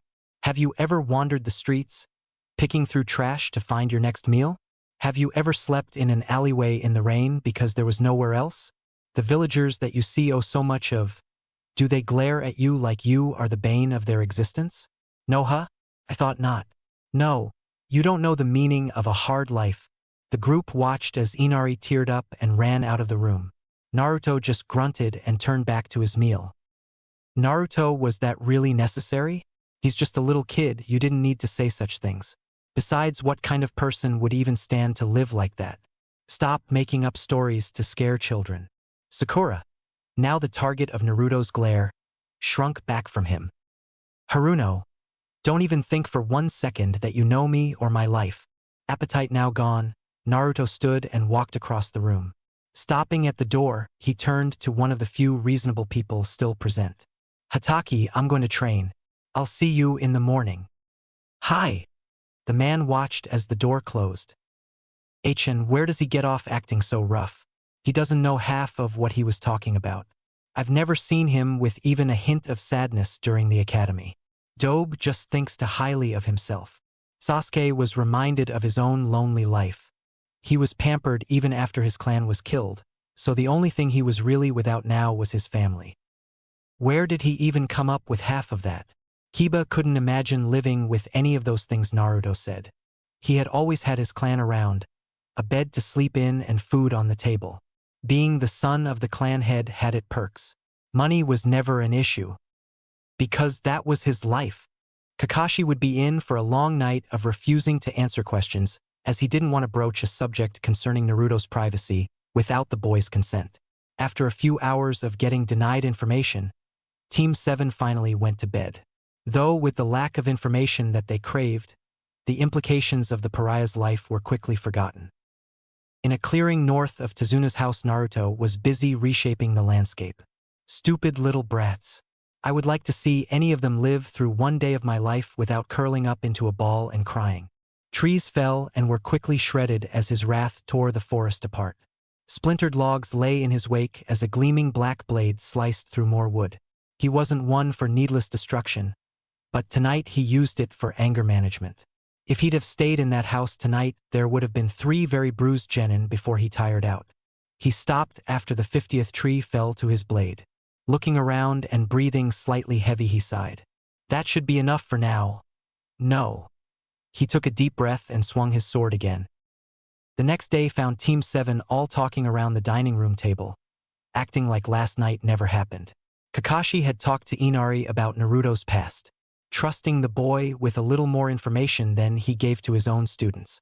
It was rather sad that he could trust someone he just met more than those from his own village, but they probably would have just used the information to further verbally abuse Naruto, and he wouldn't allow that to happen if he could prevent it. He was a little worried that Naruto hadn't come back last night, but out of all the genin there, he was the most capable, so he put it to the back of his head. So, since today is an off day for building, Sakura will be assisting Tezuna in getting groceries while Kiba and Sasuke continue training. The 3 nodded as they finished breakfast and set about their tasks. Tezuna and Sakura headed to town while Kiba and Sasuke headed east towards their clearing.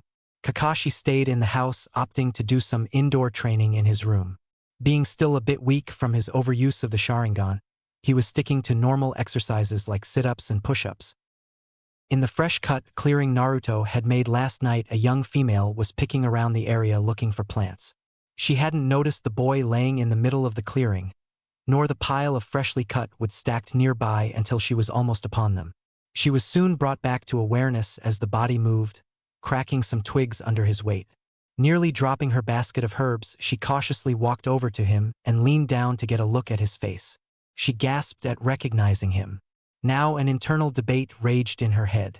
She could leave now and not worry about anything, or she could kill him and save her group some trouble later on. Cursing herself for not bringing any weapons with her, then cursing the boy for sleeping on top of his, she slowly reached out a hand ready to choke him to death before she stopped. This wasn't a good situation and she could tell it. Her without a weapon and him loaded to the teeth, yet all out of her reach. If she tried for one, he would probably wake up, and if she tried to choke him, he'd definitely wake and she would be at a loss. She was brought out of her debate as someone spoke. I would go for stomping on the throat. Even if it doesn't break their neck, they would be in so much pain that they would leave themselves wide open for more attacks. She jumped back from the boy as he slowly opened his eyes before turning them to her, all without moving his body. It was almost as if he didn't consider her a threat. The defensive posture she took proved that she was trained, but he still didn't know who she was. At least she hoped not. She watched in fascination as he slowly rose to his feet, brushing himself off as he stood. So, can I ask what you are doing here? Picking herbs? For a friend. He's very ill, you see. She bent down to make it look like she was picking up another plant from the ground. With any luck, he would dismiss her stance as just getting ready to bend down for the plant. Aha! Well, I would advise against giving him that one. It's poisonous. She looked down at what she was about to pick and realized that she was indeed about to pick up one of the more toxic of this area's plant life. Despite herself, she blushed in embarrassment. You seem to have some knowledge of plants. Are you a woodcutter? She looked at the pile of wood behind him and raised an eyebrow at the amount piled up. Ha! No, I'm no woodcutter by trade. I have split a few logs recently though, as you can see. Oh? Then what do you do? I'm a ninja, and this is where I was training. A ninja? Isn't that dangerous? Aren't you afraid you'll get killed? It comes with the territory. If I die, that just means I was meant to, so I won't run away from it. If I was meant to die so soon, I would have been killed many times already. I see. And why is it that you are here, Ninja-san? I am here to stop a tyrant from oppressing this village.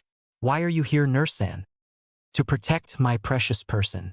Do you have a precious person, Ninja-san? Hi. I have a few people precious to me. That is why I won't die here, Hunter-san. The girl froze. He knows, Okami, he knows, and I don't have any weapons. I'm dead. She turned to run but was stopped as she found herself encircled by his arms, then felt his hot breath by her ear. Now, Hunter-san. It would be rude to leave without at least introducing yourself.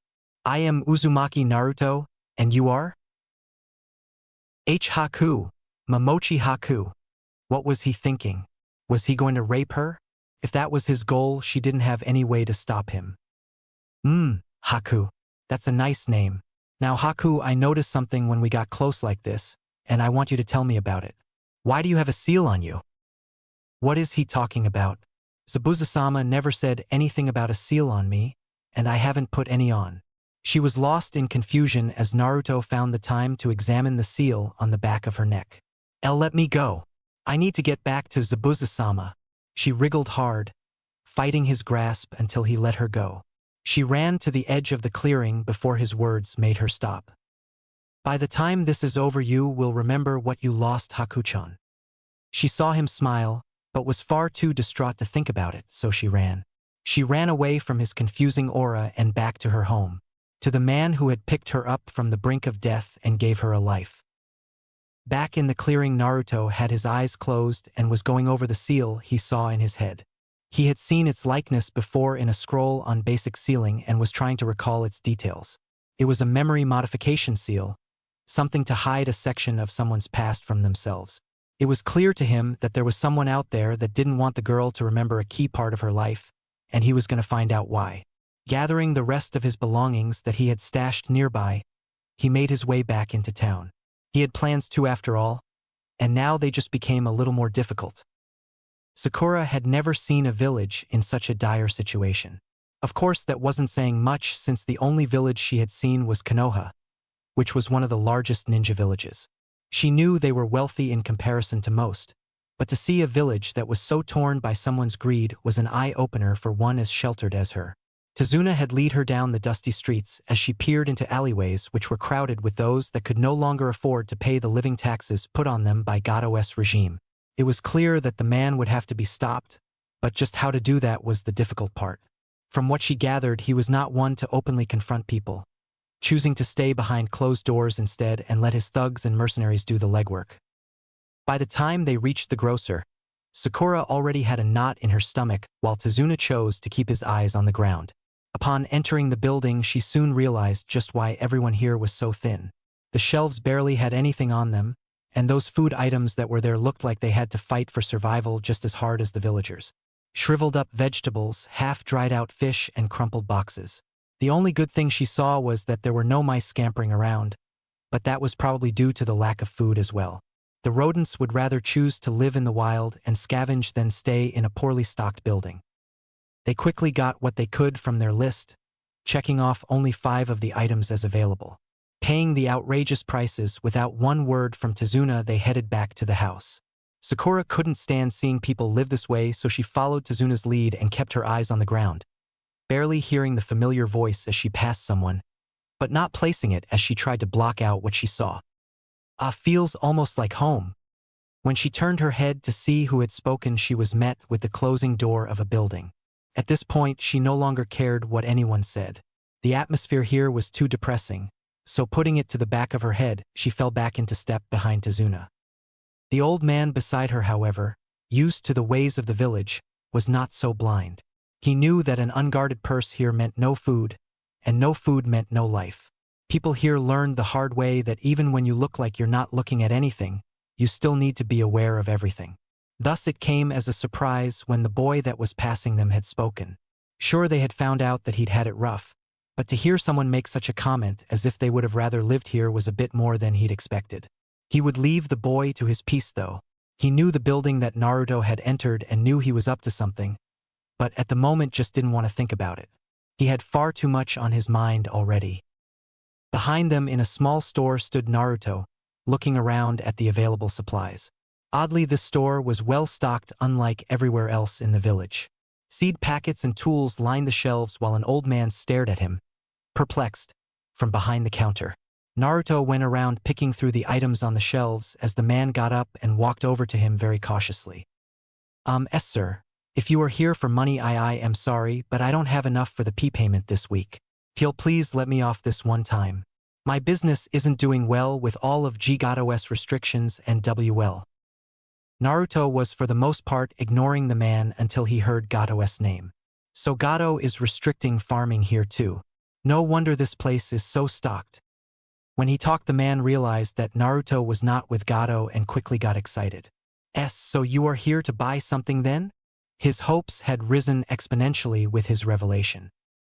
Well, first I'd like you to tell me a bit about this restriction that this Gado guy put on you, and why you can't sell anything. Naruto narrowed his eyes at the man, letting him know to leave nothing out. Oh, of course. Gado doesn't allow anyone to have their own farms or gardens anymore. If we try to start one up, he just sends in his thugs to destroy anything in the area and punish us. Continue, Naruto urged, keeping his eyes trained on the man's actions and body language. It was obvious the man was hesitant in divulging the information, as it could cost him a potential sale and some much-needed money. Well, with no one able to garden or farm, my stock just sits here and my family goes hungry. I tried once to start a small garden in secret, but they found out and took away my wife. Now I have only my daughter and one son. I'm sure by now they've killed her or slaved her away, but I hope to see her at least once more, if only to bury her properly. The old man lowered his head in sadness and shame. I see. Well, I'm going to need supplies. Gather what is on this list, please, while I get the rest that I need. Naruto took his list and tore it in half. Giving one piece to the man, he began his search around the store for his portion. The owner, of course, knew his store better, so by the time Naruto had half his portion, the man came over and helped him. Within 20 minutes, they had everything on the list crowding the counter. Ringing up the total, there were tears in the man's eyes as Naruto handed over the money for the items. It was overpriced, but he didn't blame the man. He had a family to provide for after all. Naruto took out one of his blank scrolls, quickly sealing everything away, just as someone else came through the door. 2 someones, in fact. Both wore ragged clothes, but had the look of hardened fighters about them. Hey, old man, we're here for your payment. What's this? A customer? Hey, small fry, there are consequences for what you are planning, you know. Really, gentlemen? Well, I'll have to deal with those when they come. Naruto took his scroll and shoved past the men. Hey, punk, just who do you think you are? One of the men tried to take a swing at the boy, but his target seemed to disappear. The pair looked around, then spotted the boy walking down the street away from them. Come on, Bunjiro, let's get that brat. If he can afford to shop in a place like this, then he must be an outsider, and that means he has money. The one who spoke darted out the door as the now named Bunjiro looked back at the owner. Don't worry, old man. Once we're done with the brat, we'll be back for your payment. The owner could just cower away and pray that the boy kept himself safe. No one who valued their life treated Gato-s men like that and got away with it. Naruto ran away into the forest, leading the two mercenaries away from the town. He had to slow his pace a little to stay in their line of sight so they wouldn't give up. No, he didn't want that. He had plans for them. He'd been through these woods few times now and knew exactly where he was going. Up ahead was a small outcropping that overlooked the ocean. A perfect place to stage a little accident. Come on, Bunjiro, we're catching him. He's boxing himself in, we'll have easy pickings this time. Shut up, Masao. I am keeping up. Let's just get this over with before I add you to the casualties list. The two glared at each other before turning their attention back to their prey. So they don't like each other. Even better. It would have been troublesome if they were friends. Naruto cleared the line of trees and ran right up to the ledge with both men hot on his heels. He slowly turned as they landed behind him. So, giving up? Just hand over your cash and we won't hurt you much. How about I tell you a story instead? Shut it, kid, we don't care what you have to say. Oh, but this story involves you. Don't be hasty now. It all begins with a scared little boy. He's running through the forest as fast as his little legs can carry him with two angry monsters behind him. They run and run, but no matter where he tries to go, they follow. Soon enough, he finds himself with his back to a cliff as the monsters close in on him. Naruto tried his best to act out the emotions in his little play. Yeah, and then they eat him and toss his remains over the side. Whatever, kid. If you're not going to give up willingly. Masao began to pull his dagger out of its sheath. Then we'll have to do this the hard way. Oh, but there's a moral to this story. You see, the boy was not really a scared little boy. He was a young warrior who made his living by exterminating monsters. He killed the monsters that were chasing him and made it look like they fought each other to the death. That way the monsters then would think they just fought each other and fell over the cliff to their deaths. The moral is, never judge someone by their looks, even if it's a scared little boy. See, your partner gets it. He pointed over to Bunjiro, but instead of staying in one spot, his finger lowered and started moving over towards Masao's feet. Masao's eyes widened as he saw Bunjiro's head roll into his line of sight, then to the sword that he hadn't even seen the kid draw. Why, you bastard! He thrust his dagger only to hit nothing but air. He twisted around to find his target only to turn right into the pointed tip of a katana. The blade went right through his eye socket and with his rushed momentum, was pushed a couple inches into his brain. A look of shock froze on his face. Naruto slid his blade out of the man's head and wiped it off on the ragged before the Masao's body went limp and he dropped to the ground. It's a good thing they were just regular mercenaries and not ninja. If they'd had any training at all, that could have been a lot messier. He searched their pockets quickly before sealing away anything of value and pushing the corpses off the cliff. Taking a few minutes, he created one Kage Bunshin and sparred with it slowly, being sure to include the blood splatters in the path of their fighting scrapes. Then, taking out his pipes again, he began playing a soft tune as he made his way back to his clearing, ignoring the few drops of blood that were now drying on his arm. At dinner that night, Naruto was the last to come to the table. He was dirty and sweating, but had at least washed his hands. Nothing spectacular happened at this meal until Sakura noticed a couple odd patches of color on his arm. Naruto, what is that on your arm? He looked down and noticed the long dry droplets before turning back to his plate. Blood, he said nonchalantly. How you cut yourself training? What a moron. Kiba was laughing while trying to stay upright in his seat while Sakura joined in and even Sasuke gave a chuckle. Naruto fixed him with a bored gaze. Who said it was my blood? All laughing stopped. Kakashi sighed. Who was it this time, Naruto? The boy chose to finish what was in his mouth before answering. Two mercenaries. They annoyed me when they were trying to push a store owner to give them payment. I lead them away from town, then killed them in a way that it would look like an accident. He never stopped eating as he explained his day. Meanwhile, everyone at the table but Kakashi and Sasuke was looking at him in horror. Kakashi looked to be thinking while Sasuke looked a bit pissed off. That or he was constipated. One of the two. You didn't leave any evidence, did you? What do you take me for? I slashed their clothes with each other's weapons, making sure to cut in such a way that I could take their belongings, and if anyone finds them, they will chalk it up as a loss in the fight. Their weapons. If anyone wants to go diving at the base of a cliff in the choppy ocean to search for them, then they deserve to come to conclusions. Kakashi nodded his head. It was a well-thought-out assassination. Had Naruto been his student, he would have been proud. Looking at said students, he could only hope they grew up quick. Sakura was shaking, Kiba looked like he was going to be sick, and Sasuke looked like Naruto had just stolen his life savings. Well, Team 7 will continue our tree climbing exercise tomorrow while you guard Tazuna again. Tazuna looked relieved at the news.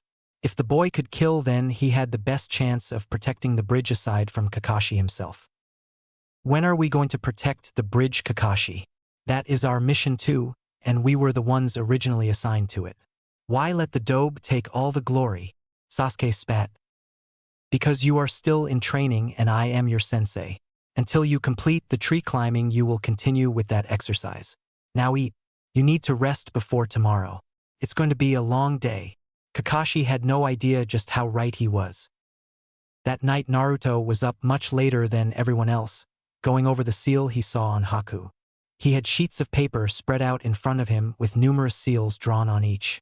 Half the pages held the seal that he saw, the other half showed possible counter-seals. While it was true that each one could remove the seal, each also came with drawbacks. One would severely weaken the person while another would render them completely immobile, though for a shorter amount of time. Each counter he had came with its own downside, and he was having difficulty deciding which would be best. Sighing to himself, he packed up his supplies and headed out into the night. It was routine for him now to sleep outside. He didn't mind though. The air here was crisp and clean, and the breeze was relaxing. There wasn't a single cloud in the sky, and it was just nice to watch the stars as he fell asleep. Climbing into a nearby tree, he was soon dozing off thinking about seals and techniques. The next day, as Team 7 headed into the forest to once again attack their greatest foes, the trees, while Naruto and Tazuna headed for the bridge. Despite the sickening feeling he had in his stomach, Tazuna wanted to know more about what the blonde had been doing in that store yesterday.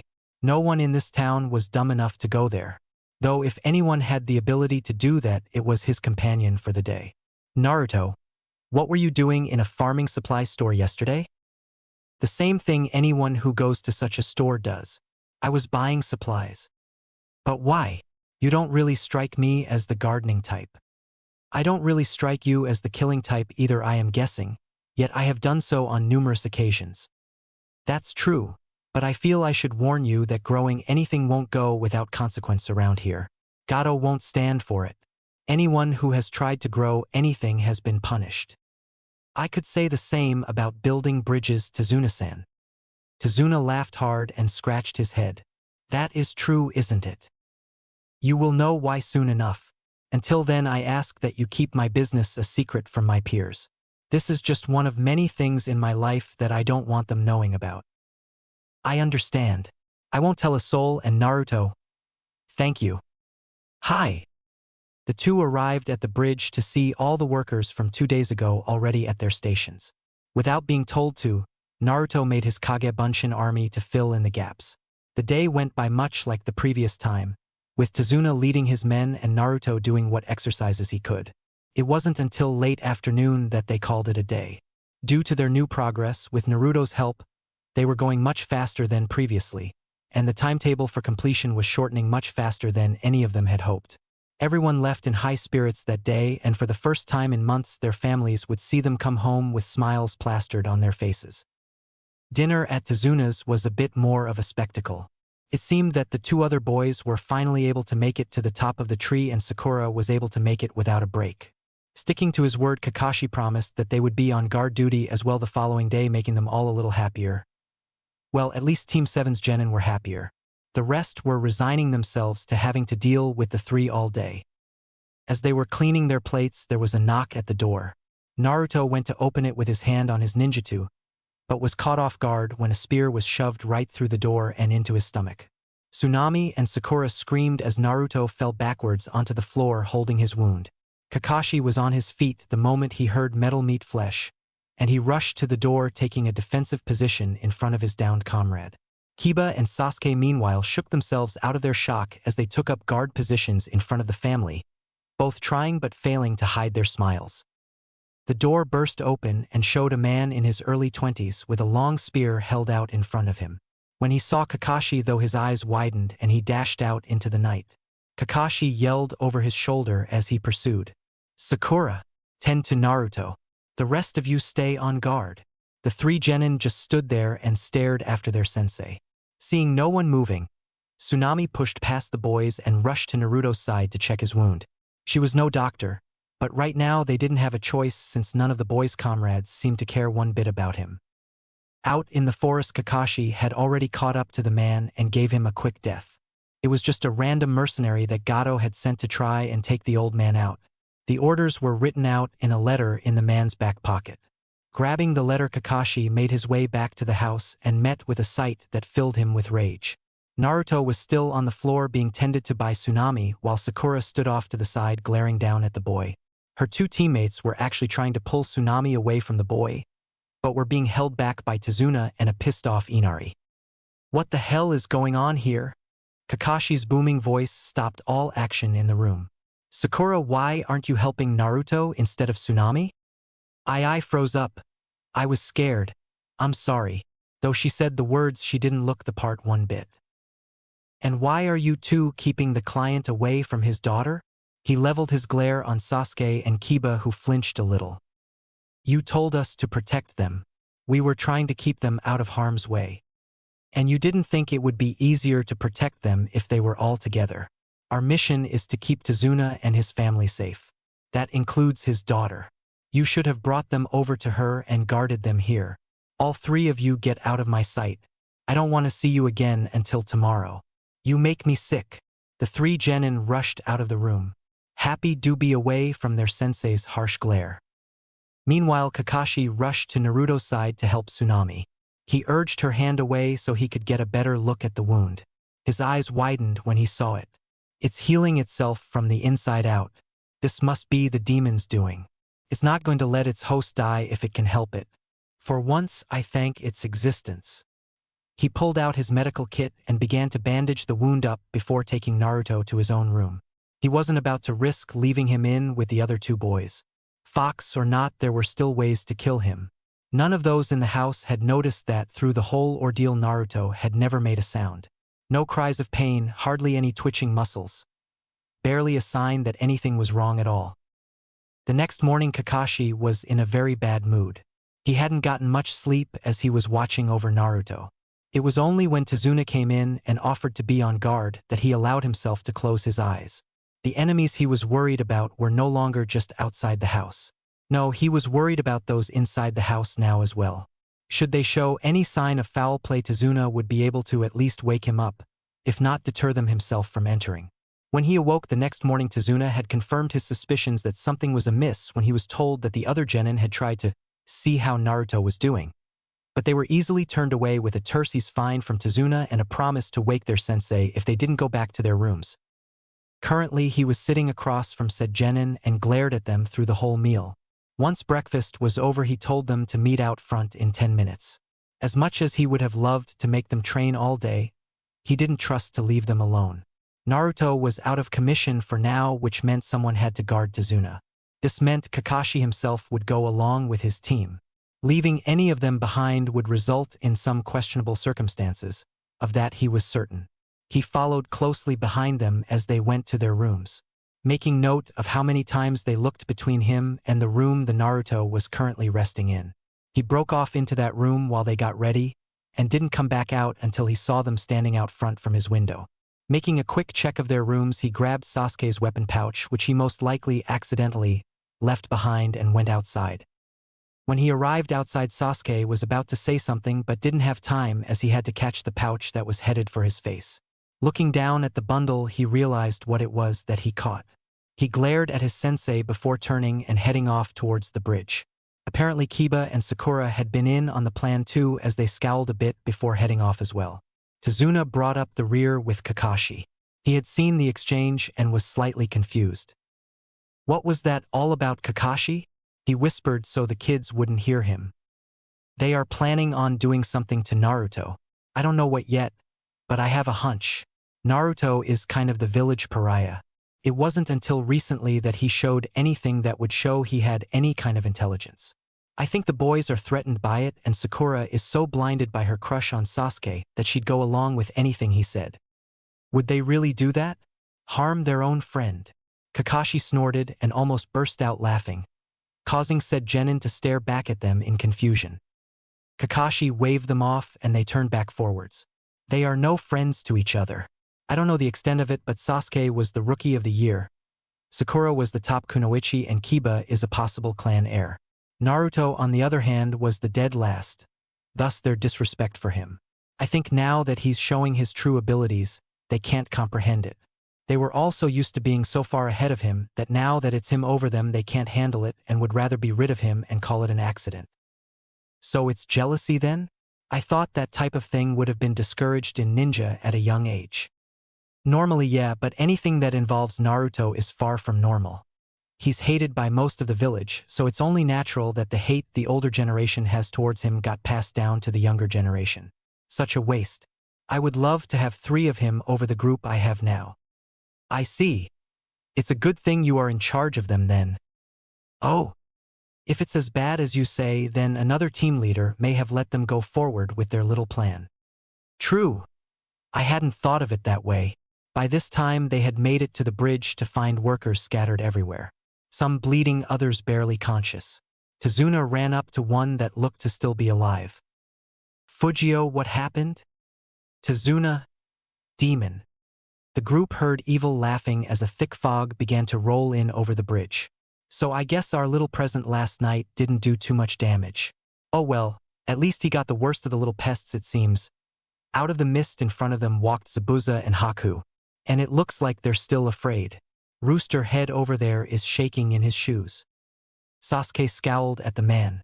I'm shaking from excitement. Oh really? Suddenly there were clones of Zabuza standing on every side of the group. Sasuke, do it. Sasuke didn't waste any time as he blurred out and each clone splashed into water. Oh? It seems you have a rival in speed, Haku. It would seem that way, Zabuza-sama. Kakashi pulled up his Hittite, revealing his Sharingan. Feel privileged, Zabuza. No one has seen this eye twice and lived to speak of it. In truth, Kakashi was a little upset that the clones hadn't at least injured the boy, but maybe there was hope for that yet. He needed something to knock the boy down a few pegs. Maybe it would get his mind of their blonde ally. He didn't have time to think though as the mist thickened and he found Zabuza inside his guard. Forced away from the group, he called out to the others. Sasuke, Kiba, go after the other one. I'll take Zabuza. Sakura, protect Tazuna. Chapter 6. Battle Royale. Sasuke smirked as he rushed right up to Haku, not bothering to wait for Kiba. This didn't worry Haku at all though, as she easily blocked the punch and following kick. She watched as Sasuke got more and more frustrated with each blocked attempt, wondering how someone who fell into a rage so quickly ever became a ninja. She saw the other boy running over, so she quickly caught the kunai that was aimed at her and did one-handed seals. Sensatsu Susho. Forming a dome of water senbon around them, she caused Kiba to stop in his tracks as he no longer able to get close without getting caught in the attack. Just before the attack was able to hit though, Sasuke disengaged and did a quick kawarimi with the only thing close enough. The only thing heard besides the sound of the senbon hitting flesh was a yell of, "What the hell?" from Kiba and a yip of surprise from Akamaru, who was now running to his downed owner. Haku was sickened that the raven-haired boy would use his teammate like that. The dog boy was lucky that she hadn't been aiming for any vital organs. He would live, but he was out of commission, so at least she only had to deal with the Uchiha. She would make him pay for hurting someone he should have been watching the back of. She would make him feel pain much worse than his teammate did. You are despicable. Using a comrade to save yourself. Ha! I am the last Uchiha. He should be honored to die in order to save me. When you are the last of your bloodline, that is just the way things work. Really now? So what happens then, when 2 of the last of their bloodlines meet and fight? That's easy. The strongest bloodline wins, and there are none stronger than the Sharingan. The Sharingan, huh? I've heard of it, but I don't see it in you. Haku smirked behind her mask while Sasuke prickled at the jab. It just hasn't activated yet. It takes a life or death situation to do so, which means I haven't met an opponent strong enough to even be my equal, let alone push me enough to be a challenge. Oh, you have met one. He was even eating under the same roof as you. The blonde one, Naruto. How dare you even compare such a weakling to me? A dead last like him could never be a challenge to one such as me. Perhaps, but now you face another who will be your challenge. Now we will see who has the stronger bloodline. You, an Uchiha who has no claim to the true nature of his name, or I, the last of the Hayaton users and fully capable of using my bloodline. I will show you my greatest achievement. Try not to die too quick, mighty Uchiha. Makio Hyosho. Sasuke could only stand there as ice mirrors formed all around him. When he tried to escape through an opening that one hadn't formed in yet, one immediately appeared to block his path.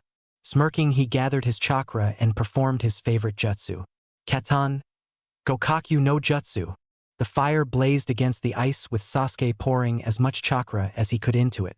Smirking, he ran through the smoke to hide his escape, but was stopped when he ran face first into the ice mirror. He thought he had melted. As Haku stepped into one of the mirrors, she laughed at the boy. Your fire won't work against me, dear Uchiha. This ice is imbued with my chakra. It would take a flame hotter than your little body can produce to even make them steam. Now learn your place in this world. As the last of her body melded with the mirror, Haku's reflection was duplicated on every mirror in the dome. Sasuke looked on in horror for the first time in his life as each reflection drew a set of senbon. Feel the pain of betrayal, Uchiha. With that, the senbon flew through the air toward the lone target. Back at the house, Naruto was just beginning to wake up. He felt a little sore in his chest, but after rubbing it, he found the wound had already healed over. This would have surprised most people, but for him this was life as usual. It hadn't mattered how bad the beating or how many times he was stabbed. Most wounds he got were healed by the next day. After getting dressed and doing some morning stretches, he was making his way downstairs when he heard a scream. He landed at the bottom with one jump, just in time to see a screaming Inari run out the front door. Let go of my mom. Realizing what was happening, Naruto followed the boy out and caught up just in time to perform a quick kourimi with Inari and draw his own blades to block the two swords that were meant to slice the kid in thirds. Now, gentlemen, there are nicer ways to ask a woman out, you know. His ninjutsu held firm as the sword it blocked was easily kept at bay. On the katana side, however, his arm was shaking a bit from the pressure. This one is either a bit stronger or, more likely, I'm not used to a katana yet. It might be a few years too early for such a blade. If Zabuza's reaction was anything to go by, though, it may not hurt to keep it around for intimidation purposes. The two Ronin drew back their swords and got into a ready stance. Shut it, kid. Gato wants this little whore to get back at that bridge builder. And Gato gets what Gato wants. Isn't that right, Tamatsu? Naruto had just enough time to register the sound of a blade cutting through the air before he was sliced down the back. Poof. In a cloud of smoke, he was gone, and so were Inari and Tsunami. The three mercenaries looked around frantically for their lost charges. Damn it! This is why I don't like dealing with ninja, they're always so sneaky. No offense to Matsu. None taken. I don't like dealing with my own kind all that much either, the new man replied. The sound of metal cutting through air was heard again as the two samurai turned in time to block a couple shuriken thrown their way while Tamatsu just jumped out of the way. He was a distance fighter and shuriken usually came before a close combat rush. To all of their surprise, though, they heard another poof as the shuriken turned into clones. Before they could react, the two samurai were out cold, while the ninja easily took the one charging at him out with a shuriken of his own. He stood there in the middle of the street outside Tezuna's house waiting for the attack to come. You're not bad, kid, I'll give you that. He was hoping to taunt the boy into giving away his position. He soon found out it wasn't necessary. Naruto calmly walked around the corner of the house and stared at the ninja. Tamatsu Yusuji, aka Herald of the Squall. Missing nin of Kirigakure no Sato. Last known rank, Chunin. It seems you have me at a disadvantage. You are well informed for a kid. I would ask your name, but when you're dead it doesn't matter. Uzumaki Naruto, no known aliases. Genin of Kanahagakure no Sato. Naruto did a small bow while smirking at his opponent. I'm glad I picked up that bingo book on the way here. Otherwise, I wouldn't have known whose heads to collect. Naruto slowly pulled the katana back out to test his theories and watched as the eyes of the Chunin got wider and wider with every inch that came out, proving that it was indeed a good intimidation factor. At least against Kiri Ninja. And no way! That was when he made his mistake. The Chunin, knowing exactly who the sword belonged to, attempted to escape the one who seemingly killed him. Suetun, Mizurappa. With some quick hand signs, he made a small spout of water rush towards the blonde before running into the trees nearby and taking to the branches. He yelled over his shoulder as he heard the boy pursuing him. There's no way in hell a genin could have defeated him. Who the hell are you? His blood froze as the answer seemed to be whispered right into his ear. Your worst nightmare, and now your death. Goodbye, Herald of the Squall. In a flash of steel and a spray of red, the deed was done. The Chunin now lay headless at Naruto's feet. After scavenging what he could, and sealing away the head, Naruto burned the corpse so it wouldn't be contaminating the forest near Tezuna's house. He didn't want to chance Inari or Tsunami stumbling upon it if they decided to go for a stroll anytime soon. Heading back to the house, he found the two samurai kind of tied up to a post with Inari standing next to them. A huge grin plastered on his face. I kept them company, Nisan. Naruto let out a chuckle. He couldn't stop himself. Good job, Inari. And good job protecting your mother. That is what real men do. That is what heroes do. Naruto went over to the samurai and untied them. Inari was about to protest when Naruto gave him a smile and signaled for him to wait. He went through their belongings, removing anything sharp enough to cut and anything useful to him, including their weapons. Their money pouches he tossed to Inari, whose eyes bulged at the weight. After everything was sealed away, he tied them back up, correctly, making sure to do it slow enough that Inari could see. It was about this time that the two started to wake up. While they may have been a bit startled to see it was the blonde to greet them, they soon began to grin evilly. Looks like you're the lucky one, kid.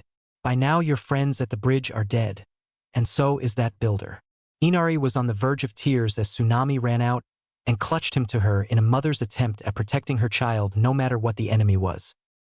Naruto, on the other hand, had a grin of his own on and was staring down the mercenaries. I don't care if the Three Stooges die, but you will be hard-pressed to find someone that could take on Kakashi. He already beat Zabuza once. He will do so again. He quickly beat the two with the blunt end of his sword before turning to the two distraught family members. Don't worry, Tezuna-san will be fine. Promise. Keep an eye on these two for me a while, please. If they start to wake up, just bash 'em on the head with a wok or something. Seeing them both nod as they wiped their tears away, he turned and sped down the road towards the bridge. Things weren't looking good for any of the bridge defenders. Sasuke was doing his best impression of a porcupine in the middle of the ice dome with the help of Haku.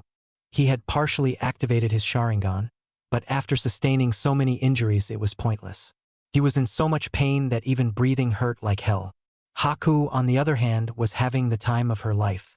Kiba lay outside the dome unconscious, while Sakura stood beside Tezuna, wondering what she should do. She couldn't see anything because of the dense fog, but she could hear Sasuke's screams of pain and the sound of metal hitting metal from Kakashi's fight. Kakashi was having a rough time with Zabuza as well. The mist was so thick that his Sharingan was practically useless. The only benefit it gave him was that he had just enough time to dodge most of Zabuza's attacks as they showed in his limited vision just a couple of feet before hitting. He still managed to get a slice on his arm and another across his chest, but he was still alive. None of him noticed as a blur shot towards the dome, keeping just outside of viewing distance of those inside. Naruto watched as Haku's Senbon repeatedly pierced Sasuke, never giving him time to block the projectiles. The attacks came from all sides it seemed, though he noted that each set was timed a little differently. After a few moments Sasuke couldn't take any more and collapsed to his knees. Naruto was about to head in and bring him out, but halted as Haku's mirrors began to melt away. The girl walked up to Sasuke until she was just out of his reach, notable by his half-hearted attempts to swing at her. You see, Uchiha, even one so great as you can fall. Without teammates to watch your back, you are nothing. Perhaps if you hadn't switched out with that dog boy, he would have been able to block the attacks at your back. Then you both probably would have outlasted me. Know that it was your arrogance that was your undoing. She brought out another senbon and prepared the final attack, but was stopped as another body blocked her path. Naruto, so Zabuza-sama's attack was pointless after all. I am glad to see you are well, but I must ask you to not interfere. I'm sorry, but I can't let you kill him. He may be an asshole, but he's still my comrade for this mission, and it is my duty to keep him alive if possible. It was at this point that Sasuke was able to gather enough strength for one more action. He quickly grabbed Naruto's left shoulder and right arm as he stood up. Teach this way you will die knowing that you protected and Uchiha. Feel privileged? D-dobe. Unfortunately for Sasuke, he had lost almost all his strength, so when Naruto turned around and backhanded him to the other side of the bridge, he was powerless to stop it. He collapsed in a heap as he was knocked out cold. Well, he won't be bothering us for a while. Now where were we? It amazes me that after such treatment you are still willing to save him. Trust me, it would be a lot worse for me if I didn't. Now, I have to ask you to trust me, Haku-chan. Haku cocked an eyebrow at him, though he couldn't see it because of the mask. But the way she turned her head to the side as she did it indicated to him she was questioning his motives. There is a memory replacement seal on the back of your neck, and I would like to remove it if you will let me. Haku took a step back. And why should I trust you to do such a thing? How do I know you won't just attack me while you have my back? You don't, that's why I am asking you to trust me. I don't want to have to do this the hard way. Naruto held out the seal he chose to use on her to show her what it was. I will place this over the seal on the back of your neck and will cancel the effects for as long as it's on. That will allow you to remember what you had been forced to forget until I can cancel the seal out permanently. If you want, you can put this on yourself. This edge needs to face up. Other than that, it's pretty straightforward. He held the seal out further for her to take if she wanted. She cocked her head to the side again as if considering the offer. And what are the side effects of the seal? You will feel tired for a while, but you won't be harmed. You may not be able to fight at your full capacity until the effects wear off, but other than that, nothing. He smiled as she reached out and took the seal from him, studying it closer. Your seal is about here, he said, pointing to a spot on his own neck so she knew where to place the counterseal. Had you deceived me and said it did nothing, I would have skewered you where you stood. But you seem to be telling the truth, and you left me go in the forest when you could have easily killed me. I will return that favor with my trust. My life is in your hands, Naruto-san. Taking a deep breath, she slapped the seal on the back of her neck and instantly felt the vertigo from it. She could feel herself getting drowsy just like he said, but more importantly, she could see her true memories as they flooded back to her. In just a couple of minutes, she was on her knees crying as she threw her mask away. He killed them. It wasn't from the bloodline purge. He did it. Naruto was by her side in an instant, keeping her face from hitting the bridge. Haku, are you okay? I swear it wasn't supposed to hurt you.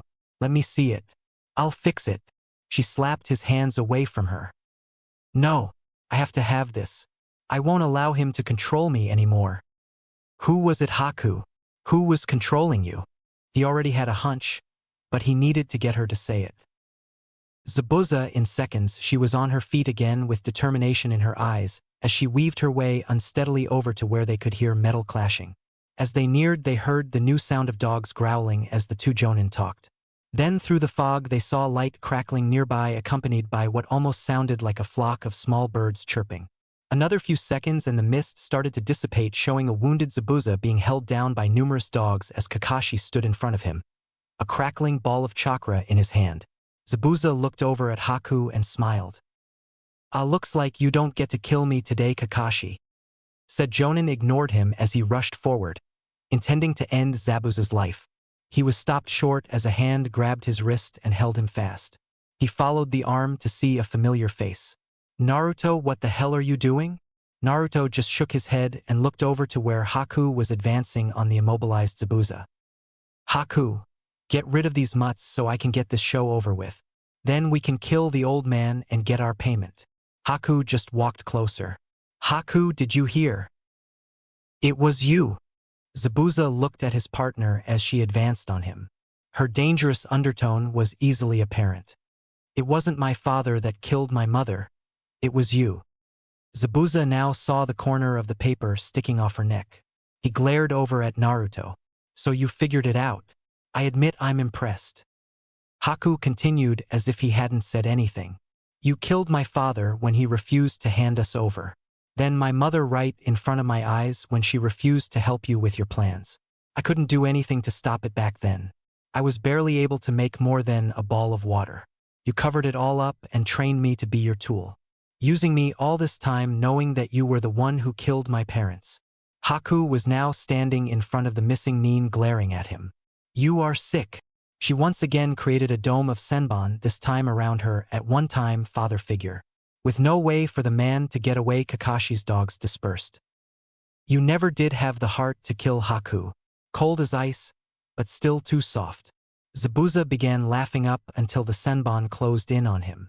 With a sickening spurt of blood, it was over. The once mighty swordsman was now nothing more than a soulless pile of flesh. Haku stared at the corpse for a full minute before a pair of arms encircled her waist. Only then did she allow herself to cry as she turned around and collapsed into Naruto's chest. Naruto, I'm going to have to ask you to step away from her. She is still an enemy. She attacked 2 ninja of the leaf and killed one. Neither are dead, came Haku's weak voice. What? Neither are dead. I've never killed anyone. Until just now. Though I intended to kill the Uchiha, every attack up to this point was non-lethal. So why did you intend to kill Sasuke? The Cyclopean Jonin asked. He used his own teammate to switch out, forcing the dog boy to take the hit that was meant for him, but those 2 were not lethal. Kakashi wanted to puke. His own student tried to sacrifice one of his teammates in order to live. He should have never passed them, but he knew that whatever decision he had made at the time, the Konoha Council would have pushed the boys' team through. I will vouch for her, Kakashi. He turned to the blonde. She has more honor than your whole team combined. I will vouch for her. Clack clack. As touching as all this is, I am a very busy man. So how about we end this now? All conscious heads turned towards the unfinished end of the bridge to see a short businessman surrounded by hundreds of mercenaries. Naruto and Kakashi rushed in front of Tazuna, getting into defensive stances. I see that my hunch was right. Zabuza was no match for the Konoha ninja, and neither was that half-wit I sent to get his daughter. At the mention of Tsunami, Tazuna took a step forward. If you lay a hand on her, I will gut you myself. Ah, the mighty bridge builder does have a spine. I'm sorry, my dear man, but in this world money is power, and when you're as wealthy as I am, you can afford a lot of power. Kill them. With a roaring battle cry, the wave of mercenaries charged forward as the small man disappeared from sight behind them. Kakashi, how strong are you right now? About a quarter. Shit. Haku will be out of commission for a bit. Kiba and Sasuke are out for now as well, and Sakura's pretty much worthless. Okay, I'm going to buy you some time. Take a soldier pill and rest a little. When you're ready, join the fun. Without waiting for a reply, Naruto charged the massive death head-on. As the 2 sides got closer, he cried out, Taju Kage Bunshin no Jutsu. In a huge cloud of smoke, the bridge was now filled with combatants from both sides. In seconds, they clashed in a huge cloud of smoke and blood as both sides began taking losses when fatal hit matched fatal hit. As the numbers dwindled, groups of fighters were split up. All of the lesser fighters lay dead or severely wounded as the battle masters jumped around them, guarding and attacking in a desperate bid for survival against Naruto's relentless assault. Kakashi was smart enough to listen to Naruto and was currently watching the fight, waiting for any sign that the boy was faltering. His cue came when a slightly bloody Naruto was slung out of the fray by the end of a staff. He had been fighting alone against 4 of the brawlers and holding his own before his foot caught on one of the fallen and he was forced off balance. It wasn't a killing blow, but it was enough for an opening. That opening was filled before they could make use of it by Kakashi. He wasn't at 100%, but he couldn't wait any longer. Besides, these were just normal fighters, not ninja, and Naruto had already taken out about 3/4 of them with his clones. As he blocked the initial blows, a whistling was heard over the clashing sounds of battle. All heads turned towards the other end of the bridge, where a large group of people were now standing. The ragtag band of villagers were armed with anything they could find. Shovels, picks, axes, and even the odd cane could be seen waving in the air in fury.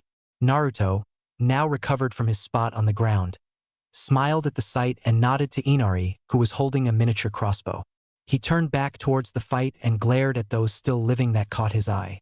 Everyone present was engaged with an opponent, but rather than helping any of them out, he rushed past them as he yelled towards Kakashi.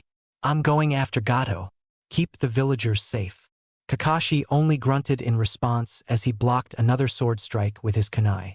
Running to the unfinished area of the bridge, Naruto was in time to see a boat cast off. A smile formed on his lips.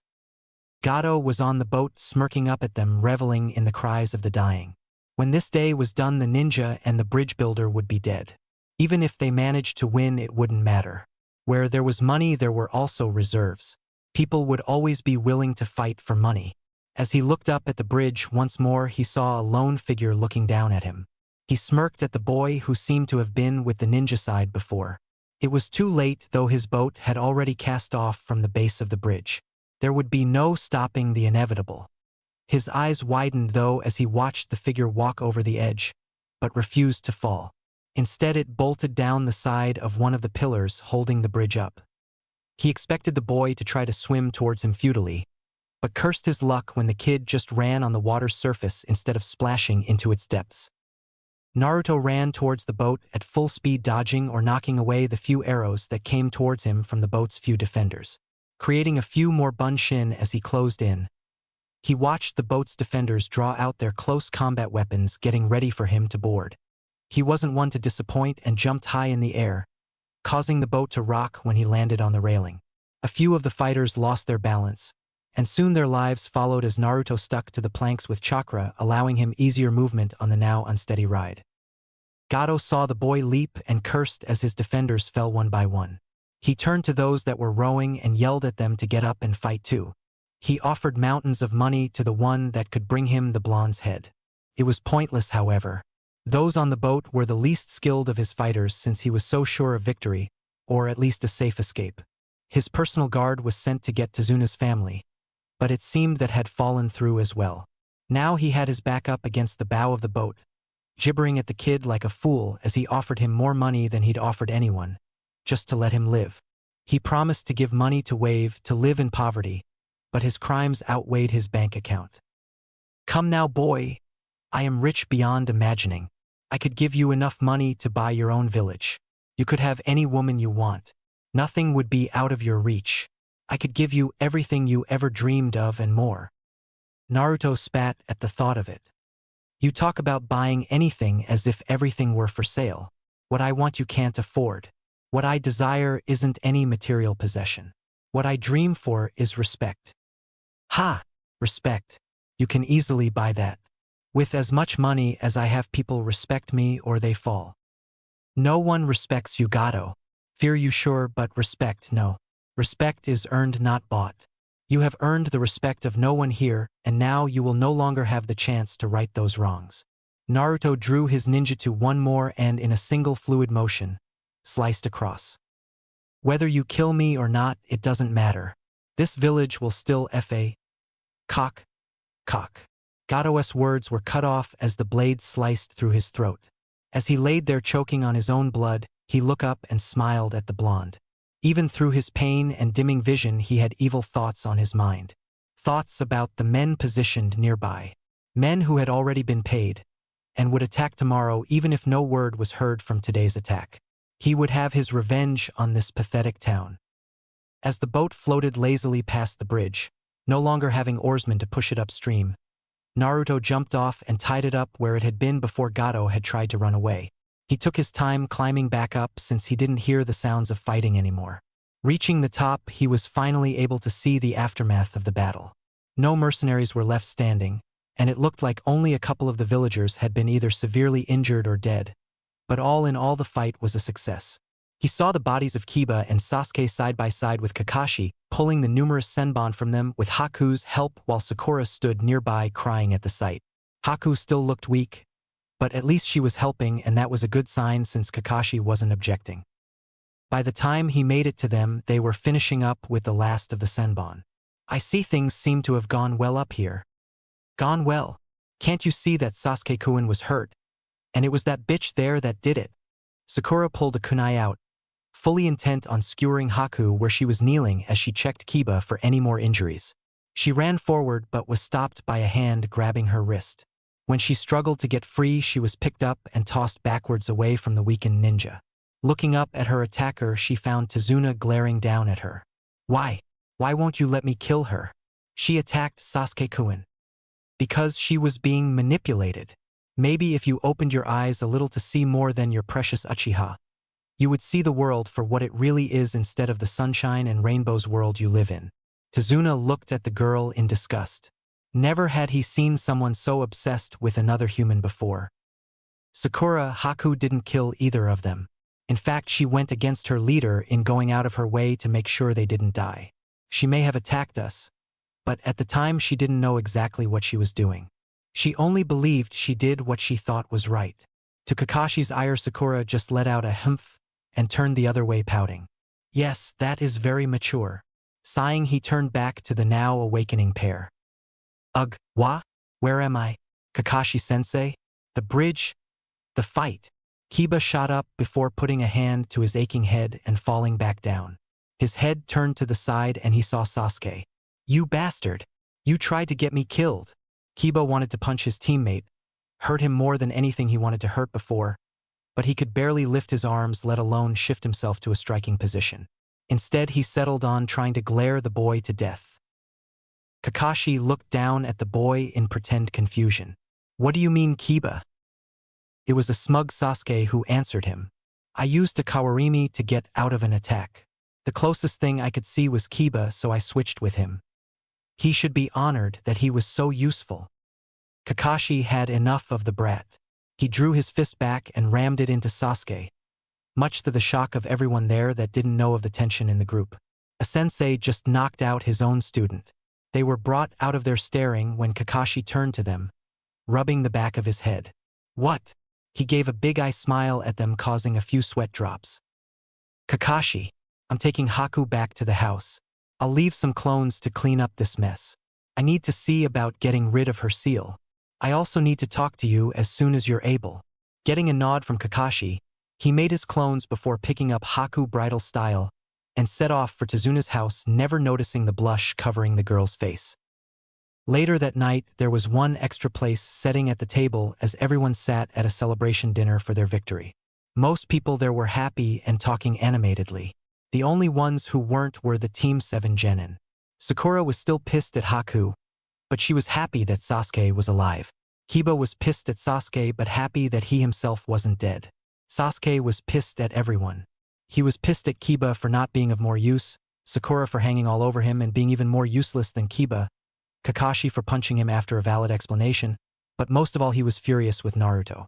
The blonde had humiliated him like no one else had ever dared to do.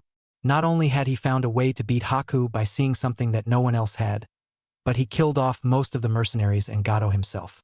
A glory that should have belonged to the Uchiha.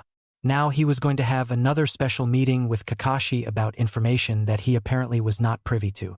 Him, an elite, was not allowed to hear what the dobe had to say. Not even if it would help him grow stronger.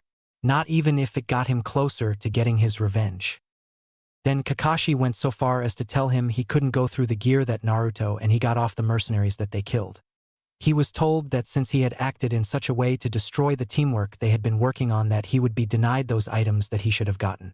It was just luck that the blonde had gotten in his way. Otherwise that ice bitch would have been dead by his hand. Even when he'd punched out one of the clones to get the weapons it had, he found himself lacking as the clones were sealing everything away as they found anything of use. When he tried to pick up the scroll that the clone dropped, he was pulled back rather harshly by Kakashi and ordered to protect the bridge builder. Once again, someone got in the way of what he needed to get stronger. As the revelry continued, Naruto led Haku upstairs to Kakashi's room where they would have some privacy. Once there, he began to work. An intricate seal array soon covered Haku's neck and back. Luckily for them, Zabuza was not very proficient with seals. As such, they wouldn't need anything too taxing to cancel it out. With the array in place, Naruto held his palm to her back and began to channel his chakra. Instead of the normal sealing process which made the seal condense into its final form, a counter seal drew the target seal out of its finalized form and back into its original state. The only downside was that the counterseal's intricacy had to match or surpass that of the seal. In many cases, this was nearly impossible without knowing the original seal intimately. A few minutes later, the entire memory replacement seal was in its basic form and intertwined with the counterseal. With a wet rag, they were able to easily rub both away. The process had caused Haku a bit of discomfort as the seal was pulled away, but the refreshing feeling of her mind being in one piece more than made up for it. Now that Haku had time to sit and think, she began to sob slightly as the realization of all that had happened hit her. The memories of Zabuza killing her father and her mother in front of her was too much. Then she came to the memories of her training with Zabuza. He had been a harsh sensei and drove her to the brink with his training despite her desperate pleas. No matter how much she would seet or bleed, if she didn't do what he said, she was punished. He had arrived back at their hideout one night with a huge smile on his face. He had found the seal that had changed her life. After that point, what was once so clear became a little fuzzy for a few years of her memories. She could remember traveling with Zabuza thinking that she was simply a tool for him to use. The numerous odd and often morally questioning missions they had to do. She remembered the short businessman's eyes as they roamed over her body, and her disgust at his leering.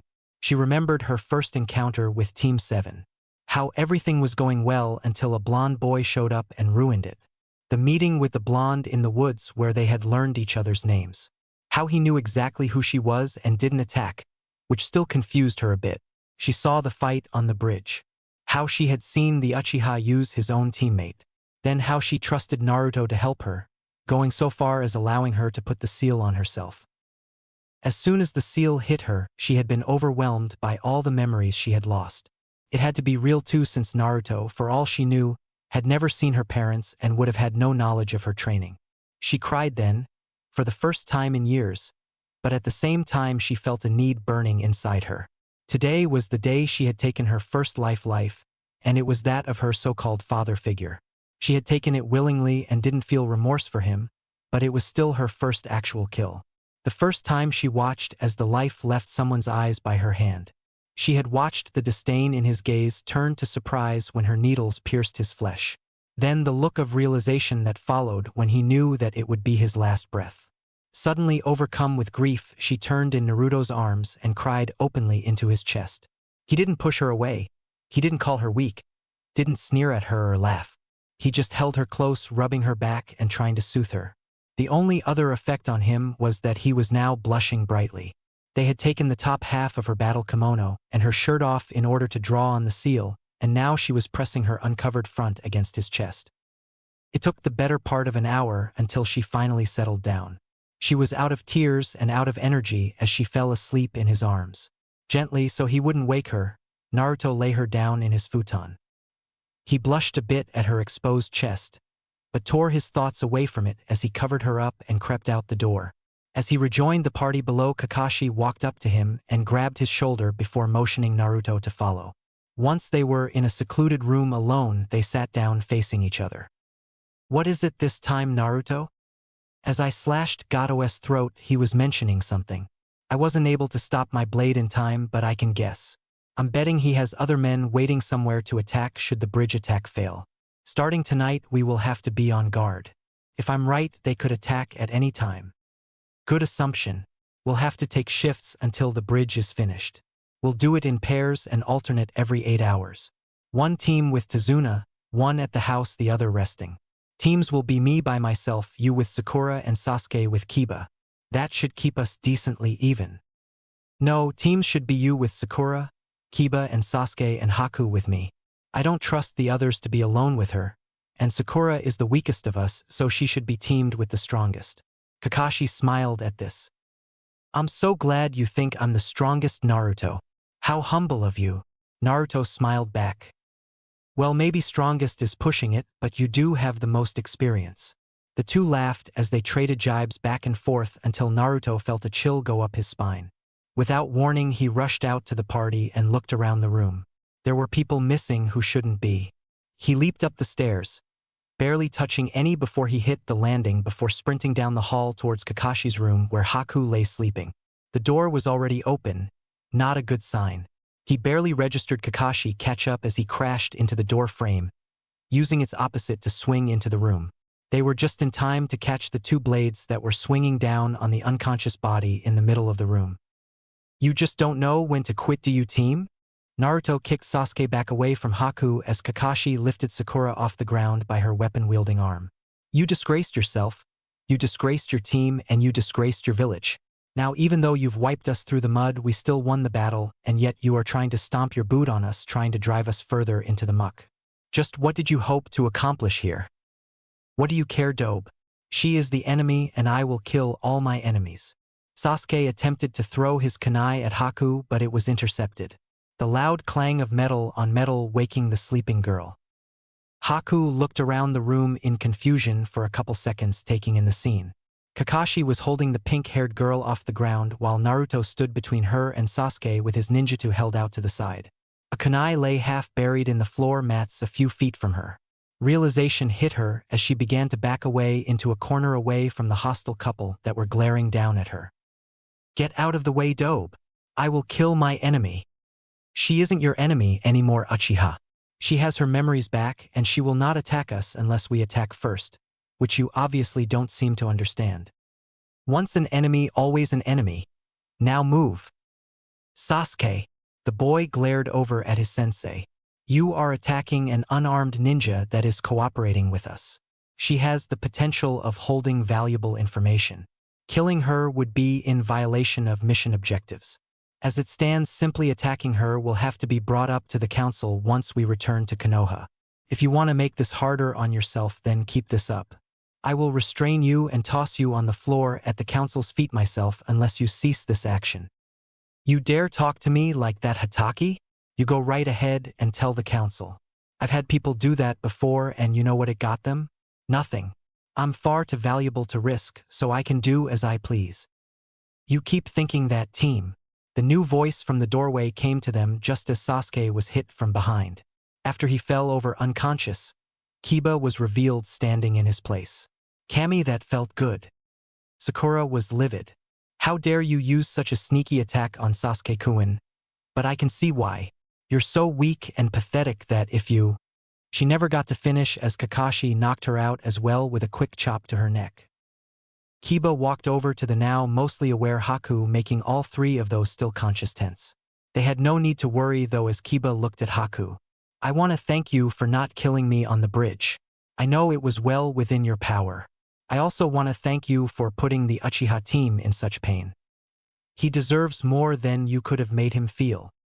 Teach, thank you. She did a slight bow while holding the blanket to her chest to keep her modesty. Well, I guess this means some modifications to the teams. We will have to work in 2 shifts, 12 on 12 off. At the confused looks from Kiba and Haku, he explained. It seems Gato had a backup plan. There will be another attack sometime soon. We'll work in teams of 2. It will be Kiba with myself and Haku with Naruto. Since Haku has had rest and Kiba was injured pretty bad in the fight, Naruto's team will have first watch. Getting nods from those involved, he picked up Sakura.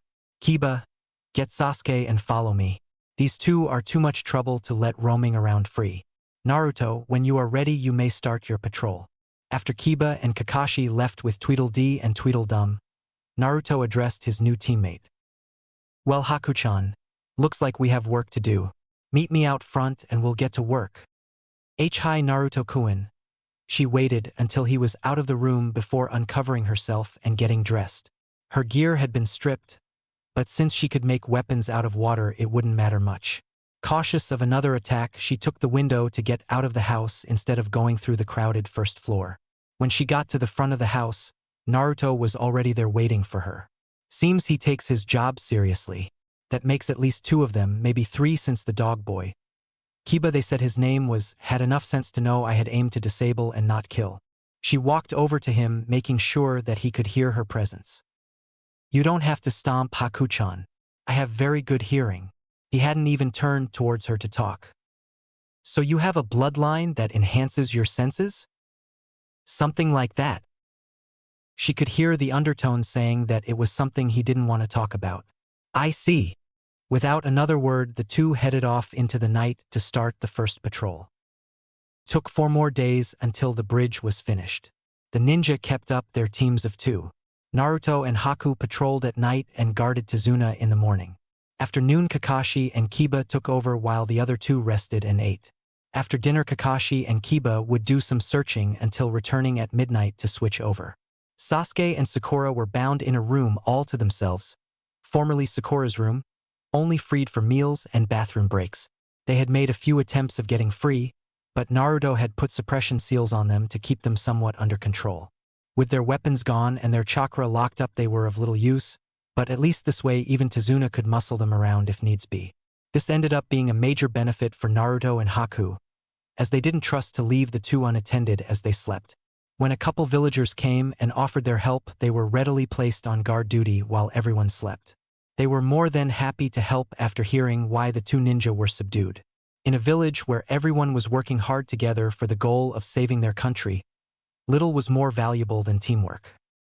Naruto and Haku were just starting their 5th patrol when one of Naruto's clones popped. He had been using them to scan portions of the forest constantly, looking for the pending attack. Cost him some mental exhaustion, but it had just paid off. "Haku, we need to get back to the house now." Hearing the urgency in his voice, Haku immediately spun on her heel and followed him back on the short trek to Tazuna's house. As soon as they arrived, Naruto burst through the door to find Kakashi and Kiba still up, talking about their next patrol route. "Kakashi, let's go. We found them." Kakashi looked at Kiba. "After we leave, I want you to cut the others loose. If there is a group out there, then there is a possibility that they could have some slip past and try to attack here. You may need backup." The boy gave a nod before Kakashi turned back to Naruto. "Lead the way," he ordered, and the three shot into the forest. "So what can you tell us about them?" "It's a bunch of mercenaries just like at the bridge. There didn't look to be any ninja with them, but I wouldn't count them out either. There could be 1 or 2 samurai though, so they should be our top priority." It was a couple of miles until they reached the camp, but eventually Kakashi got a good view of what Naruto described. He did indeed see a few samurai, but they looked to be more along the lines of Ronin than true masters of the blade. "Okay, we'll start with the largest long-range attack you have. Make 3 points and attack from all sides. In the confusion, we should be able to take out most of the worst targets easily. Clean up what you can while they're confused. When they start getting organized, fall back and we'll strike again. We should be able to hit them 2 or 3 times until they put up a decent defense. All 3 of us should be pretty well rested by now, but try to conserve your chakra. We'll need it when they get organized." The 2 younger ninja nodded in understanding. Kakashi was elated. He had 2 experienced ninja who knew how to follow orders without question, and even gave suggestions without thinking that they would immediately be accepted. They knew their skills and carried out their tasks without whining about it. How he wished this was his genin team. He could have spent all night reveling in that fact, but they had a job to do. With a nod, they split up. In the camp below, men and a few women were just getting ready to move in on the town. Final preparations were being set into place for the assault. The villagers would have no warning. A slight cry of pain jarred everyone's attention to the center of the camp, where a man was falling to the ground with a kunai embedded in his head. "We're under attack," was cried out by those closest to the dead man as everyone shot into action. Before most could get to decent cover, though, attacks started raining in on top of them. Ice projectiles flew in from the southeast, impaling many. A hurricane-force wind blew men into weapons racks and each other from the southwest. From the north came a large dragon made of water that slammed into men, sending them sprawling to the ground. Right behind the attacks were blurs that shot out from the shadows. Kakashi followed right behind his Suiton Suryuden no Jutsu, slicing away at those it had hit and sending kunai and shuriken at anyone near enough to be a good target. He saw them beginning to regroup around him, and with a quick shunshin was clear of all danger. Over on Haku's side, she passed by the many bleeding bodies of her Hayaton Hayuchu. Normally she wouldn't have killed the men, but something in her awoke when she got her memories back and took Zabuza's life. She viewed these men as people who could potentially do the same to someone else that had been done to her. She pictured Zabuza's face on all of them and killed without mercy. Unlike Kakashi, she didn't rush, instead choosing to form each ice blade perfectly before making it fly towards her targets with deadly accuracy. The most devastated area, though, was Naruto's by far. Not only had his initial futon, Daitapa, thrown the camp into disarray, but when he started his assault, it was pure chaos. Hundreds of lightly armored, black katana-wielding Kage Bunshin raided in on the unsuspecting hired goons. It didn't seem to matter how many they destroyed, a new one would just take its place. Morale in that section quickly fell as men and women were cut down in droves. Then, as soon as the attack started, they stopped. The camp gathered itself, trying to find some semblance of leadership until it all started again. By the time the second assault was finished, the former organized camp looked like it had been through a brutal hurricane. Debris lay everywhere, while in the center a small group managed to pull some wagons onto their sides in a makeshift fort, along with a few other groups that were scattered about the area. Out in the trees, the three ninja regrouped. "Okay, good job. We got more than I'd hoped. Now for the hard part. The ones left will be the best of their fighters that were ready when we came. Don't be reckless. If you have to retreat and regroup, do it. Same sections, use whatever you can to take them out, but keep yourself defended as well. Don't let them flank." Kakashi Taicho, instead of breaking up for this, should we try staying as a group? We can hit each group randomly, then retreat and hit another. That way they never know which to cover. Meanwhile, we will be able to tear them apart little by little. Even if we tire before we can finish them, there won't be enough to raid a house, let alone a town. It was a little odd for Haku to call the man captain, but it seemed somewhat fitting at the moment since he was the ranking ninja. Kakashi seemed to mull the idea over a bit before nodding. "We'll try that. If it's not working after a while or becomes too dangerous, then we pull back." Agreed. This was beginning to seem less like a C-rank mission turned a rank, and more like an ANBU operation with each passing moment to him. He wasn't complaining though. He would take this over babysitting the brats any day. Had the council given him a choice, he would have taught Sasuke what he could about the Sharingan when he had breaks from ANBU missions, but they insisted that he be the boys' team sensei. He guessed that their goal was for him to teach the Uchiha more than just how to use his Sharingan. They spread out just a little bit as they scouted the camp, looking for the best target to hit. The easiest was a small group that was staged on one side of an overturned table. They were guarding what they could see while relying on the table to keep their backs safe. A fatal mistake, as they soon found out when shards of ice shot through the wood and into their back. One group down, 6 to go. The next was a little more defended. After seeing the fate of the first victims, they were taking no chances and watching all sides. The piles of logs they were between would not be easily breached by Haku's ice spears, and any head-on attack was going to be seen. After a little deliberation, Naruto sent in a disheveled and beaten-looking clone to give himself up. The men behind the barrier were cautious and made the clone drop its weapons. Luckily, the clone was behind some rubble, so the defenders never saw them poof into smoke as they hit the ground. Once the clone was disarmed, it walked towards them. One man came out with weapons ready and bound its arms behind its back. Leading it back behind the barrier, they soon started telling the other ninja to give themselves up.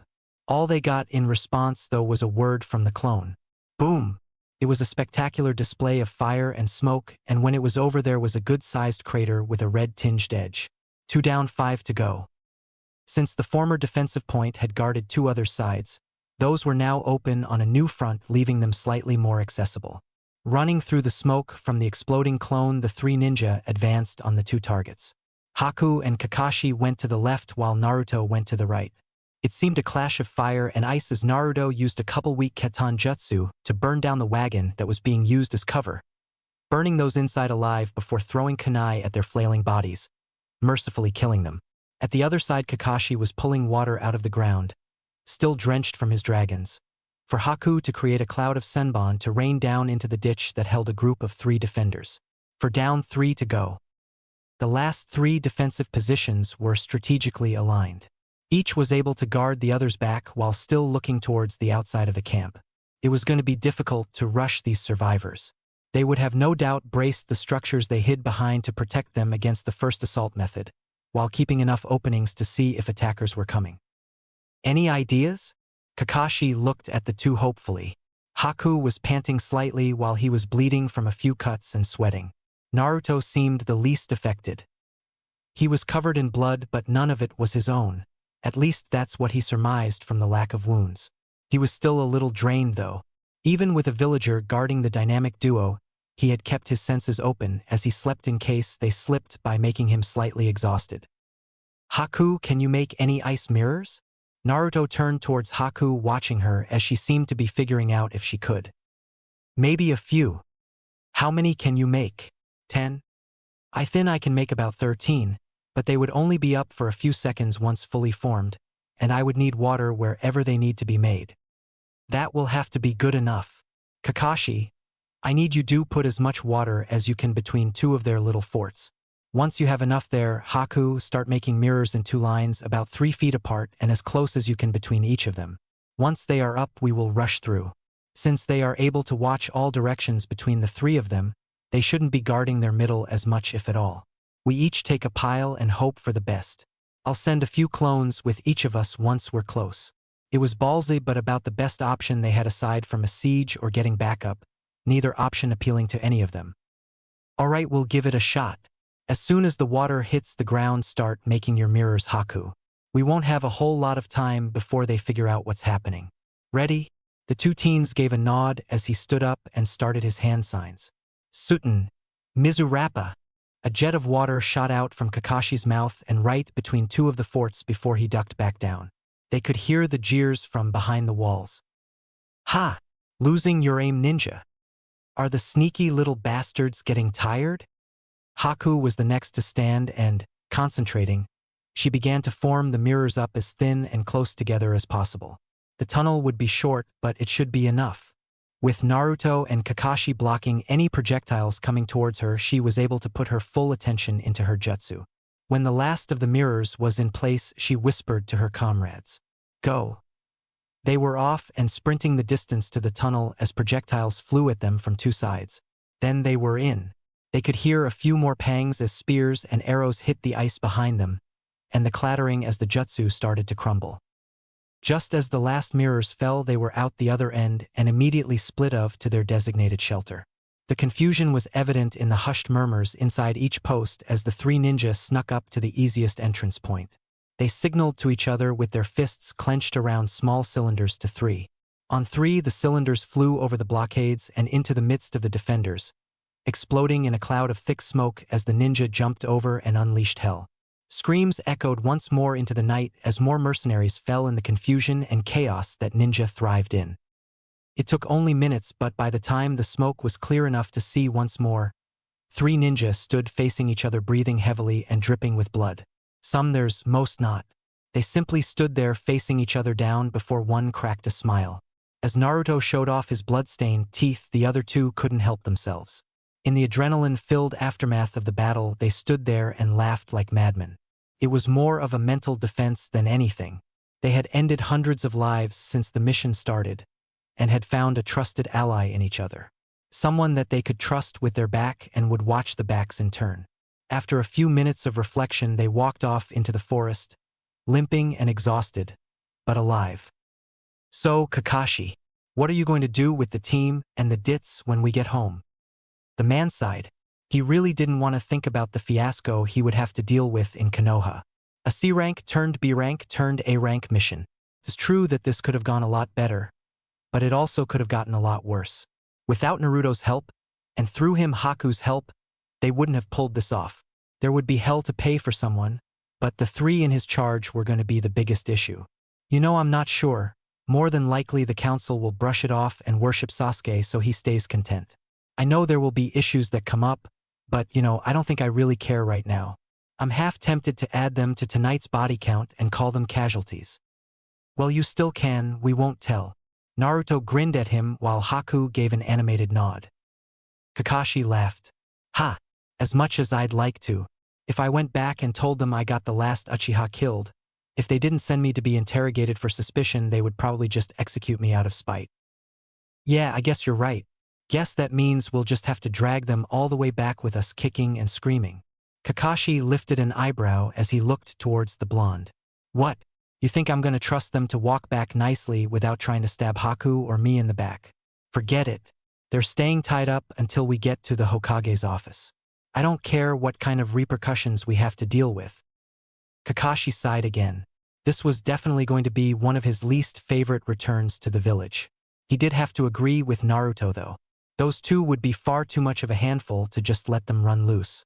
He wasn't worried about them actually succeeding in killing either of his companions, but if they got hurt in doing so, it would be on his head.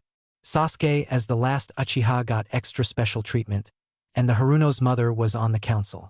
She had a pair of lungs that could only be rivaled by her daughter. When they got back to the village, they took a quick dip in the river to get the worst of the grime and gore off before heading back to the house. Tsunami had them stand outside as she got them towels and some dry clothes to wear. There wasn't really much of a place to change in the area, so they just took turns going into the shed nearby to slip on their new clothes after toweling off. Now dry and reasonably clean, they were allowed to enter the house, where they were met with a mixture of smiles and glares. The perky pair were sitting at one end of the table looking tired but refusing to go to sleep without hearing exactly what happened. Since they were up, Kiba was up too, making sure they behaved. Tazuna was up out of worry, as was Tsunami, while Inari was asleep in a chair in the corner. Well, it was only one word, but considering who it came from, it sounded more like a scolding order as Sasuke poured as much venom into it as possible. Ignoring the boy, Kakashi addressed Tsunami. "If you wouldn't mind, some tea would be very nice right about now." Tsunami rushed off to the kitchen. "And some medical supplies if you have them." Hearing a confirmation from the woman, he sat down at the table as Haku and Naruto took the couch, just wanting to rest and recuperate after the recent ordeal. "Are you going to talk or just sit there, Hitaki?" Sasuke was now glaring at his instructor with a malice that would melt lesser men.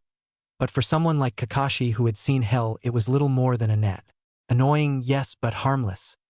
Tsunami could feel the tension in the room when she re-entered.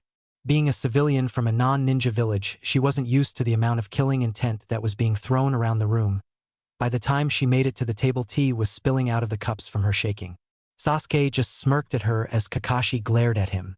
"Before you go making demands, Sasuke, first make sure the person you are demanding information from is willing to give it. If not, then they must either be weaker than you, lower in rank than you, your charge, or your captive. Since I am none of the above and I am unwilling to share information with you, I will not answer you. Now calm yourself before I remove you from this room for being a threat to the mission." Sasuke was angry, but could do nothing in regards to his sensei.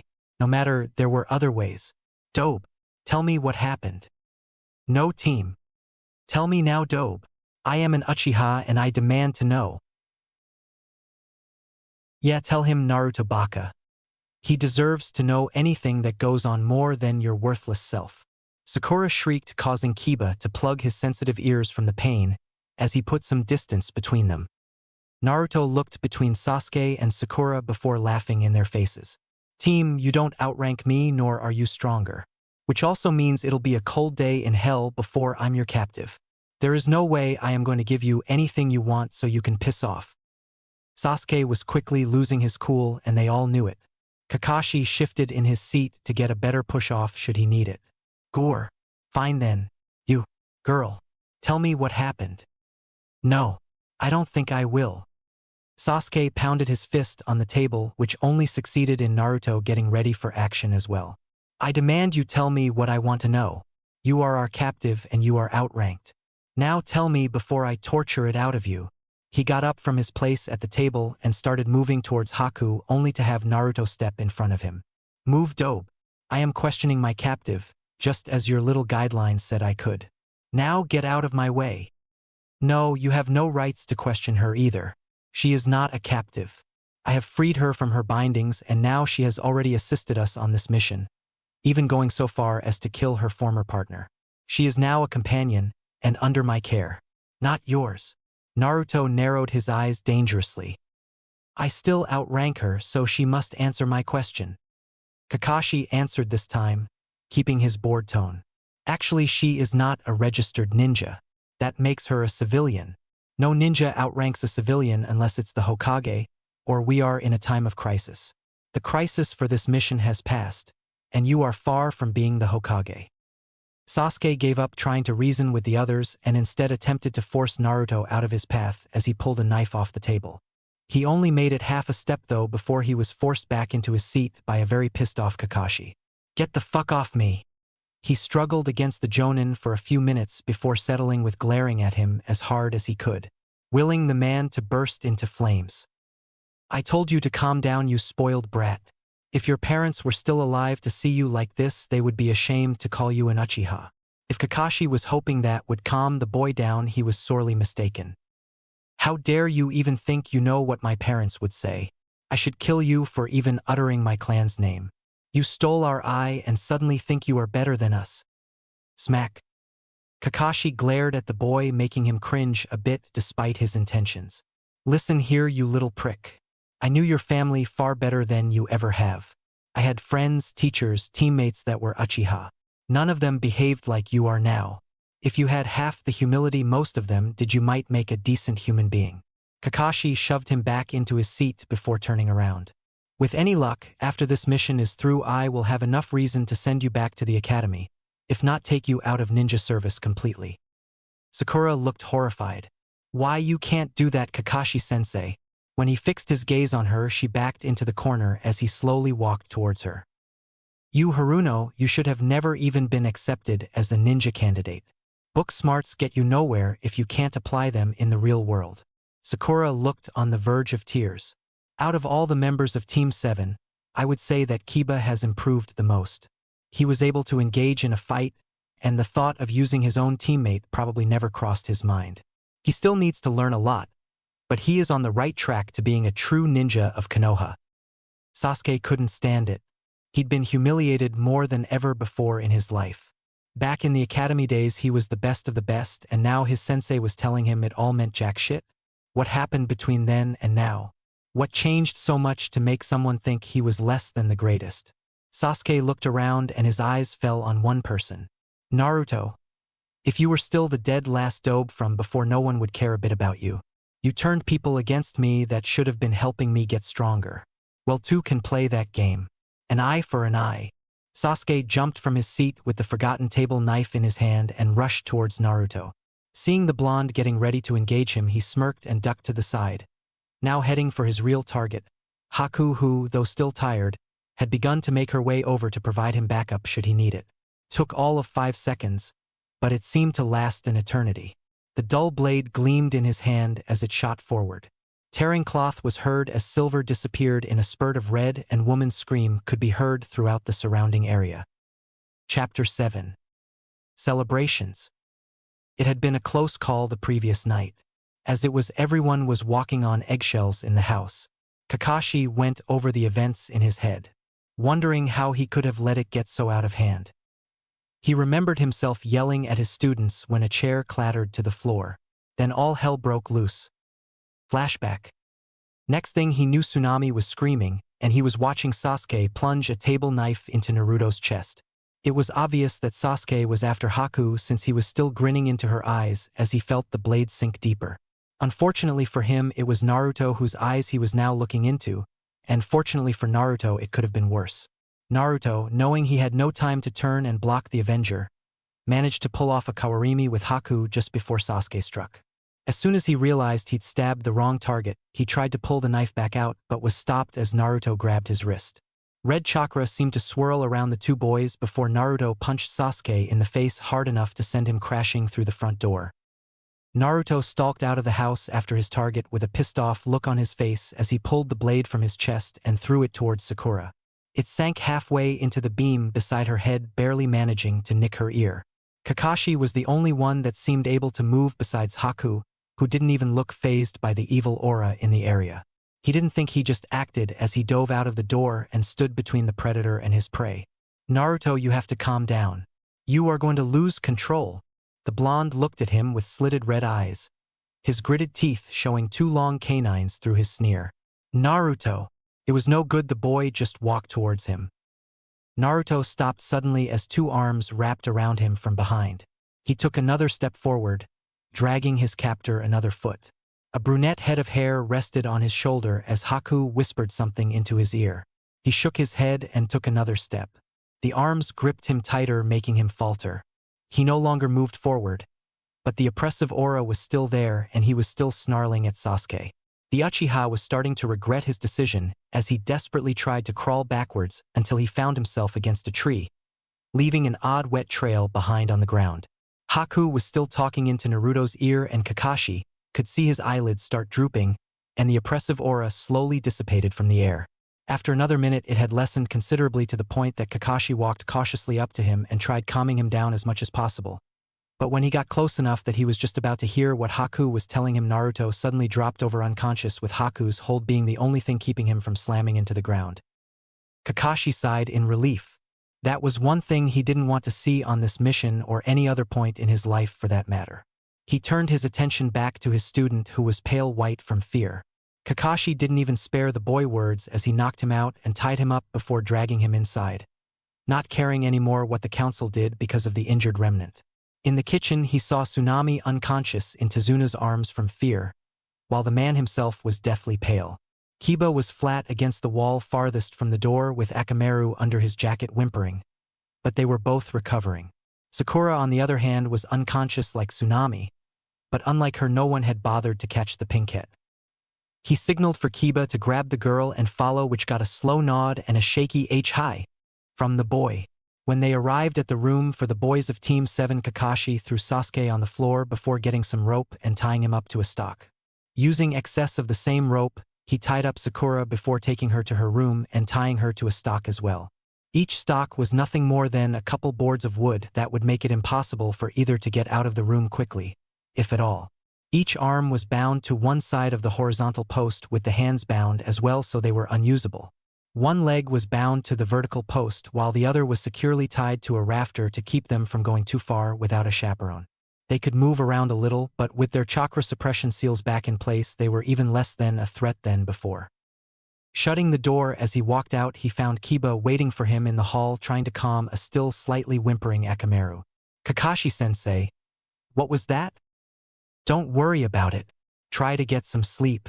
We have a lot of work tomorrow." A pained groan made him turn towards his room for a moment. "Hi and sensei. Thank you." "Hi."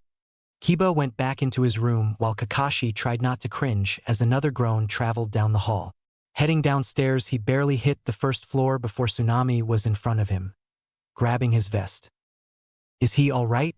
Should we get a doctor? How is Haku?"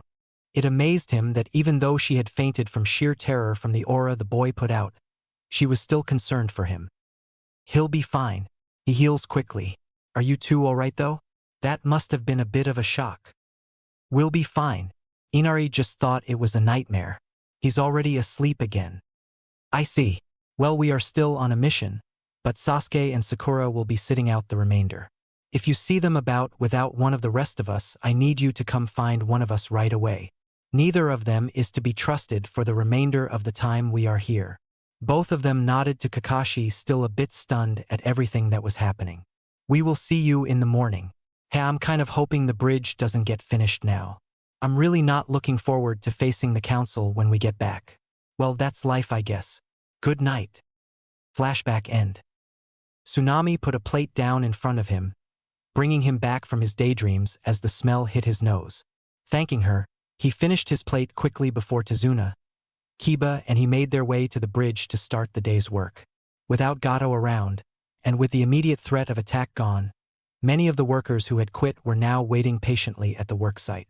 Each one bowed down and apologized to Tezuna for their weakness when they should have been fighting back. He just brushed it off though and began handing out jobs.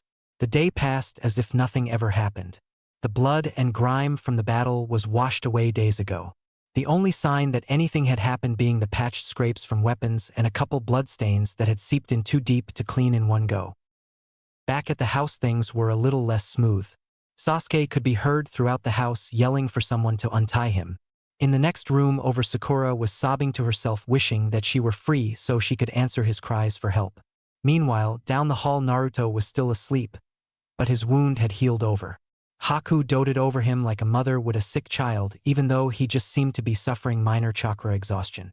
She hadn't left his side all night, relying on Tsunami to bring her dinner as she watched over the boy that saved her life the night before. Unlike his selfish counterpart, Naruto had used the same skill to put himself in harm's way rather than the other way around. He had taken the hit meant for her, and yet all she could do was watch over him as he slept. She had been tempted many times to go over to the Uchiha's room and end his life, but for the peace of mind of Naruto she couldn't. If she did, he would see her as no better than the team that tried to kill her when she was mostly helpless. It wasn't until mid-afternoon that Naruto made the first signs of consciousness. Haku hadn't seen it though, as she fell asleep on his chest while listening to his steady breathing. He blinked his eyes open, staring at the ceiling of the room as his senses reawakened. He could see that it was light out at this point, and there was weight on his chest. The smell of wildflowers hit his nose as he listened to the steady sound of someone breathing near him. When he finally lifted his head off the pillow, he saw Haku curled up beside him and half on him. He eased himself out from under her, being careful not to wake her. As she lay sleeping, he crept out of his room and made his way downstairs, where Tsunami was making herself busy by cleaning up the downstairs. "Good morning, Tsunami-san," he called out with a big smile on his face. "Oh, good morning, Naruto-san. You startled me. Sorry about that. I guess I'm a little late for breakfast, huh?" "A bit. There is some rice in the cooker still if that is enough, but if you want more, just let me know." "That will be fine. Thank you." Naruto left the room with Tsunami watching his back. Even though she had seen him injured before and knew his healing abilities, it was still a wonder to see him up and about like nothing happened after being stabbed in the chest by someone who was supposed to be his ally. What she didn't know was there was still a lot of emotional pain on his mind. Sure, Naruto didn't like the team, but he had at least trusted him enough to not try to kill someone in cold blood, let alone someone nearly defenseless. Then there was the fact that he was stabbed after making sure that the rest of the mission got completed. A portion that the Uchiha was obviously not capable of at the time, at least to the point where he would have most likely attacked friend and foe alike. Now said Uchiha was tied up without a chance at getting freed anytime soon, and with Gumdrop out of the way, no one was going to help him get free either. The main issue was that Sasuke had brought up so many memories that Naruto was hoping he could have some reprieve from. Memories of the attacks that the Konoha villagers made on him. The whole time he was eating, his mind was running through those memories as he sat in a daze just staring at the wall. It wasn't until Haku put her hand on his shoulder that he realized his bowl was empty. He had no idea how long he'd been sitting there, but he definitely hadn't heard her come up to him.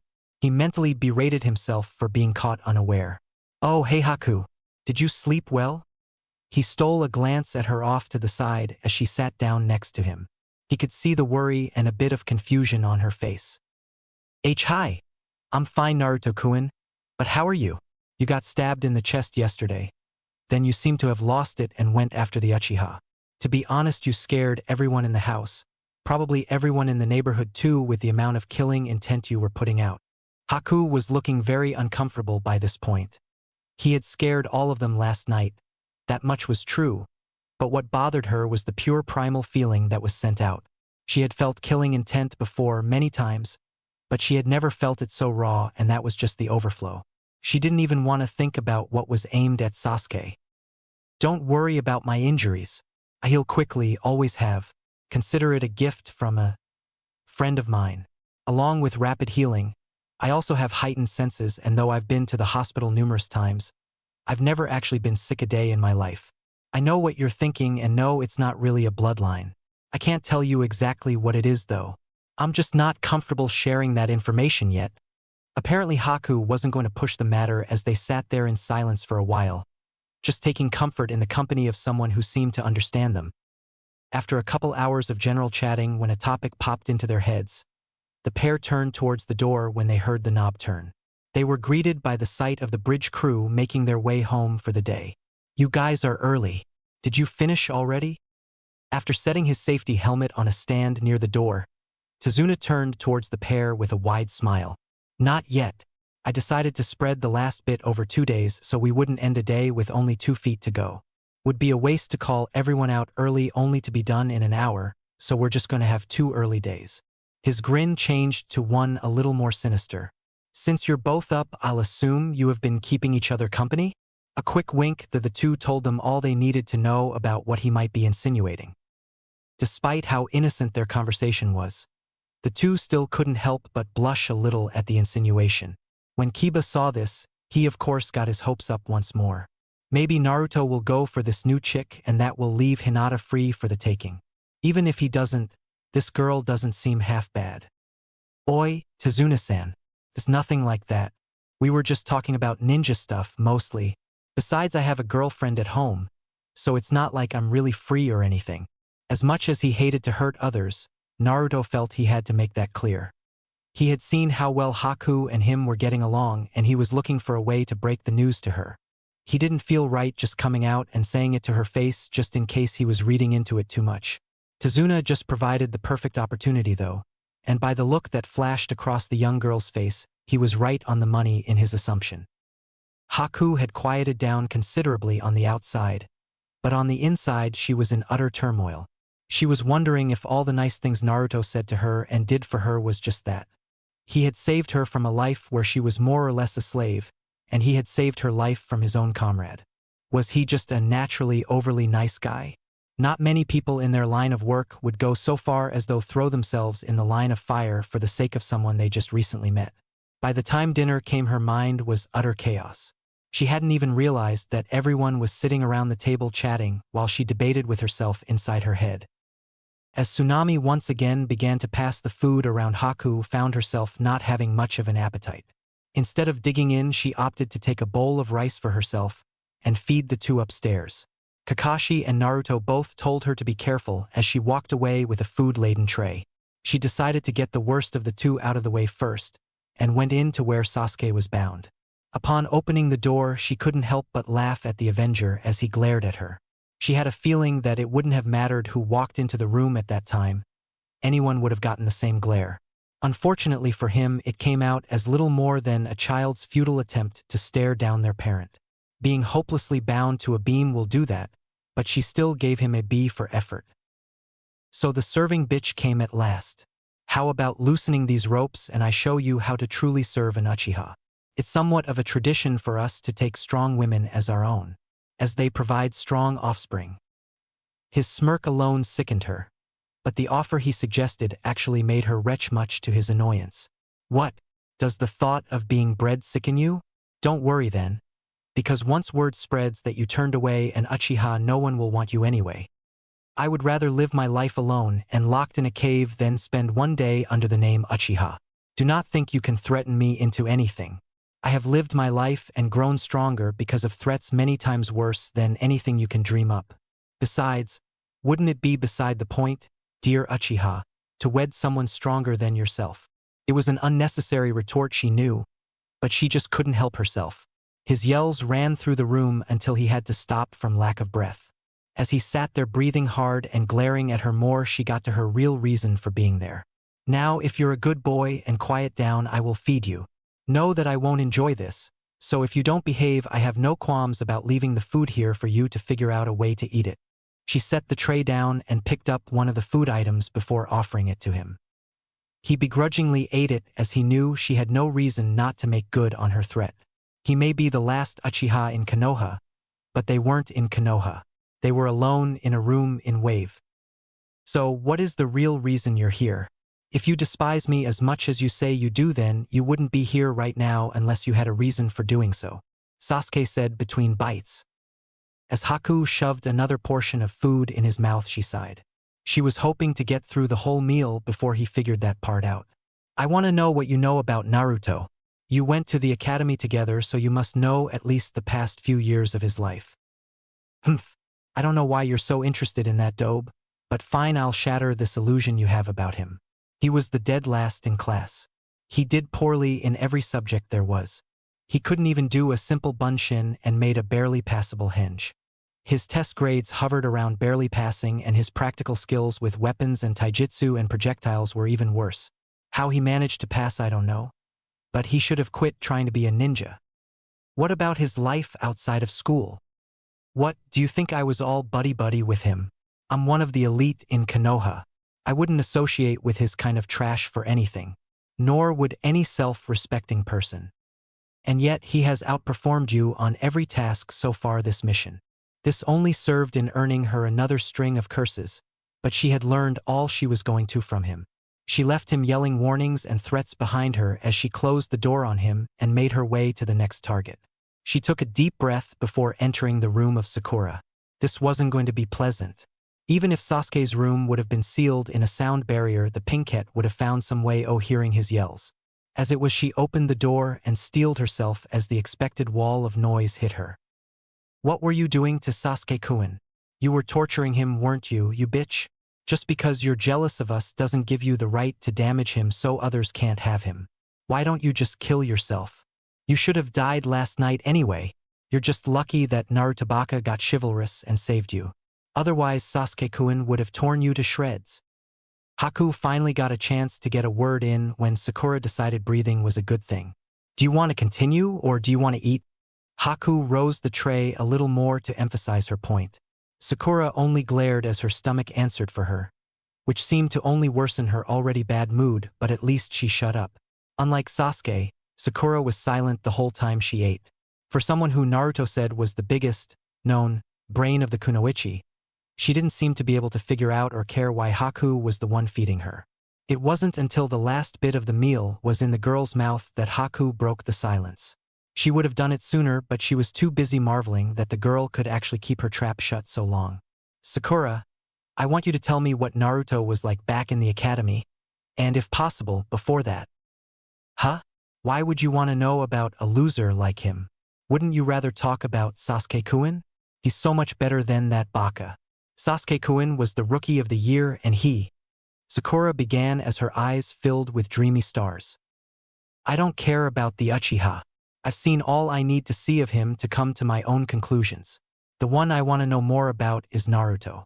Sasuke told me he was the dead last in your class, but everything I've seen so far from him shows otherwise.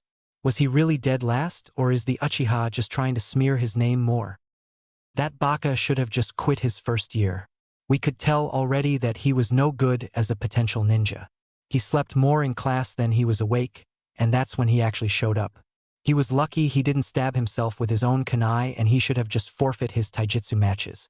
Dead last was too high of a title for him. He should have been considered a hopeless case and kicked out. Not to mention how he was always trying to get a date from me. As if he could even compare to Sasuke-kun. Sakura seemed to scoff after every sentence like everything she said was common knowledge. Yet the Hokage saw fit to send him to help you here. I don't know what Hokage-sama was thinking when he approved of that. As if Naruto could help us do a mission that even Sasuke-kun was struggling with. Haku didn't know whether to slap the girl or laugh in her face. The way her head, hands, and feet were bobbing around so animatedly, despite how secure her bindings were, made it look like all the suspended movement from her limbs was being channeled to her only movable parts. After taking a moment to let all the information Sakura gave her mingle with that of the Uchiha, she found herself no closer to finding out Naruto's real past. His own village saw him as less skilled than he actually was, that much was certain, but what his true skill was, and why he was hiding it was still beyond her grasp. Realizing that she was no closer to solving her puzzle, she decided to part with her view on the situation as a third party despite the obvious reaction she would get. Well, from what I have seen so far, your little boy toy seems to be the refuse of the class. He was scared to death on his first encounter with Zabuza. Then on the bridge he not only lost his fight against me, but also sacrificed his own teammate to save his own skin. Now I may have had my memory modified for a while, but I still know that it's supposed to work the other way around. Naruto showed that perfectly yesterday when he let himself be hit to save me. Furthermore, he took out 2 missing nin that were listed in the bingo book by himself. Then he figured out that my memory was modified and was able to gain enough of my trust to counter it. He's shown more strength in both skill and perception than you seem to have in your whole team. Kakashi realizes this, as does the mutt to an extent. She could see Sakura stewing more and more as she spoke. Well, I've been here since the start of this mission, and I can tell you that Naruto never could have done what Sasuke did. When those demon brothers attacked us and made it look like they killed Kakashi-sensei, Sasuke didn't even flinch. He took on those 2 chunin while Kiba and I protected Tazuna. Naruto would have probably frozen up or curled up into a ball and cried. Sakura put a smug smirk on her face, daring the other girl to make a comeback. She didn't have to wait long. I was there also with Zabuza, Kafu, and Tamatsu while your team was dealing with the demon brothers. They were sent out to test your strengths, and I must say they were rather unimpressive. We saw how your pathetic Uchiha was only able to hinder them slightly by taking away their connection. That really was a bad choice anyway. As long as that chain connected them, they had a limited range of movement. With the chain snapped, they were then able to attack from any direction they wanted. Unfortunately for them, they never hit Kakashi, whom defeated them when they were about to rip your team to shreds. Kafu stayed behind to deal with the demon brothers for failing, and making sure they couldn't do so again. Sasuke still did better than Naruto Baka could have. Sakura-san, do you know who Kafu was? He was a Jonin rank missing nin from Kirigakure. He is listed in the bingo book as an A-ranked threat. Okay, so, why do you think he wasn't at the bridge? I had thought it odd that he never caught back up to us, but I dismissed it until this afternoon. While Naruto and I were talking, he told me exactly what happened to Kafu. Kafu was a rather arrogant man, and when he saw Naruto hopping along, I would bet he was thinking he would have an easy time. Naruto sensed him and was able to set up a trap planning to disable him enough to at least even his chances. While he didn't count on it, Naruto's trap disabled my overconfident companion to the point where he was the easy one to pick off, which is exactly what Naruto did. Haku paused for a moment to let the information sink in, then almost slapped her forehead as the other girl started to smile. So Naruto got a lucky kill. Sasuke-kun wouldn't even have needed to set a trap, I bet. He could have taken down that Kafu guy easily. Now this was just getting sad. Sakura, Kafu was stronger than me, so if I beat the Uchiha, that would put Kafu ahead of him as well. Setting that aside, my point was that you three had faced Chunin and did okay. Naruto-kun faced a Jonin and not only didn't back down, he was able to stay calm enough to think up a way to trap the other ninja and hopefully wound him enough to have a chance at winning. He didn't go into a fight knowing that he would win. He thought of the best way to have a chance at winning and… Kun? You said Kun? Oh my god, you like Naruto Baka? No wonder you're trying so hard to defend him. Ugh, I don't even know what to think of you now. That's just disgusting. Hinata agreeing to go out with him was bad enough, but another one. Just get away from me before the disease you people have spreads. Sakura made gagging noises as she turned away from Haku while mock-retching. Haku just sighed. Well, I can see that you are about as serious with your social life as you are with your ninja life. Have fun prancing around your fairy remnant of a once great clan. I'll stick with the people who really know what life is about. Before Sakura could retort, Haku had left the room, though a few muffled shouts could be heard through the closed door. There was no doubt that Sasuke didn't have the same sonic hearing for her screeching that she had for his quietest whispers. She just shook her head as she made her way down to the dining room and handed the empty, or partially so, dishes to Tsunami for her to wash. Oh, was someone not hungry? Tsunami looked from one of the half-full bowls to Haku. We'll just say that the last Uchiha isn't as smart as the Banshee when it comes to eating before pissing off the person feeding you. Tsunami just nodded before taking the dishes to the kitchen to wash them off as Haku took a seat at the table again. So what are we planning for tomorrow? Kakashi stared at her for a moment, trying to comprehend what she was asking. Well, since you aren't a ninja of Konoha, I don't really have a say in what you do, so you can do whatever you like. I do ask that you return with us to Konoha peacefully since, although you were under a mind-altering seal at the time, you still did attack us. You may have to be questioned, and it would help prove my report. Naruto looked worried for a moment, then determined. If she goes with my protection. Since I am the one that reversed the seal, then I will take responsibility. Agreed. Kiba finally saw a chance to throw his weight around as a member of a clan. Hold on, Kakashi-sensei. Since Sasuke and I belong to a clan, shouldn't one of us be responsible for bringing in someone with a Kekkai Genkai? Naruto is only a genin and has no clan status, so it would be inappropriate for someone of his position to bring in a fugitive. Kiba smiled and gave himself a pat on the back. With the Uchiha trying to kill her, it was obvious who would be picked to take her in. Then all he would need to do would be to put in a few good words for her, and when she was let go, she would fall into his arms. Perfect. Almost. First off, Kiba, clan status doesn't matter one bit when you're the same rank. The only exception is a clan head, which you are not, and though Sasuke team likes to think he is not either. To be a clan head, you have to be Jonin in rank. Until then, you are a regular ninja with some special tricks. Also, the one who captures a rogue ninja is the one who has first rights to bringing that ninja in. Naruto saw Haku look up like she was about to speak, but he held up his hand telling her to wait a moment. Since I am the one who released her from her seal, I had effectively captured her. However, since she had a memory modification seal on her, she was never truly a rogue ninja. So while we prefer she come back with us to make our report a bit easier, she has no real obligation to do so. Kiba was once again furious that the blonde was outdoing him yet again, while Kakashi was astonished at the boy's knowledge of the laws of Konoha. Naruto, how did you know all of that? Even I don't know all of that. So he could be lying then. I bet he is just making it up to keep her for himself. Kiba snarled as he glared at Naruto.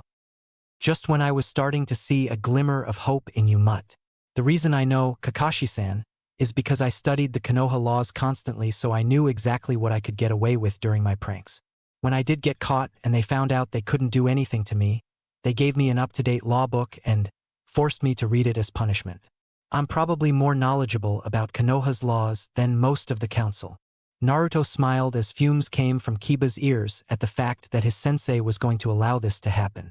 Kakashi was just laughing to himself.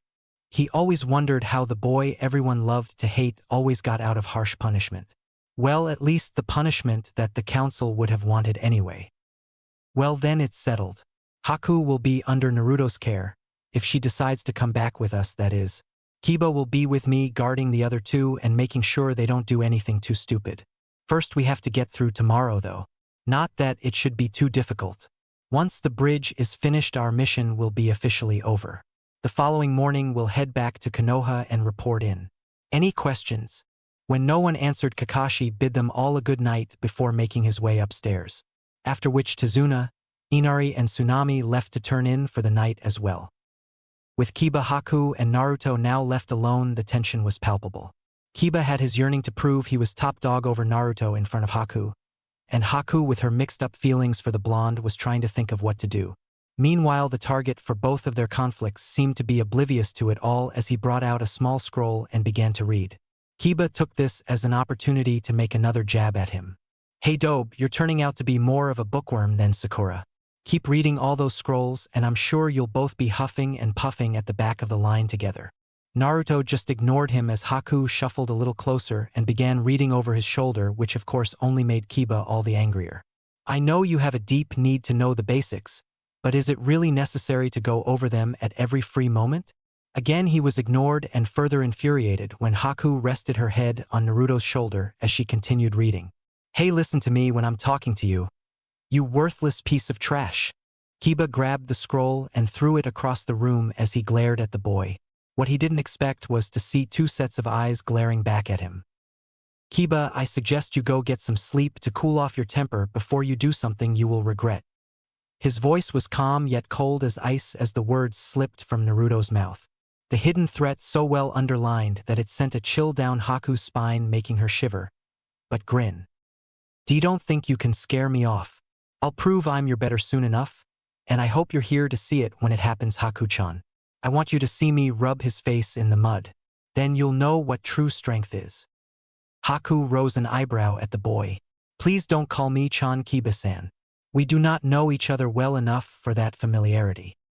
Kiba, being his oh-so-suave self, couldn't help but take an opportunity when one presented itself.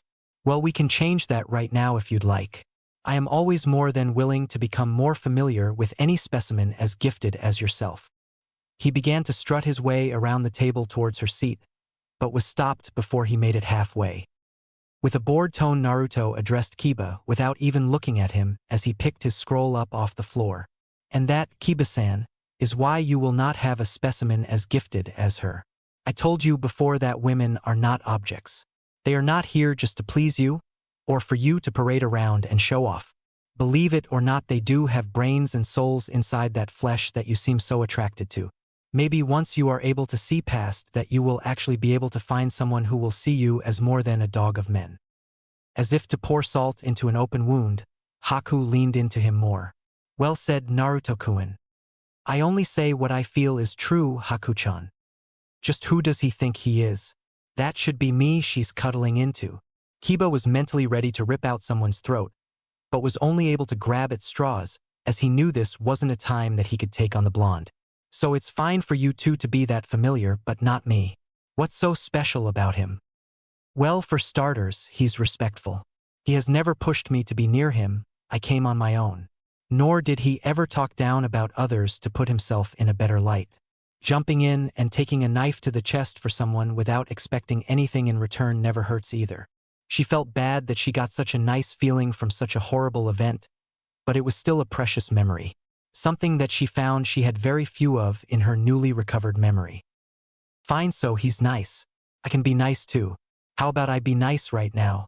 Nice enough to tell you that he already has a girl back home. A girl that he asked out and claims to have feelings for. What do you think of your little two-timer now? Again his smirk was forced to fade as both his targets started to laugh. I already know about Hinata. He told me when we started getting close that he already had someone in his life that he thought of that way. I wouldn't dare to come between him and another girl just to get my way. Besides, anyone who stood next to him through what he's been through deserves his attention. I only wish that I'd been there alongside her to show him there were people that cared. She began to sound a little depressed at the end, so Naruto put his arm around her to soothe her a little, but looked on a little confused when she got an evil-looking glint in her eyes. Besides, maybe Hinata will be nice and let me share him. Naruto may be a gentleman, but he is still a man, so even he managed to get lost in a daze at the comment while Kiba had a nosebleed and was in his own world. Haku just laughed at the two of them as she got up and went to bed, leaving the two boys in their zoned-out state. Naruto was stuck trying to figure out just what the girl meant. It was possible that she just meant him dating both her and Hinata. After all, they were still kids. If not mentally, then definitely physically. Something in the way she said it though seemed to hint at something more, and that made him slightly uncomfortable. Kiba, on the other hand, was trying to imagine what it would be like having two women, since all the couples around Konoha were just that, couples. Two people together, no more, no less. Unless they were single, of course. To imagine something more drew on all new fantasies in his head. The possibility of having his own little pack was too much for him as he slumped into a chair just before passing out. To Naruto's credit, he was still conscious,